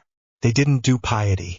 They took the box outside into the open air and set it on Bill's little chalk circle in the weeds. The last light bled off the edges of the field. Insects buzzed. A car passed on the far road and its noise came thin. Harry didn't like that the world was so normal around this. Bill opened a second case. Inside, laid in carved foam, sat 2 basilisk fangs and a set of iron and silver tools with goblin marks. Padma's pen didn't tremble when she wrote, Basilisk venom prelogged. Quantity 21 milliliters. Lot number 12 BP. Ready, Bill said. Everyone back 1 step. Shields up. When it fails, it might kick. Harry's lungs felt tight. He lifted his wand anyway. Up. Bill cracked the jar's seal with a small twist, slid the tongs in again, and held the ring steady while Karkesh's little injector fed a single drop of basilisk venom onto the stone. It hissed. Quiet. The ring didn't fight like the diary had. Tried to sink. The venom sank with it. Harry's skull went cold for a heartbeat. He saw a kitchen, a hand, a proud boy with his father's ring. He flinched and swore and his shield flickered. Padma's hand brushed his arm, quick, grounding, and he caught the shield again. The ring's stone turned dull. A hairline crack slid from edge to edge. The air shivered. The box rattled in place with a soft, ugly thunk. Bill fed a second drop, then a third. The crack widened. Light, wrong, thin, leaked and went out like a match pinched fingers. The smell was metallic and sour. The ring stopped being a problem. No shriek. No smoke, just a dead object in a jar. Padma exhaled. She didn't know she'd been holding it. Her breath stuttered at the end. She pressed her fist to her sternum until it eased. Done, Bill said, voice scraped. He wiped his forehead with the back of his wrist. I hate soul magic, he added, almost conversational. Good, Sirius said. Let's keep hating it. Padma wrote, neutralized. Witness Bill Weasley, Karkesh, Amelia Bones, by Flu Mirror. The mirror on the crate flickered. Bones' face, flat, tired, nodded once. Box the remains, Bones said. Bring it in. I'll log it. Then you sleep 6 hours. That's an order. Noted, Padma said. Harry looked at the dead ring a moment longer. His stomach unclenched slowly. He rubbed the heel of his hand over his chest. The skin there felt tight. 1, he said. Sirius squeezed the back of his neck, short and hard. One, he echoed, not watched the little plume of cooling venom and kept his face calm. Efficient, he said, approving and faintly disgusted at himself for approving. Harry glanced at him. We keep it that way, not looked away first. Snape eyed the tea like it might explode. They met him in an empty classroom with wards up and the windows cracked. The room smelled like old stone and the last class's dust. You wanted a report, Harry said. He stayed on his feet. He didn't sit at Snape's desk like a child or across from him like an equal in Snape's game. He stood by the chalkboard and held his own ground. Snape's mouth curled. You came to gloat, he said, voice all nerves and silk. We came to professionalize, Padma said. Ring destroyed. Confirmed by Gringotts and DMLE. We're moving on the locket. We expect you to provide what you know about Riddle's habits and hiding places. Snape's eyes flicked to her. Surprise cracked through the disdain. You expect, he repeated. Yes, Sirius said, leaning on a desk like a man at a bar. We're done with riddles and cryptic warnings, Severus. We're doing a job. Be a tool or be a problem. Snape's knuckles whitened where he held his mug. How charming, he said. He took a sip anyway because he was tired and because he liked tea whether he admitted it or not. The ring, he said. Dumbledore believed it to be in a hovel. He was considering things. He was considering dying of it, Sirius said, flat. Snape's eyes cut to him. Something changed there. Then he hid it.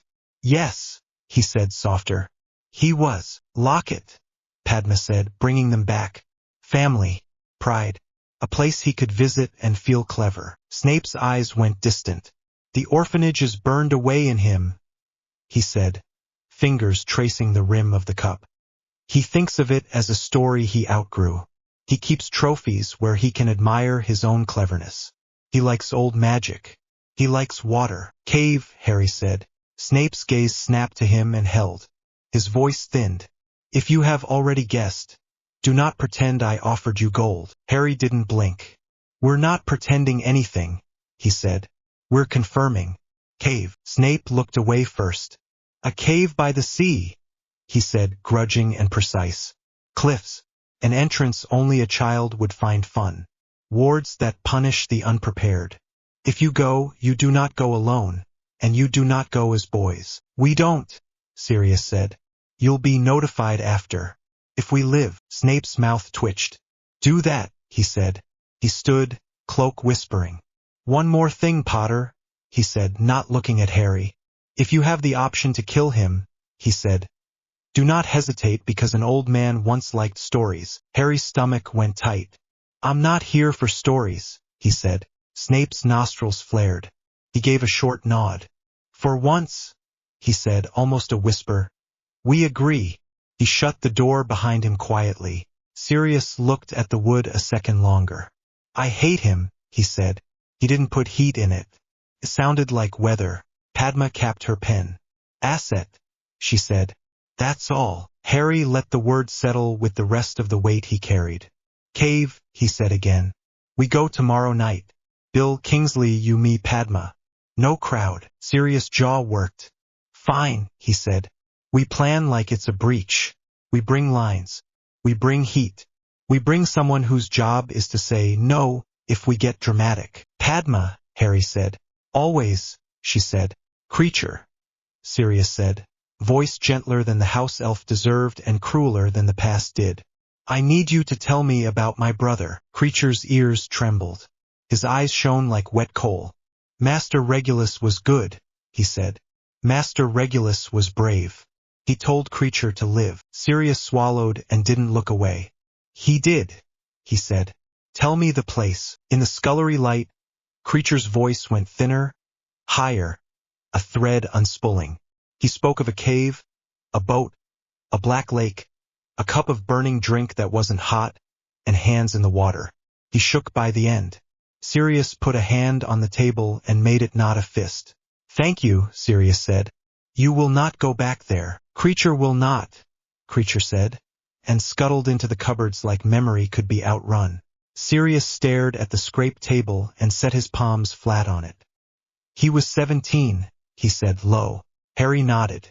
We'll finish it. Sirius' mouth twitched. That's the point, he said. The sea cave breathed cold at them. Waves smacked the cliff with a regular whump that got into bones. The entrance yawned low, teeth of rock at the lip. Salt burned the back of the throat. Spray dampened eyebrows. Bill set 3 anchors in rock out of habit. Kingsley checked the rope twice. Sirius shook out his shoulders like a boxer.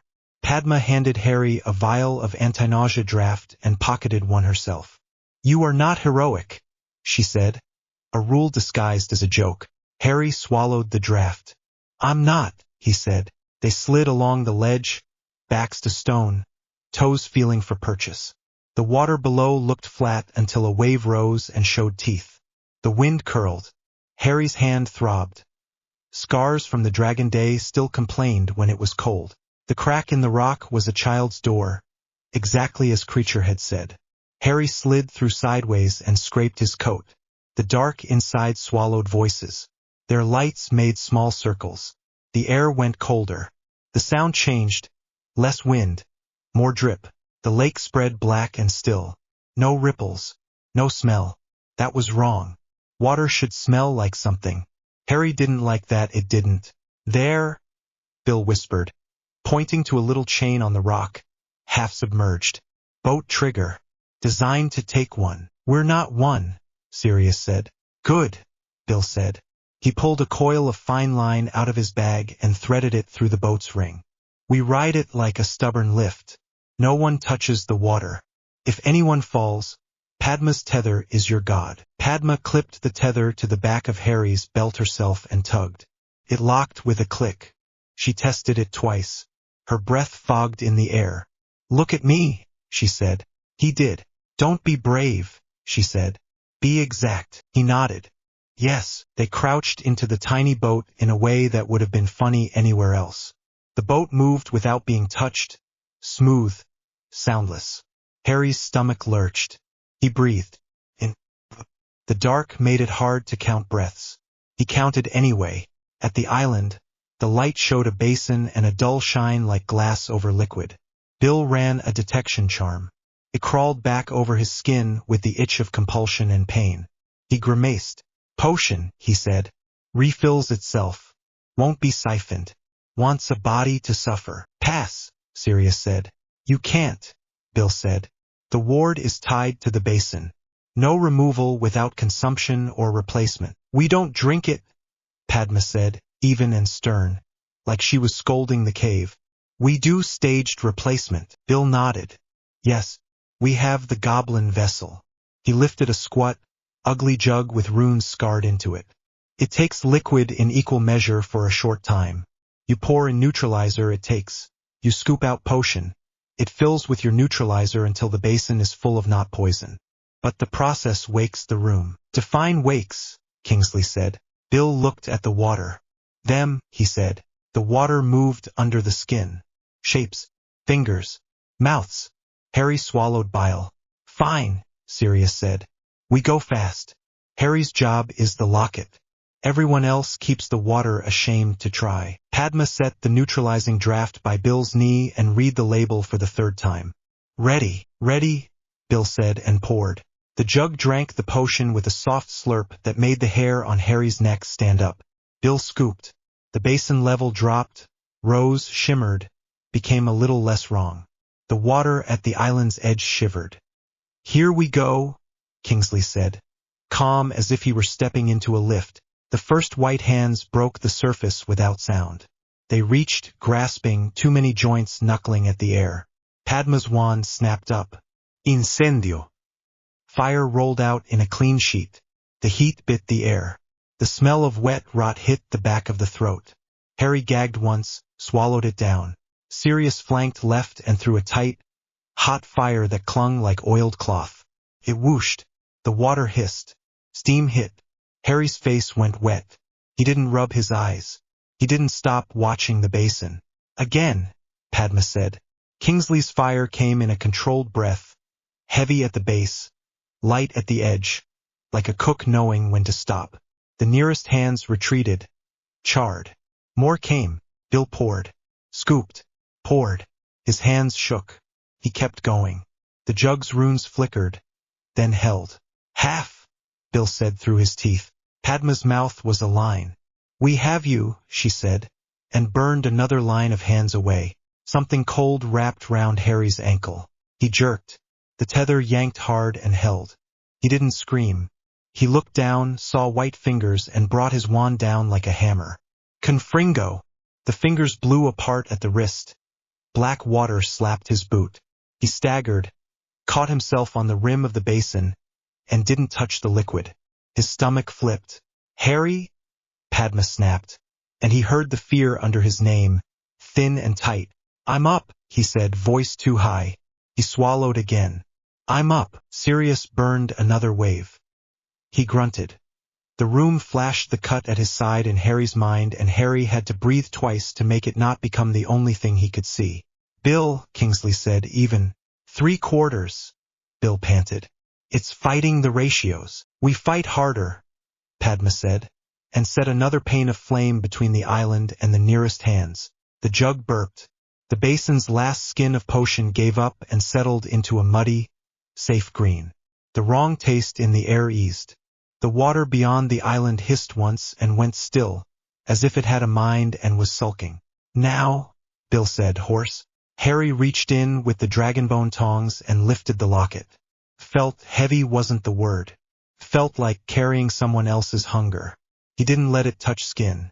He dropped it into the containment box and slammed the lid. The water surged, furious. Hands shot up, a dozen at once, slick and fast. Kingsley's fire took the front rank. Padma's caught the second. Sirius hit a third and then went thin. He swore, breath ragged. Out, Harry said, voice blown. Now, they piled into the boat and made it move with raw will and a tug on the line. The infantry followed, silent. A white line under black water. The boat slid. The island shrank. The locket sat heavy in the box, humming against Harry's calves. At the far shore the boat stuck for a heartbeat, then scraped. Kingsley hauled Padma up and over the rock with one arm. Sirius lost his footing and slammed a shoulder into the stone. He hissed. Padma grabbed the back of his coat and yanked like she was dragging a child out of traffic. They ran the ledge. The cave breathed behind them. The last line of dark air moved over their necks like a cold hand, and then they were back in the wind and the slap of the sea and the stink of salt. Padma bent at the waist and braced her palms on her knees, gulping air. Sirius laughed once, breathless. It sounded half-wild. Never again, he said. Once more for Regulus, Remus would have said. Remus wasn't here. Harry swallowed a sound that wasn't a word and squeezed the box until his fingers hurt. He looked at Padma. She was shaking. He put a hand on her back, warm through the damp coat. You did it, he said. She nodded, sharp. We're not done, she said. Move. They moved. Destruction was faster in the lab because they had learned. Karkesh clicked his tongue once at the locket and then said, No speeches. Bill laid the tools again with the neat precision of a tired man refusing to make a mistake. The basilisk venom sat ready. Bones watched in person this time, hair back, sleeves rolled. When Bill cracked the box, something inside the locket hit the warding glass with a flat, furious thud. The room dropped 3 degrees. Harry's breath smoked. Padma's hands trembled once, then steadied around her pen. Flood technique, Bill said. 3 drops might not take. We bathe it. If it screams, keep your shields. He let the venom slide. The locket rattled. A thin sound whined at the edge of hearing, like a kettle left too long on a low flame. The metal buckled at the hinge. The air tasted like iron. Harry's teeth ached again. His chest tightened hard enough he had to press his palm there. Padma's fingers found his sleeve and anchored. The first face rose in the metal. Padma's dead. Harry shut his mouth on a curse. He didn't speak to it. He didn't look at it full. A phantom of Sirius' body hit a stone shoulder. Veil. Harry's stomach flipped. He swallowed bile and breathed through his nose. You are not real, Padma said aloud, voice clinical through chattering teeth. We have the chain of custody. We have the witness. You're a device. She said it like she was labeling a jar. It helped. Karkesh bared his teeth. Pathetic trick, he said, and his hatred was clean and useful. He pressed the injector and added another line of venom. The sound in the air rose, peaked, cut. The locket cracked. Black smoke slammed into the glass and flattened.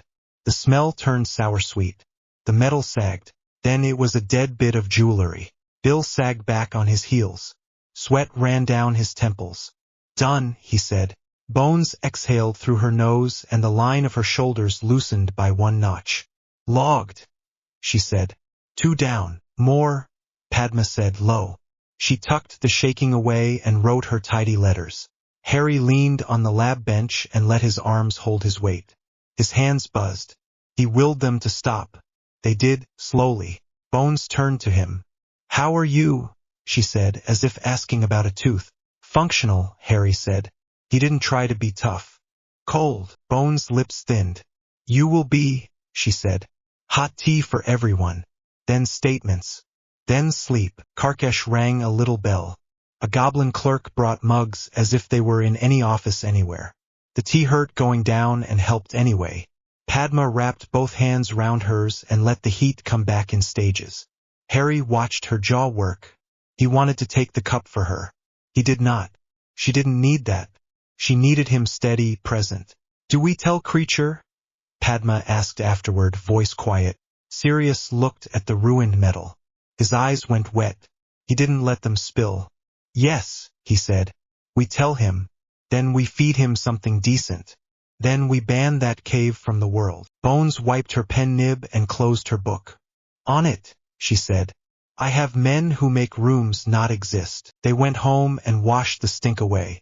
Harry stood under the hot water until his skin went pink and then colder than it should.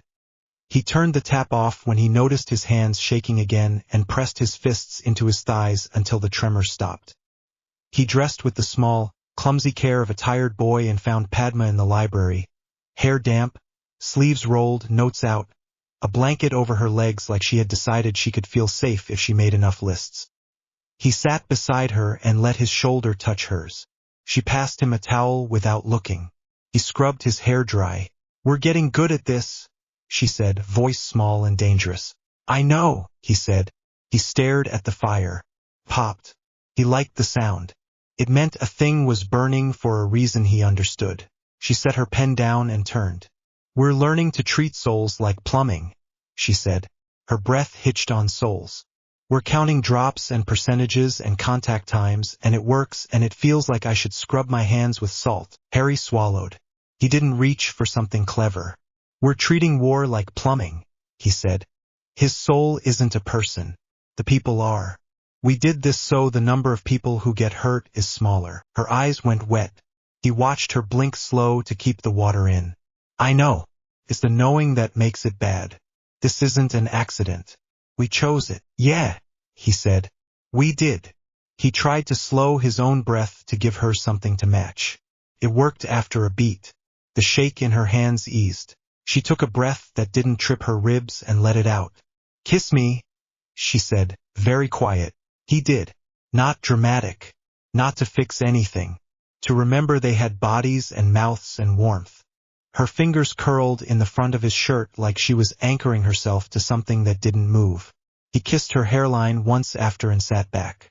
We stop if it makes us wrong, she said, warning and hope. We stop if it makes us like him, he said, meeting it. That's what I meant, she said, and her mouth twitched. You're pedantic, he huffed. We have rules, he said. We wrote them. She picked up her pen. We'll write more, she said. Knott's parchment came in neat and on time. Rookwood meets Caro Thursday 9 p.m. The old billiards room, Parkinson Manor. Severus will claim to be late. Malfoy not present. The penmanship didn't wobble. The details were almost kind in how much they gave. Padma held it up to the light. The fibers showed no curse. The corners showed no wear marks. The ink didn't pool where a hand might have hesitated. It's too clean, she said. Harry didn't look away from the Horcrux board on the wall. Pattern. Padma sketched a quick grid on scrap. Over the last 3 weeks, his intel accuracy rate is 92%. That's fine. The error types are what bother me.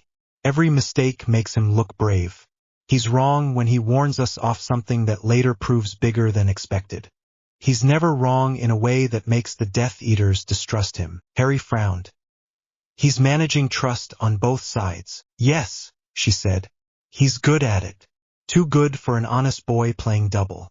He's not honest, Harry said without heat. No, she said. He's ours until he isn't. We need a canary, he thought. We plant a harmless false, he said. A time shift on a meeting that doesn't exist. See who moves. Padma nodded. Agreed. She wrote. Canary. Portree 2315. Bait. Warehouse. Audience. No one and underlined no one twice so she'd remember they were lying to ensure their own safety. Not to make a game. Arjun stuck his head in. Prophet wants a quote on the mysterious break-in last night, he said. Say nothing, Harry said. Say this, Padma corrected, passing him a slip. No comment on operational matters. The ministry is taking appropriate action. Children are not bait. She looked at Harry after Arjun left. That line will outlive us. Good, he said. Make it boring. Make it stick. Sirius limped in a minute later with a bandage under his shirt and a grin he pretended he meant. Creature cried on the locket, he said. Then he made stew like a man declaring war on hunger. Harry's throat went hot. He nodded once. Good. Sirius' grin faded. You all right? He asked to both of them. No, Padma said. Yes, Harry snorted. Functional, he said. He reached for the calendar. Tomorrow, Gringotts, deposit remains. Bones, sign off. Snape, debrief. Next, cup. Then Nagini. Then the wand. Then bed, Sirius said. Put bed on the list. Padma wrote sleep in tidy letters and drew a box for ticking. Harry watched her do it and felt better for reasons he couldn't defend with policy. Snape's debrief was quick and awkward because he had nowhere to put the surprise and wouldn't show it. You live, he said by way of greeting in the same classroom with the same dust. We do, Harry said. Snape's gaze flicked to Harry's hands. The tiny tremor was gone. He noticed. Good, he said like he hated that it was. Padma didn't waste time. We move on the cup next, she said. You tell us anything you have on Lestrange vault behavior. Snape's mouth tightened. You will not get a goblin to collude in a vault breach, he said. We won't breach, Harry said. We'll negotiate. Transparently. He didn't add like adults because he didn't need to. Snape studied him a second too long and looked away as if he'd seen something he didn't want. Ask the eldest Lestrange, he said dry. He will not answer. But his wife will gloat. She always does. She may give you a riddle. Try not to enjoy it. Sirius' jaw went hard. I don't enjoy anything about her, he said. Good, Snape said, and left them to their schedules. Padma made a note. Bill leads that conversation, she said. Fine, Harry said. He swallowed. The room still smelled of dust. Padma, she looked up. Thank you for the locket, he said, and the ring, and the cave, and the tether, and the yelling without yelling. She stared for a beat, then huffed a small breath. You're welcome, she said. She touched his wrist. Quick. Don't make me do it again tomorrow. I'll try, he said.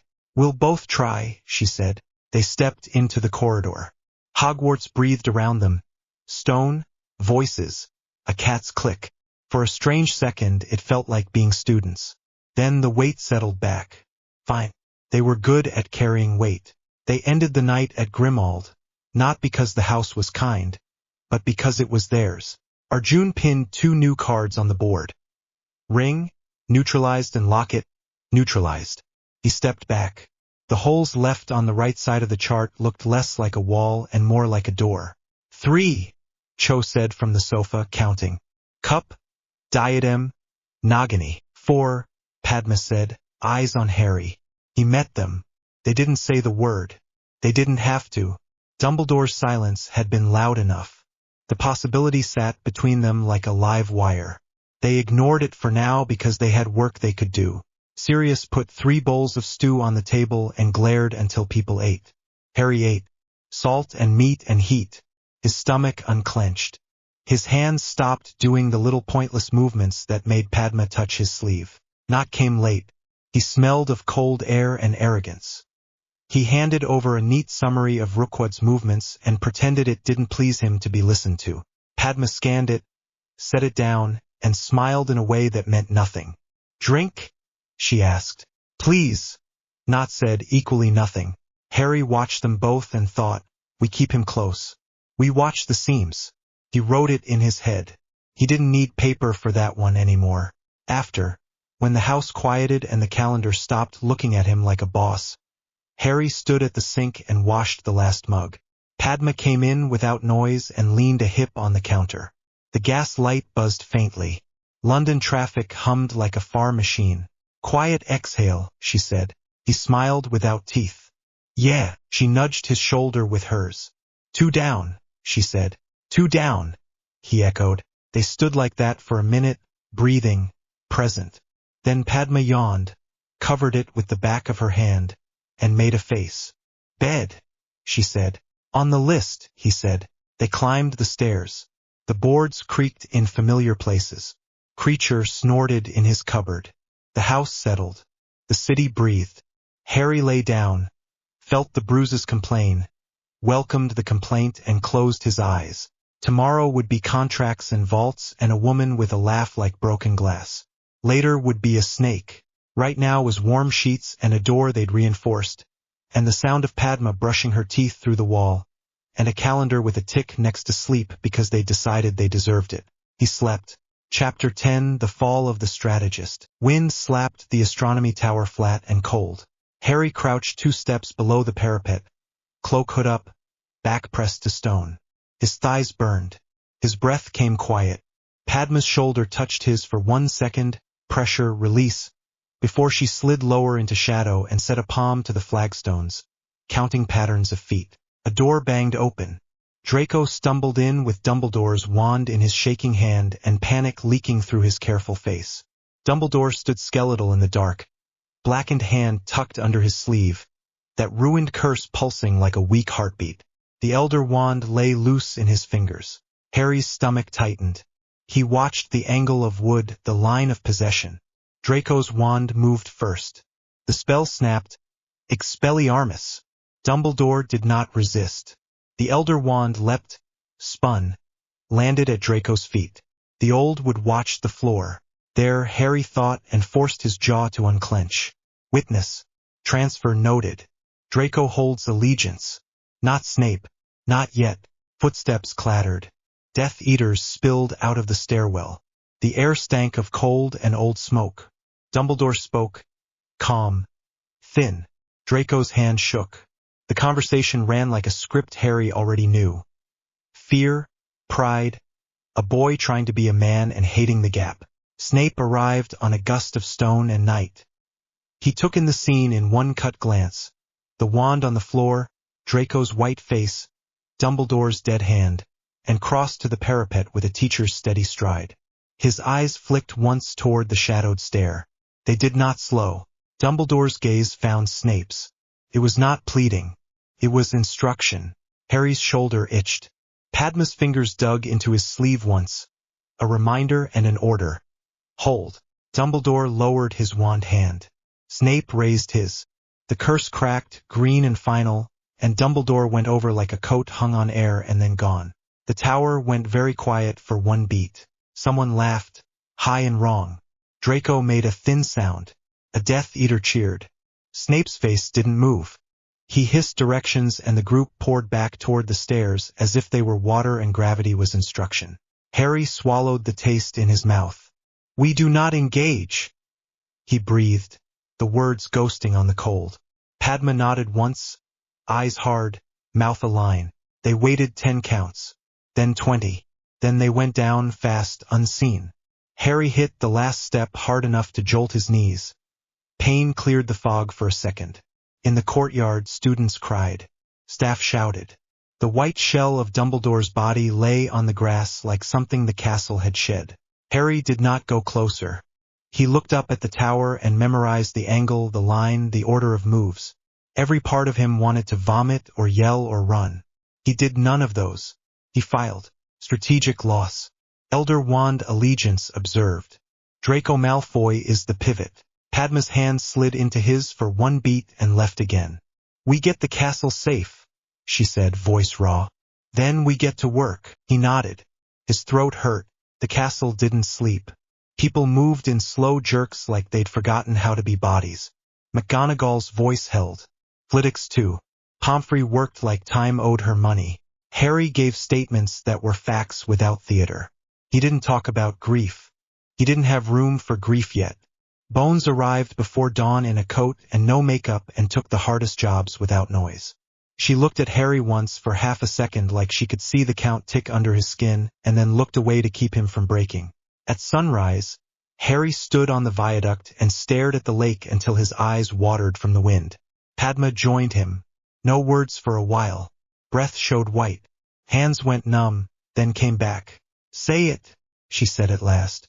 He controlled his last assets, Harry said. Snape's cover. The wand's story. He wrote an end that protected the play. It's not noble. It's tidy. Do you hate him for it? Padma asked. Later, Harry said. Right now I write the next page. She nodded once. Then we do the other hard thing. The canary, he said. His jaw tightened. Yes, the canary sang loud. At noon, Bones slid a single sheet across McGonagall's desk. Padma, Harry, and Sirius stood shoulder to shoulder. The headmistress, tired and iron, watched all of them like a line she would not let break.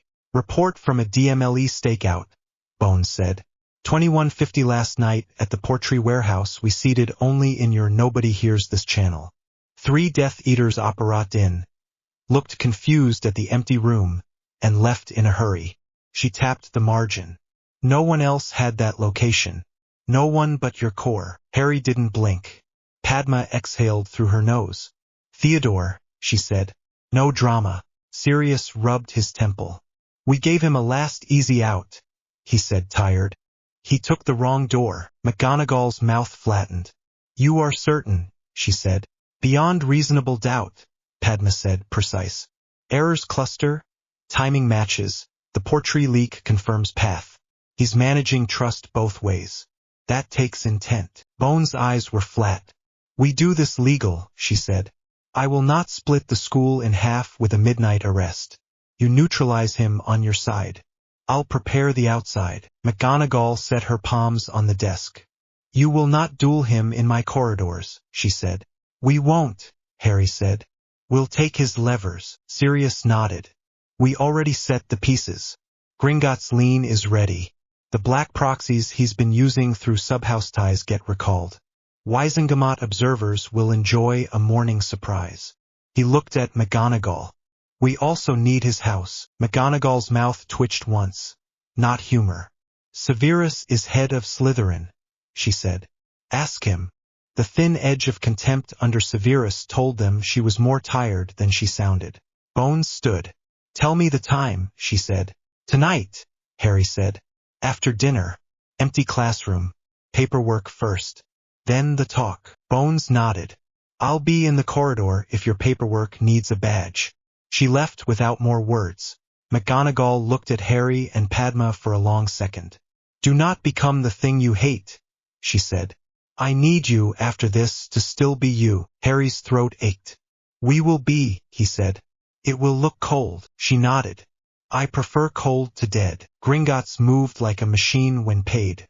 At 5, a goblin courier in a black vest knocked on the Slytherin common room door and asked for Theodore, not by name, with the calm of a clerk who enjoys finishing a file. Not took the envelope because he always took envelopes. He slit the top with his thumb. He read once, eyes moving left to right like a man who hadn't expected paper to shout. Notice of lien and suspension of credit. House not junior accounts frozen. Proxy privileges suspended pending inquiry. Signatures flagged. All call notes due. The black crest sat at the bottom beside Gringotts' steel stamp and Karkesh's signature. Not folded the paper. He did not blink. Of course, he said to no one. He smoothed his tie with 2 fingers and went to class like he had not been cut off at the ankle. Snape received a different envelope in his office, a neat stack of citations under Hogwarts house charter. House privileges may be suspended for conduct that endangers other students. The lines glowed. Dumbledore's quill had left the strokes years ago. Snape stared at the words for a long breath like they had insulted him. Then he signed in the space for head of house. Review initiated and set the file on the corner of his desk as if it had no weight. He told himself it was because he liked rules. They picked an unused classroom that still smelled of chalk and old summer heat. Padma set 2 chairs side by side so Harry and she would face as one. Sirius leaned on a desk at an angle where he could move if it turned ugly. Cho checked the dictaphone rune once and then twisted it off. No record. Not today. Harry rubbed his thumb across the edge of his wand until the pressure clipped the tremor he hated. He looked at Padma. "We're ready," he said. She nodded. "We do this clean," she said. "We don't let him bait us into being cruel. We are not judges. We are the consequence." Knock came on time, tie straight, hair neat, hands empty. He took in the room with one pass. Chairs, Padma's clipboard, Sirius' tired face. The lack of paper on Harry's desk because Harry didn't need paper to know. His mouth tipped, a small curve like he could still talk them round. "Architects," he said. "Sounds like a tribunal. Sounds like a conversation," Harry said. He gestured. "Sit," not did. He crossed one ankle over a knee like etiquette had to endure the end of a world. "You look wrecked," he told Harry, mild. "Long night." "Long," Harry said. He held Knott's eyes. "You leaked, Portree." Knott smiled with all his teeth. "Is that what this is?" he said. "Portree." Padma set the first sheet down. Timeline of access. She didn't push it toward him. She read. "You received the Canary time at 14:16. You met with Rookwood at 16:39. Confirmed by the Manor's ward log. Death Eater's apparat to Portree at 21:50. Pattern repeated from previous drops. Your wrong tips always make you look brave. You never take a hit that makes your other side doubt you." She laid the sheet flat. "Calm. You're finessing both ends." Knott's smile sharpened. "Because there are 2 ends," he said. "And you straddle them. I simply make a better show of it." Sirius' jaw worked. "Don't," he said, not loud. "Don't pretend you're doing clever balance. You sold us for sport." "Sport?" Knott's eyes flashed. "No. For an outcome. For Slytherin's outcome." Padma tilted her head. "Define it." "Order," Knott said. His voice was almost tender. "Structure that doesn't pretend everyone is equal when they aren't. Power to those who can use it. A magical polity that isn't run by a sentimental half-muggle headmaster on one side and an orphan fanatic on the other." He looked straight at Harry and let contempt be a brushstroke. "You're not one of us. You never were. And your efficiency only makes you more dangerous, because you will reshape the ministry like a factory and put muggle locks on every door." Harry's heartbeat thudded once in his neck. He kept his face still. "Yes," he said. "If I survive, I will make it work better." Knott's laugh was small and tired. "Exactly," he said. "I'd rather a pure-blood tyrant I understand than a clerk who files my grandparents into irrelevance." Padma's fingers tightened on the clipboard. She set it down before paper crumpled under her hand. "You tried to deliver us to a kill team," she said. "No color in it. You brought a rigged artifact to this room." She flicked her gaze to his pocket. Knott's hand froze 1 inch from the inside of his robe. He smiled, slow this time. "Do you know which one?" "The inkwell," Padma said. "Skin-activated bite. Low-level necrosis drawn out over hours to look like a curse caught in a crowd. You tried the same trick last year on a prefect in your house to make a point without getting your wand dirty." She lifted a little black pot from the desk where she had put it after taking it from his desk drawer earlier with a house elf's help and a legal warrant signed by McGonagall. She set it far from everyone. "No," Knott's nostrils flared. "Cute," he said. "No," Harry said. "Practical." He slid one folded document toward Knott. "The summary you care about. Gringotts has frozen your junior accounts and black proxies. You owe on the paper your father used to float you. Karkesh will not take your calls. The House of Black recalled every favor your name touched. The Wisengamot observers have your last month of movements in a tidy packet. Amelia Bones will use the packet." Knott kept his hand away from his pocket now like it was a point of pride. And inside the school? He asked. Scorn thin as glass. The classroom door clicked. Snape stepped in, cloak a shadow, eyes careful. He looked at not the way a mathematician looks at a recurring error he has decided to amputate. Mr. Knott, he said. House review. By the charter, I am obligated to suspend your access to Slytherin privileges pending completion. No passwords. No common room. No house elf errands under your signature. Return your badge. Not laughed once. Too hard. You sign scrolls while children die, he said. Is that what Slytherin means to you? It means the covenant of a house, Snape said. We protect our own from murderers and from themselves. You made that impossible. His mouth thinned. Badge. Knott took the silver snake from his lapel and set it on the desk with the care of a man laying down a small animal. His face didn't move. Sirius leaned forward, voice soft. Look at me, he said. Knott did. I brought you into my house, Sirius said. I put food in your mouth. I gave you a seat at a table you were not owed. You spat in it. Knott blinked. That got through. I used it, he said. The words more honest than anything else he'd said. For what mattered? Harry let the quiet sit 2 counts. This is how it goes, he said. You walk out of this classroom escorted. You pack. You leave Hogwarts tomorrow under DMLE supervision to your family seat. You do not touch a wand in the interim. You do not contact Death Eaters. You do not contact us. We will send Bones everything. If you run, she will hunt you, and she's better at it than you think. Knott looked at the inkwell. He looked at Snape. He looked at Harry like he saw, finally, that all the doors he knew were bricked. And if I refuse? Padma's voice was flat. Then we expel you today and hand you to Bones now with your inkwell, and she will ask her questions in a room without windows. Knott smiled with no light. You won't kill me. No, Harry said. We don't need to. You don't have money, votes, passwords, or friends. You have an ideology you won't live long enough to see win. He didn't add, and you are 17 because pity felt like a trick. Knott stood. He smoothed his tie again. His hands shook, once. He made them stop. Slytherin will survive your clerk's republic, he said, quiet, almost tender. We always do. Snape's mouth twitched, pain and pride fighting. We survive because we adapt, he said. You refused. Knott looked at Padma. You were the only one I liked, he said, and it almost sounded real. She didn't blink. Go, she said. He went. Bones was a shadow in the corridor, waiting. He didn't meet her eyes. Snape watched the door close like it had cost him a piece of skin. He breathed once. You will carry this, he told Harry without venom. Harry swallowed. I know, he said. Snape's gaze flicked to the empty badge. He is what I could have been, he said, so low Harry almost missed it. Then he left cloak a clean slash. Sirius blew out a breath and scrubbed his face with both hands. I want a drink, he said. Padma sat down because her knees briefly didn't want to cooperate. Her hands shook now the choice was done. Harry sat beside her and let his knee press to hers until the tremor eased. He stared at the inkwell and felt nothing good. We did it clean, she said. Cold, he said. Cold is clean, she said, and wiped her eyes with the heel of her hand in quick, angry motions. I hate that it had to be you. It had to be us, he said.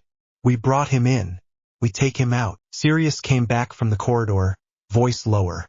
Bones will keep him breathing, he said. His father's name buys him a slow fall, not a quick one. Harry nodded once. He looked down at his hands. They were steady. He hated that they were steady, and he also liked that they were steady. Both could be true. Padma leaned into his shoulder for 1 second. He turned his head and kissed her hairline, small and simple. It didn't fix anything. It reminded them they were human. Next, she said, voice rough. Draco, he said. She blinked. Now, soon, he said. We can't control Snape's story. We can control the wands. He's the pivot. I need to take his wand without turning it into a duel that changes nothing. Padma thought. Corridor, she said. No audience. No taunts. No speech. You walk up to him when he's alone and scared, and you disarm him once and you walk away. Clean. You do not punish him. Exactly, Harry said. He stood. His legs had that stiff post-adrenaline feel like he'd sat too long after a sprint. He stretched until his back popped. Room of requirement corridor, he said. He haunts it these days. Sirius frowned. I'll shadow. Harry shook his head. No crowd, he said. He bolts when watched. I need it boring. Sirius hated it. He nodded anyway. We'll be within a shout. Always, Padma said. She slid 2 fingers into his palm. Squeezed once. Let go. If he tries to spit in your face, you don't spit back. I'll bring a handkerchief, Harry said, and that earned him a weak smile that helped more than it should. The corridor outside the room of requirement breathed warm and empty. Torches clicked. Stone smelled like dust and heat. Harry walked with his bag over one shoulder and a book in his hand. He looked like a boy going to find quiet. His heart did the small fast thing. He made it a metronome. Draco came around the corner with a face like a paper mask. He looked thinner. His eyes tracked too much. His left sleeve hid a secret the castle knew anyway. He saw Harry and stopped.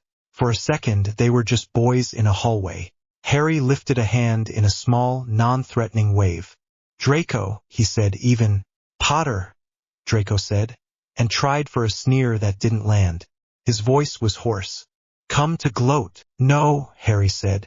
He kept his body open, shoulders loose, wand low. I came to do something I have to do. It won't hurt. Draco's jaw clicked. He reached for his wand like a reflex. Don't. Harry's wand moved. The word snapped clean. Expelliarmus. Draco's wand jumped from his fingers and smacked into Harry's palm with a small, honest sound. Harry caught it. He did not raise it. He did not aim at Draco. He set it on the floor between them and stepped back. Draco stared, throat working. What game? No game, Harry said. His voice shook once and he chose not to fix it. You disarmed a man last night. I needed to disarm you. The wand keeps score. That's all. Draco swallowed, face pale. He bent, picked up his wand, and didn't know what to do with his hands after. He stared at Harry as if waiting for a punch. Harry nodded once and stepped past him. Go home, he said, not looking back. If you can. Draco didn't answer. Harry heard him breathe too fast in the quiet and kept walking until the curve of the corridor took the sight line away. Around the corner, Padma leaned against the wall with her arms folded. A look that was not relief and not pride and something of both. She pushed off and came to him. Small steps, soft shoes. Done? She asked. Done, he said, and his body shook once and then stopped. He exhaled. I hate this part. I know, she said. We're good at it anyway. That's what I hate, he said. And she nodded because she hated it too. Sirius joined them from the far end, hands in his pockets, scanning on reflex. Clean? He asked. Clean, Harry said. Now we bury the next object. Cup, Padma said. Vault. We do it by the book so the bank helps us on the next 3 decades, not just today. Harry's mouth went dry. We do it by the book, he said. Padma looked at his face. Harry, the funeral, she said, gentle. Tomorrow, he said. His chest hurt saying it. We stand on grass and say the words and then we go back to work. Padma nodded and slid her hand into his. Warm skin. Ground. He didn't deserve it, he took it anyway. They walked back to Grimald under a sky that had the wrong number of stars. Creature shoved bowls at them and told them to eat. Sirius stared at the table for a long minute and then ate. Cho tacked new cards to the board with steady hands. Arjun updated the Gringotts status with a neat line. Not frozen. Harry stood in front of the board and let the new shape burn into his head. 2 dead objects. A cup, a diadem, a snake, a wand's silent ledger now corrected. He wrote one more card without speaking. Theodore NOTT. Neutralized. Political/financial/house. Action. None further unless he moves. He pinned it under risks and stared until the letters stopped blurring. Padma came up beside him, shoulder to shoulder, like always. Quiet exhale, she reminded. He breathed. It didn't fix anything. It made it possible to take the next step. At the edge of his hearing, a clock ticked. Somewhere in London a bus growled. The house creaked. In the morning he would stand in black and listen to names. In the afternoon he would sit across a Gringotts table and ask Karkesh to audit a vault that belonged to people who would rather carve their names into glass than share a road. He looked at Padma. "We keep the rules," he said. "We wrote them," she said. He kissed her once, simple and present, and let go. "Tomorrow," Harry said. "Tomorrow," she echoed. Outside, the city breathed. Inside, the board waited. The analyst did not look away. Chapter 11 The Final Price. The vault door was a mountain with hinges. Karkesh touched 3 iron studs, and the Lestrange crest hissed as if it hated the room. "Once," he said, flat. "In and out. No touching anything that does not belong to you. No spells that bounce.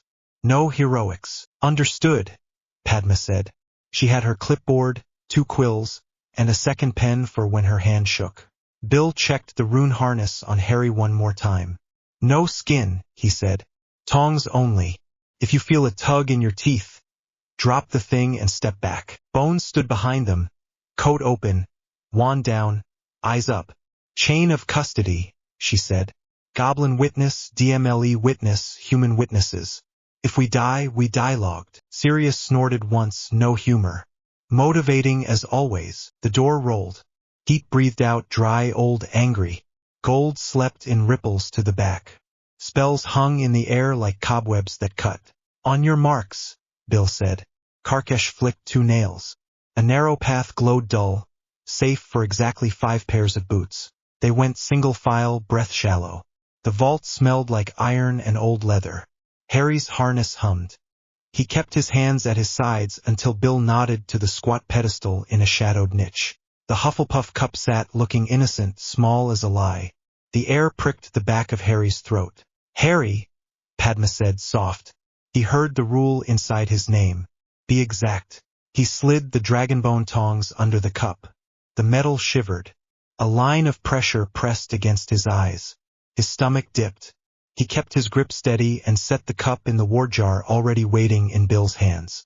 The jar's lip rune snapped closed. The hum in Harry's teeth eased by 1 notch. "Out," Bill said, not loud. They reversed, breath in beats. The door rolled again. The cool of the outer corridor felt like life. Karkesh nodded once. "You do not open that here," he said. "Lab. Now." The lab smelled like vinegar and hot iron. Bill laid out the tools with a surgeon's neat, tired hands. Karkesh stood square. Bones uncapped her pen. Padma dated the top of the page, the numbers small and crisp. Sirius stood just behind Harry's shoulder so Harry could feel him there without seeing him. "Ready," Bill said. He cracked the jar's seal and fed a line of basilisk venom along the lip of the cup. The metal went gray. The air dropped cold. A thin, childish voice hiccuped in Harry's head. "Help me," and then broke into a hiss. Padma's hand found Harry's sleeve, small, quick, grounding. "Device," she said, clinical. "Not a person." The cup thrashed against glass like a caught beetle. Bill did not flinch. He flooded it again. The sound in the room rose to a fine, painful whine. Peaked. Cut. The cup buckled, then slumped into a dead thing that used to be dangerous. "Neutralized," Padma said, writing the word like it paid a bill. Bones signed. Karkesh signed. Bill wiped his forehead with his wrist and blew out a tight breath. "Hate soul magic," he said. "Keep hating it," Sirius answered. Harry put both hands on the bench and let the shaking run through his arms and burn out. His ribs hurt where the harness had pressed. He welcomed the ache. It meant he was still a body. "Next," Bones said. "No triumph. Just the list." "Diadem," Padma said. "Room of requirement. Tonight." Karkesh lifted a brow. "Not my bank," he said. "Take your problem out of my building." "We will," Padma said. She capped her pen. Her fingers didn't shake now. "Thank you." Karkesh looked at Harry for 1 heartbeat. Unreadable. "Return what is owed," he said and left. Sirius watched him go. "He means the bill and the promise," Sirius said. "Let's pay both." Night made the castle's breathing louder. They came at the 7th floor blank wall in soft shoes, cloaks bare of show. Padma paced 3 times, precise. The door spilled out of stone like it had been waiting. Inside, aisles and islands of the discarded. The smell of dust, old polish and paper gone soft. Harry's mouth went dry. He hated this room for its chaos, for how easy it was to lose a person inside someone else's forgotten things. Split, Padma whispered. Stay in voice. Bill lifted his detection charm. It pulsed toward the high stacks right. Padma's charm chimed 3 times. Not music, more like a fork to glass. Sirius took left, wand up, eyes hard. Harry went straight, count in his head keeping his feet light. He saw it by the glint first. Not gold, older. Something like moonlight soaked into a thing that thought it was important. The diadem perched on a bust as if the bust had been made for it. Harry's stomach tightened. I have it, he said low. Don't touch, Padma breathed. Harry set the jar under it. Bill slid in, tongs ready, movements clean. The diadem twitched like a living thing when the bone touched it. Harry's teeth ached. He set his jaw and didn't let his shoulder flinch. Bill dropped the diadem into the jar, sealed it. The air trembled. Time, Sirius warned. We woke neighbors. The rustle came first, then the whisper of charm echo. The room remembered fire. Harry's breath went thin. He shoved the feeling aside. No fiend fire, he said aloud to himself and to memories, like rules said in a kitchen. We do this clean, they did. In the lab again, Bill flooded the diadem fast. The scream wasn't sound. It was pressure behind the eyes that made Sirius swear and Padma's pen slip 1 millimeter. The metal sagged, split, died. The wrong taste in the air cleared. Padma closed her eyes, then opened them and wrote, neutralized with slow, neat strokes. Nagini, she said. Last. Harry echoed and swallowed. Maps lay everywhere. Kingsley anchored one with his palm. He keeps Nagini close, he said.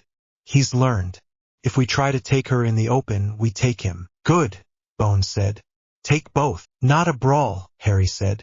A choke. Padma tapped the chalk circle she'd drawn. We build a severing lattice, she said. For corners, anchored. When the trigger fires, a grid slices anything crossing the plane. It doesn't care about skin or scales. It just does maths. Sirius made a face. I love when you make murder sound like a kitchen scale. It keeps us alive, Padma said. She set 4 counters on the corners. Kingsley tonks, Bill me. Harry is the lure and the trigger. Sirius is the stopper behind him if the world gets stupid. Bones nodded. Location. Nocturne's back passage, Arjun said, sliding in. The one that sells rat blood and doesn't ask for names. Cloistered. Stone. Alcoves. Bad sightlines for anyone but us. Risk, Bones said. All of it, Harry said. Less than a melee in a field. Bones looked at him long. All right, she said. You get your grid. I'll seal the approaches without taking your head off when you run. Appreciated, Harry said, meaning it. Padma pressed the chalk hard enough to ghost her fingers white. We set, we wait, we do not improvise, she said, and looked directly at Harry when she said do not. I hear you, he said. He did. The alley's stones sweated. Padma's breath showed thin in the cold. Kingsley's anchor rune flared once, then went dull, set. Tonks popped her gum and then stopped because sound had weight here. Bill whispered the last sigil and kissed his fingers to the chalk like a footballer tapping a threshold. Sirius leaned in the mouth of a side arch, eyes on the run of the street, wand under his sleeve. He didn't joke. Not here. Harry stepped into the middle of the square and let the room of the alley hold him. He planted his feet so he would not shift when fear told him to. He counted his breath, metronome steady. He let his mind go blank except for the job. Now, Padma breathed. Her voice came from everywhere because of the wards. The trigger rune warmed under Harry's palm. Footsteps. Hiss. A smell like copper and wet. Voldemort didn't come first. The snake did, sliding like a rope pulled by a bad hand. The swell of it made Harry's stomach lurch. The tongue flicked, tasted. The head turned to him like it remembered. Voldemort stepped into the square on a tide of cold. The wards hummed. Harry felt the way the magic hid inside the seams of the air and decided what to do. His skin crawled. "Potter," Voldemort said. His voice was low and near. No theatrics. No friends shouting from behind pillars. He laughed without sound. "You learned economy." "Finally," Harry said. He saw Padma's silhouette, one shadow inside a shadow. He did not look at her. He watched the coil of the snake. Voldemort crooked 2 fingers. The snake lifted its head, eyes dull and hungry. "Kneel," Voldemort said, amused. "Grid," Harry said, and dropped his hand. The world stuttered. The 4 corners flared. A line of light sliced the square a finger above the stones. Then 3 lines, then 9, clean, thin, humming like wires in wind. The snake struck on instinct and hit a plane that did not care about instinct. The sound was wet and heavy. Pieces thumped. The head opened and closed once, reflex, and went still. The smell hit, hot, metallic, wrong. Harry gagged hard and swallowed it down. Voldemort's eyes went wide. Surprise. An expression that looked stranger on that face than any mask. Then his gaze snapped up to Harry and the surprise went to something cleaner and worse. "Hate like ice." "You," he began. "3, Padma said in Harry's ear. 2, 1, clear." The grid died. The ward hummed down. Tonk's anchor winked out with a neat pop. Kingsley's went quiet. Bill blew his breath out through his teeth. "Last anchor cut," Padma said. "He's whole." Harry's stomach flipped. "Now," he said. Voldemort's wand flicked. The curse went green and fast. Harry felt the Elder Wand's choice like a muscle twitch in someone else's hand. The green hit his shield and skated. He rolled, came up hot, and sent a banishing charm at Voldemort's ankle. Hard, not elegant. Bone cracked. Voldemort stumbled. His next curse stuttered. The wand fought him with a tiny, crucial delay. Padma threw a chain binding at Voldemort's wrist. He ripped it like cloth. Kingsley's silent stunner hit Voldemort's shoulder and fizzled. The skin there rippled with an ugly ward. "Not him," Harry snapped. "Me." He stepped inside the bad angle of the stone and the hiss of the dead snake. Chest tight, breath short. He felt tired in the way that means later, not now. Voldemort smiled, tiny. "You think you have learned my stories," he said. "You hold a stick that does not love you." Harry swallowed. "It does," he said. "You gave it away on a rooftop." Voldemort's eyes cut to Harry's hand. Doubt flickered, minuscule. Harry didn't try to win an argument. He moved. 3 short flicks, shield, jinx to the knees, blinding flash. Voldemort's shield took the first, missed the second. His leg buckled. The flash burned his eyes gray for a second. Harry stepped in and took the ground like it was a ledge. "Now," Padma said again, not to him, to herself. Her stunner hit Voldemort's hip. Sirius curse took the wall behind him apart. The debris smacked Voldemort's back and knocked breath from him. He snarled and snapped the killing curse blind. It went wild. The Elder Wand whined like a violin string stretched wrong. The green curled, lost spine went dull. That was the moment. Harry took it. Expelliarmus. The wand left Voldemort's hand as if it had been waiting for permission. It jumped into Harry's palm with a sound like wood settling in a quiet house. The air shifted, subtle and final. Voldemort stared at his empty fingers, as if the digits had betrayed him. He made a thin, furious sound and grabbed for raw magic like rage was fuel. It fizzled. He was a man now, not a hive of anchors. Harry didn't be clever. He didn't gloat. He put the Elder Wand in his left hand and used his own to cast a single, clean, heavy stunner. Red hit pale forehead. Voldemort's head smacked stone. Bones stepped in from the side street with 2 oars like a curtain cue. "Now," she said, crisp. The containment manacle snapped round Voldemort's wrists with a sound that made the hair on Harry's neck lie flat at last. The oars hauled him, not gentle. A hood went over his face. Bones' voice stayed steady. "He breathes until the court says otherwise." Padma's knees went loose. She sat. She put both hands on the cobbles and let the trembling run.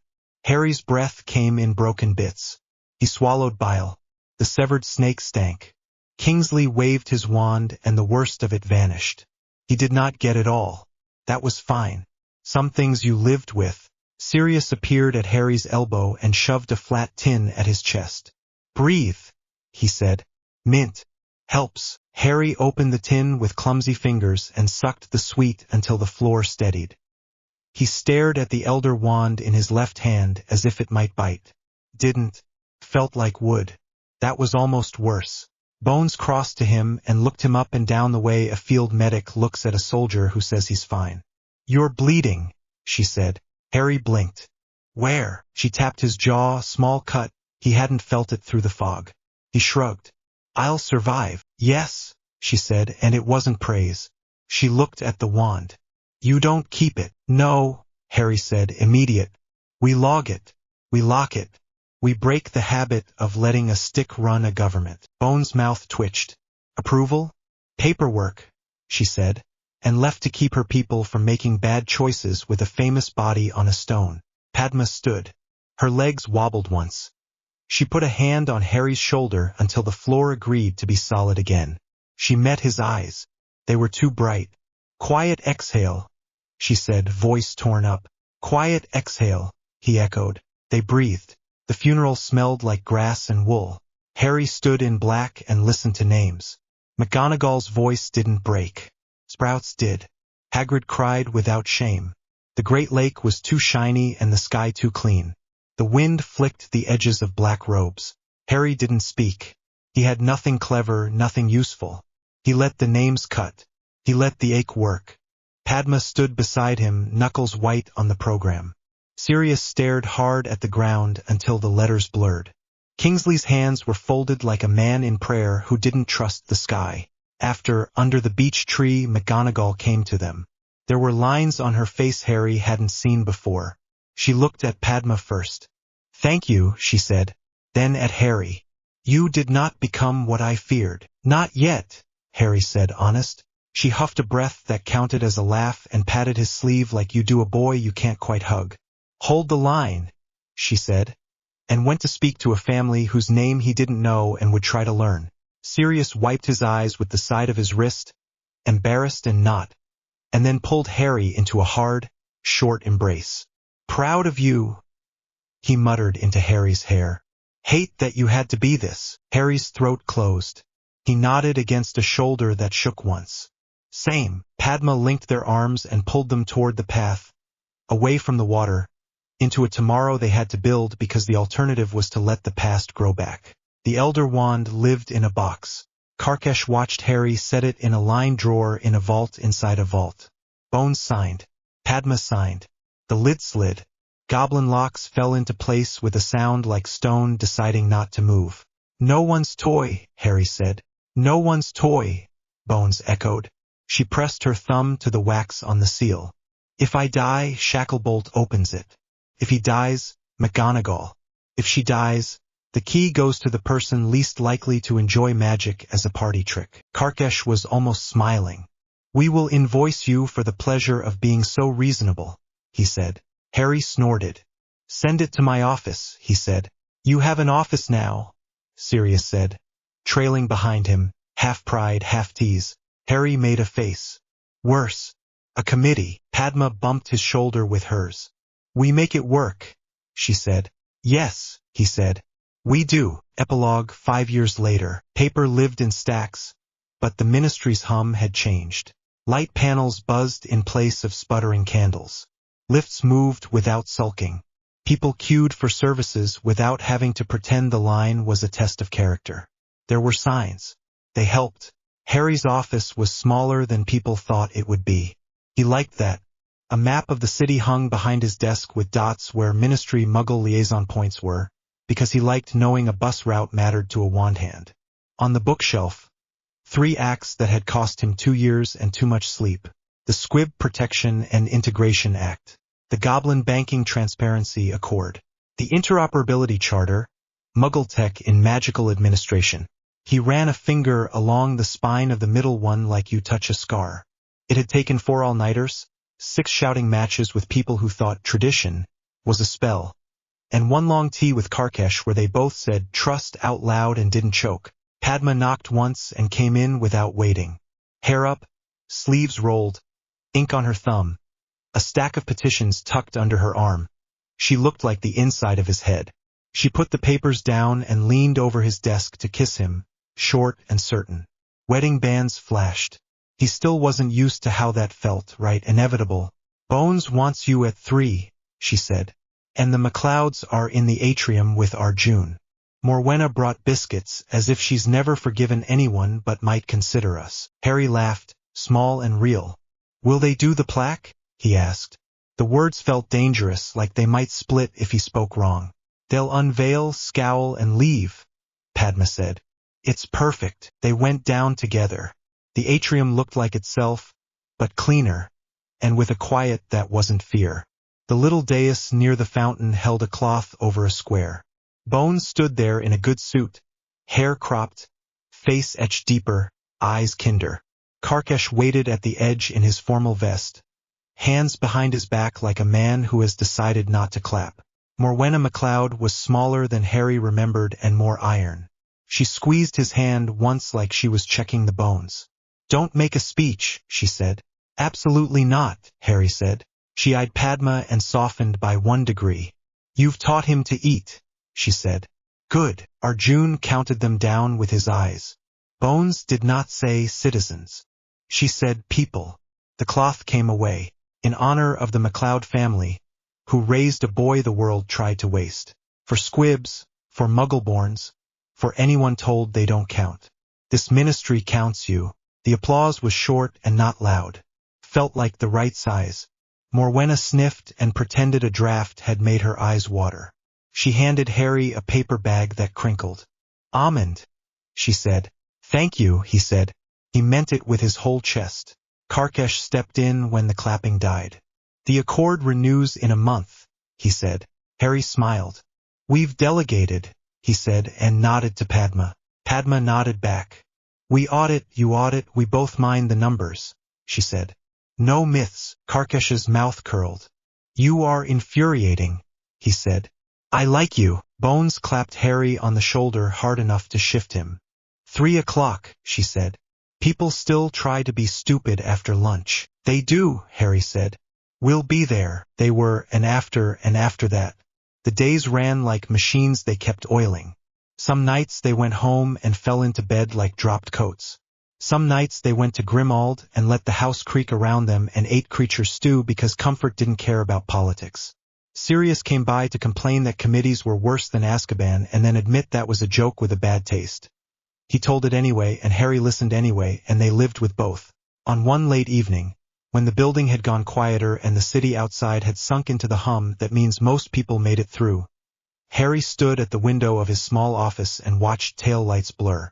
Padma came up beside him and set her head against his shoulder for 1 second and then straightened because spines matter. Do you ever miss the chaos? She asked. No, he said, honest. I miss the people. I don't miss the chaos. She looked at the plaque photo on his desk, the one Cho had taken when they'd been young and exhausted and stupid in the right ways. We paid, she said.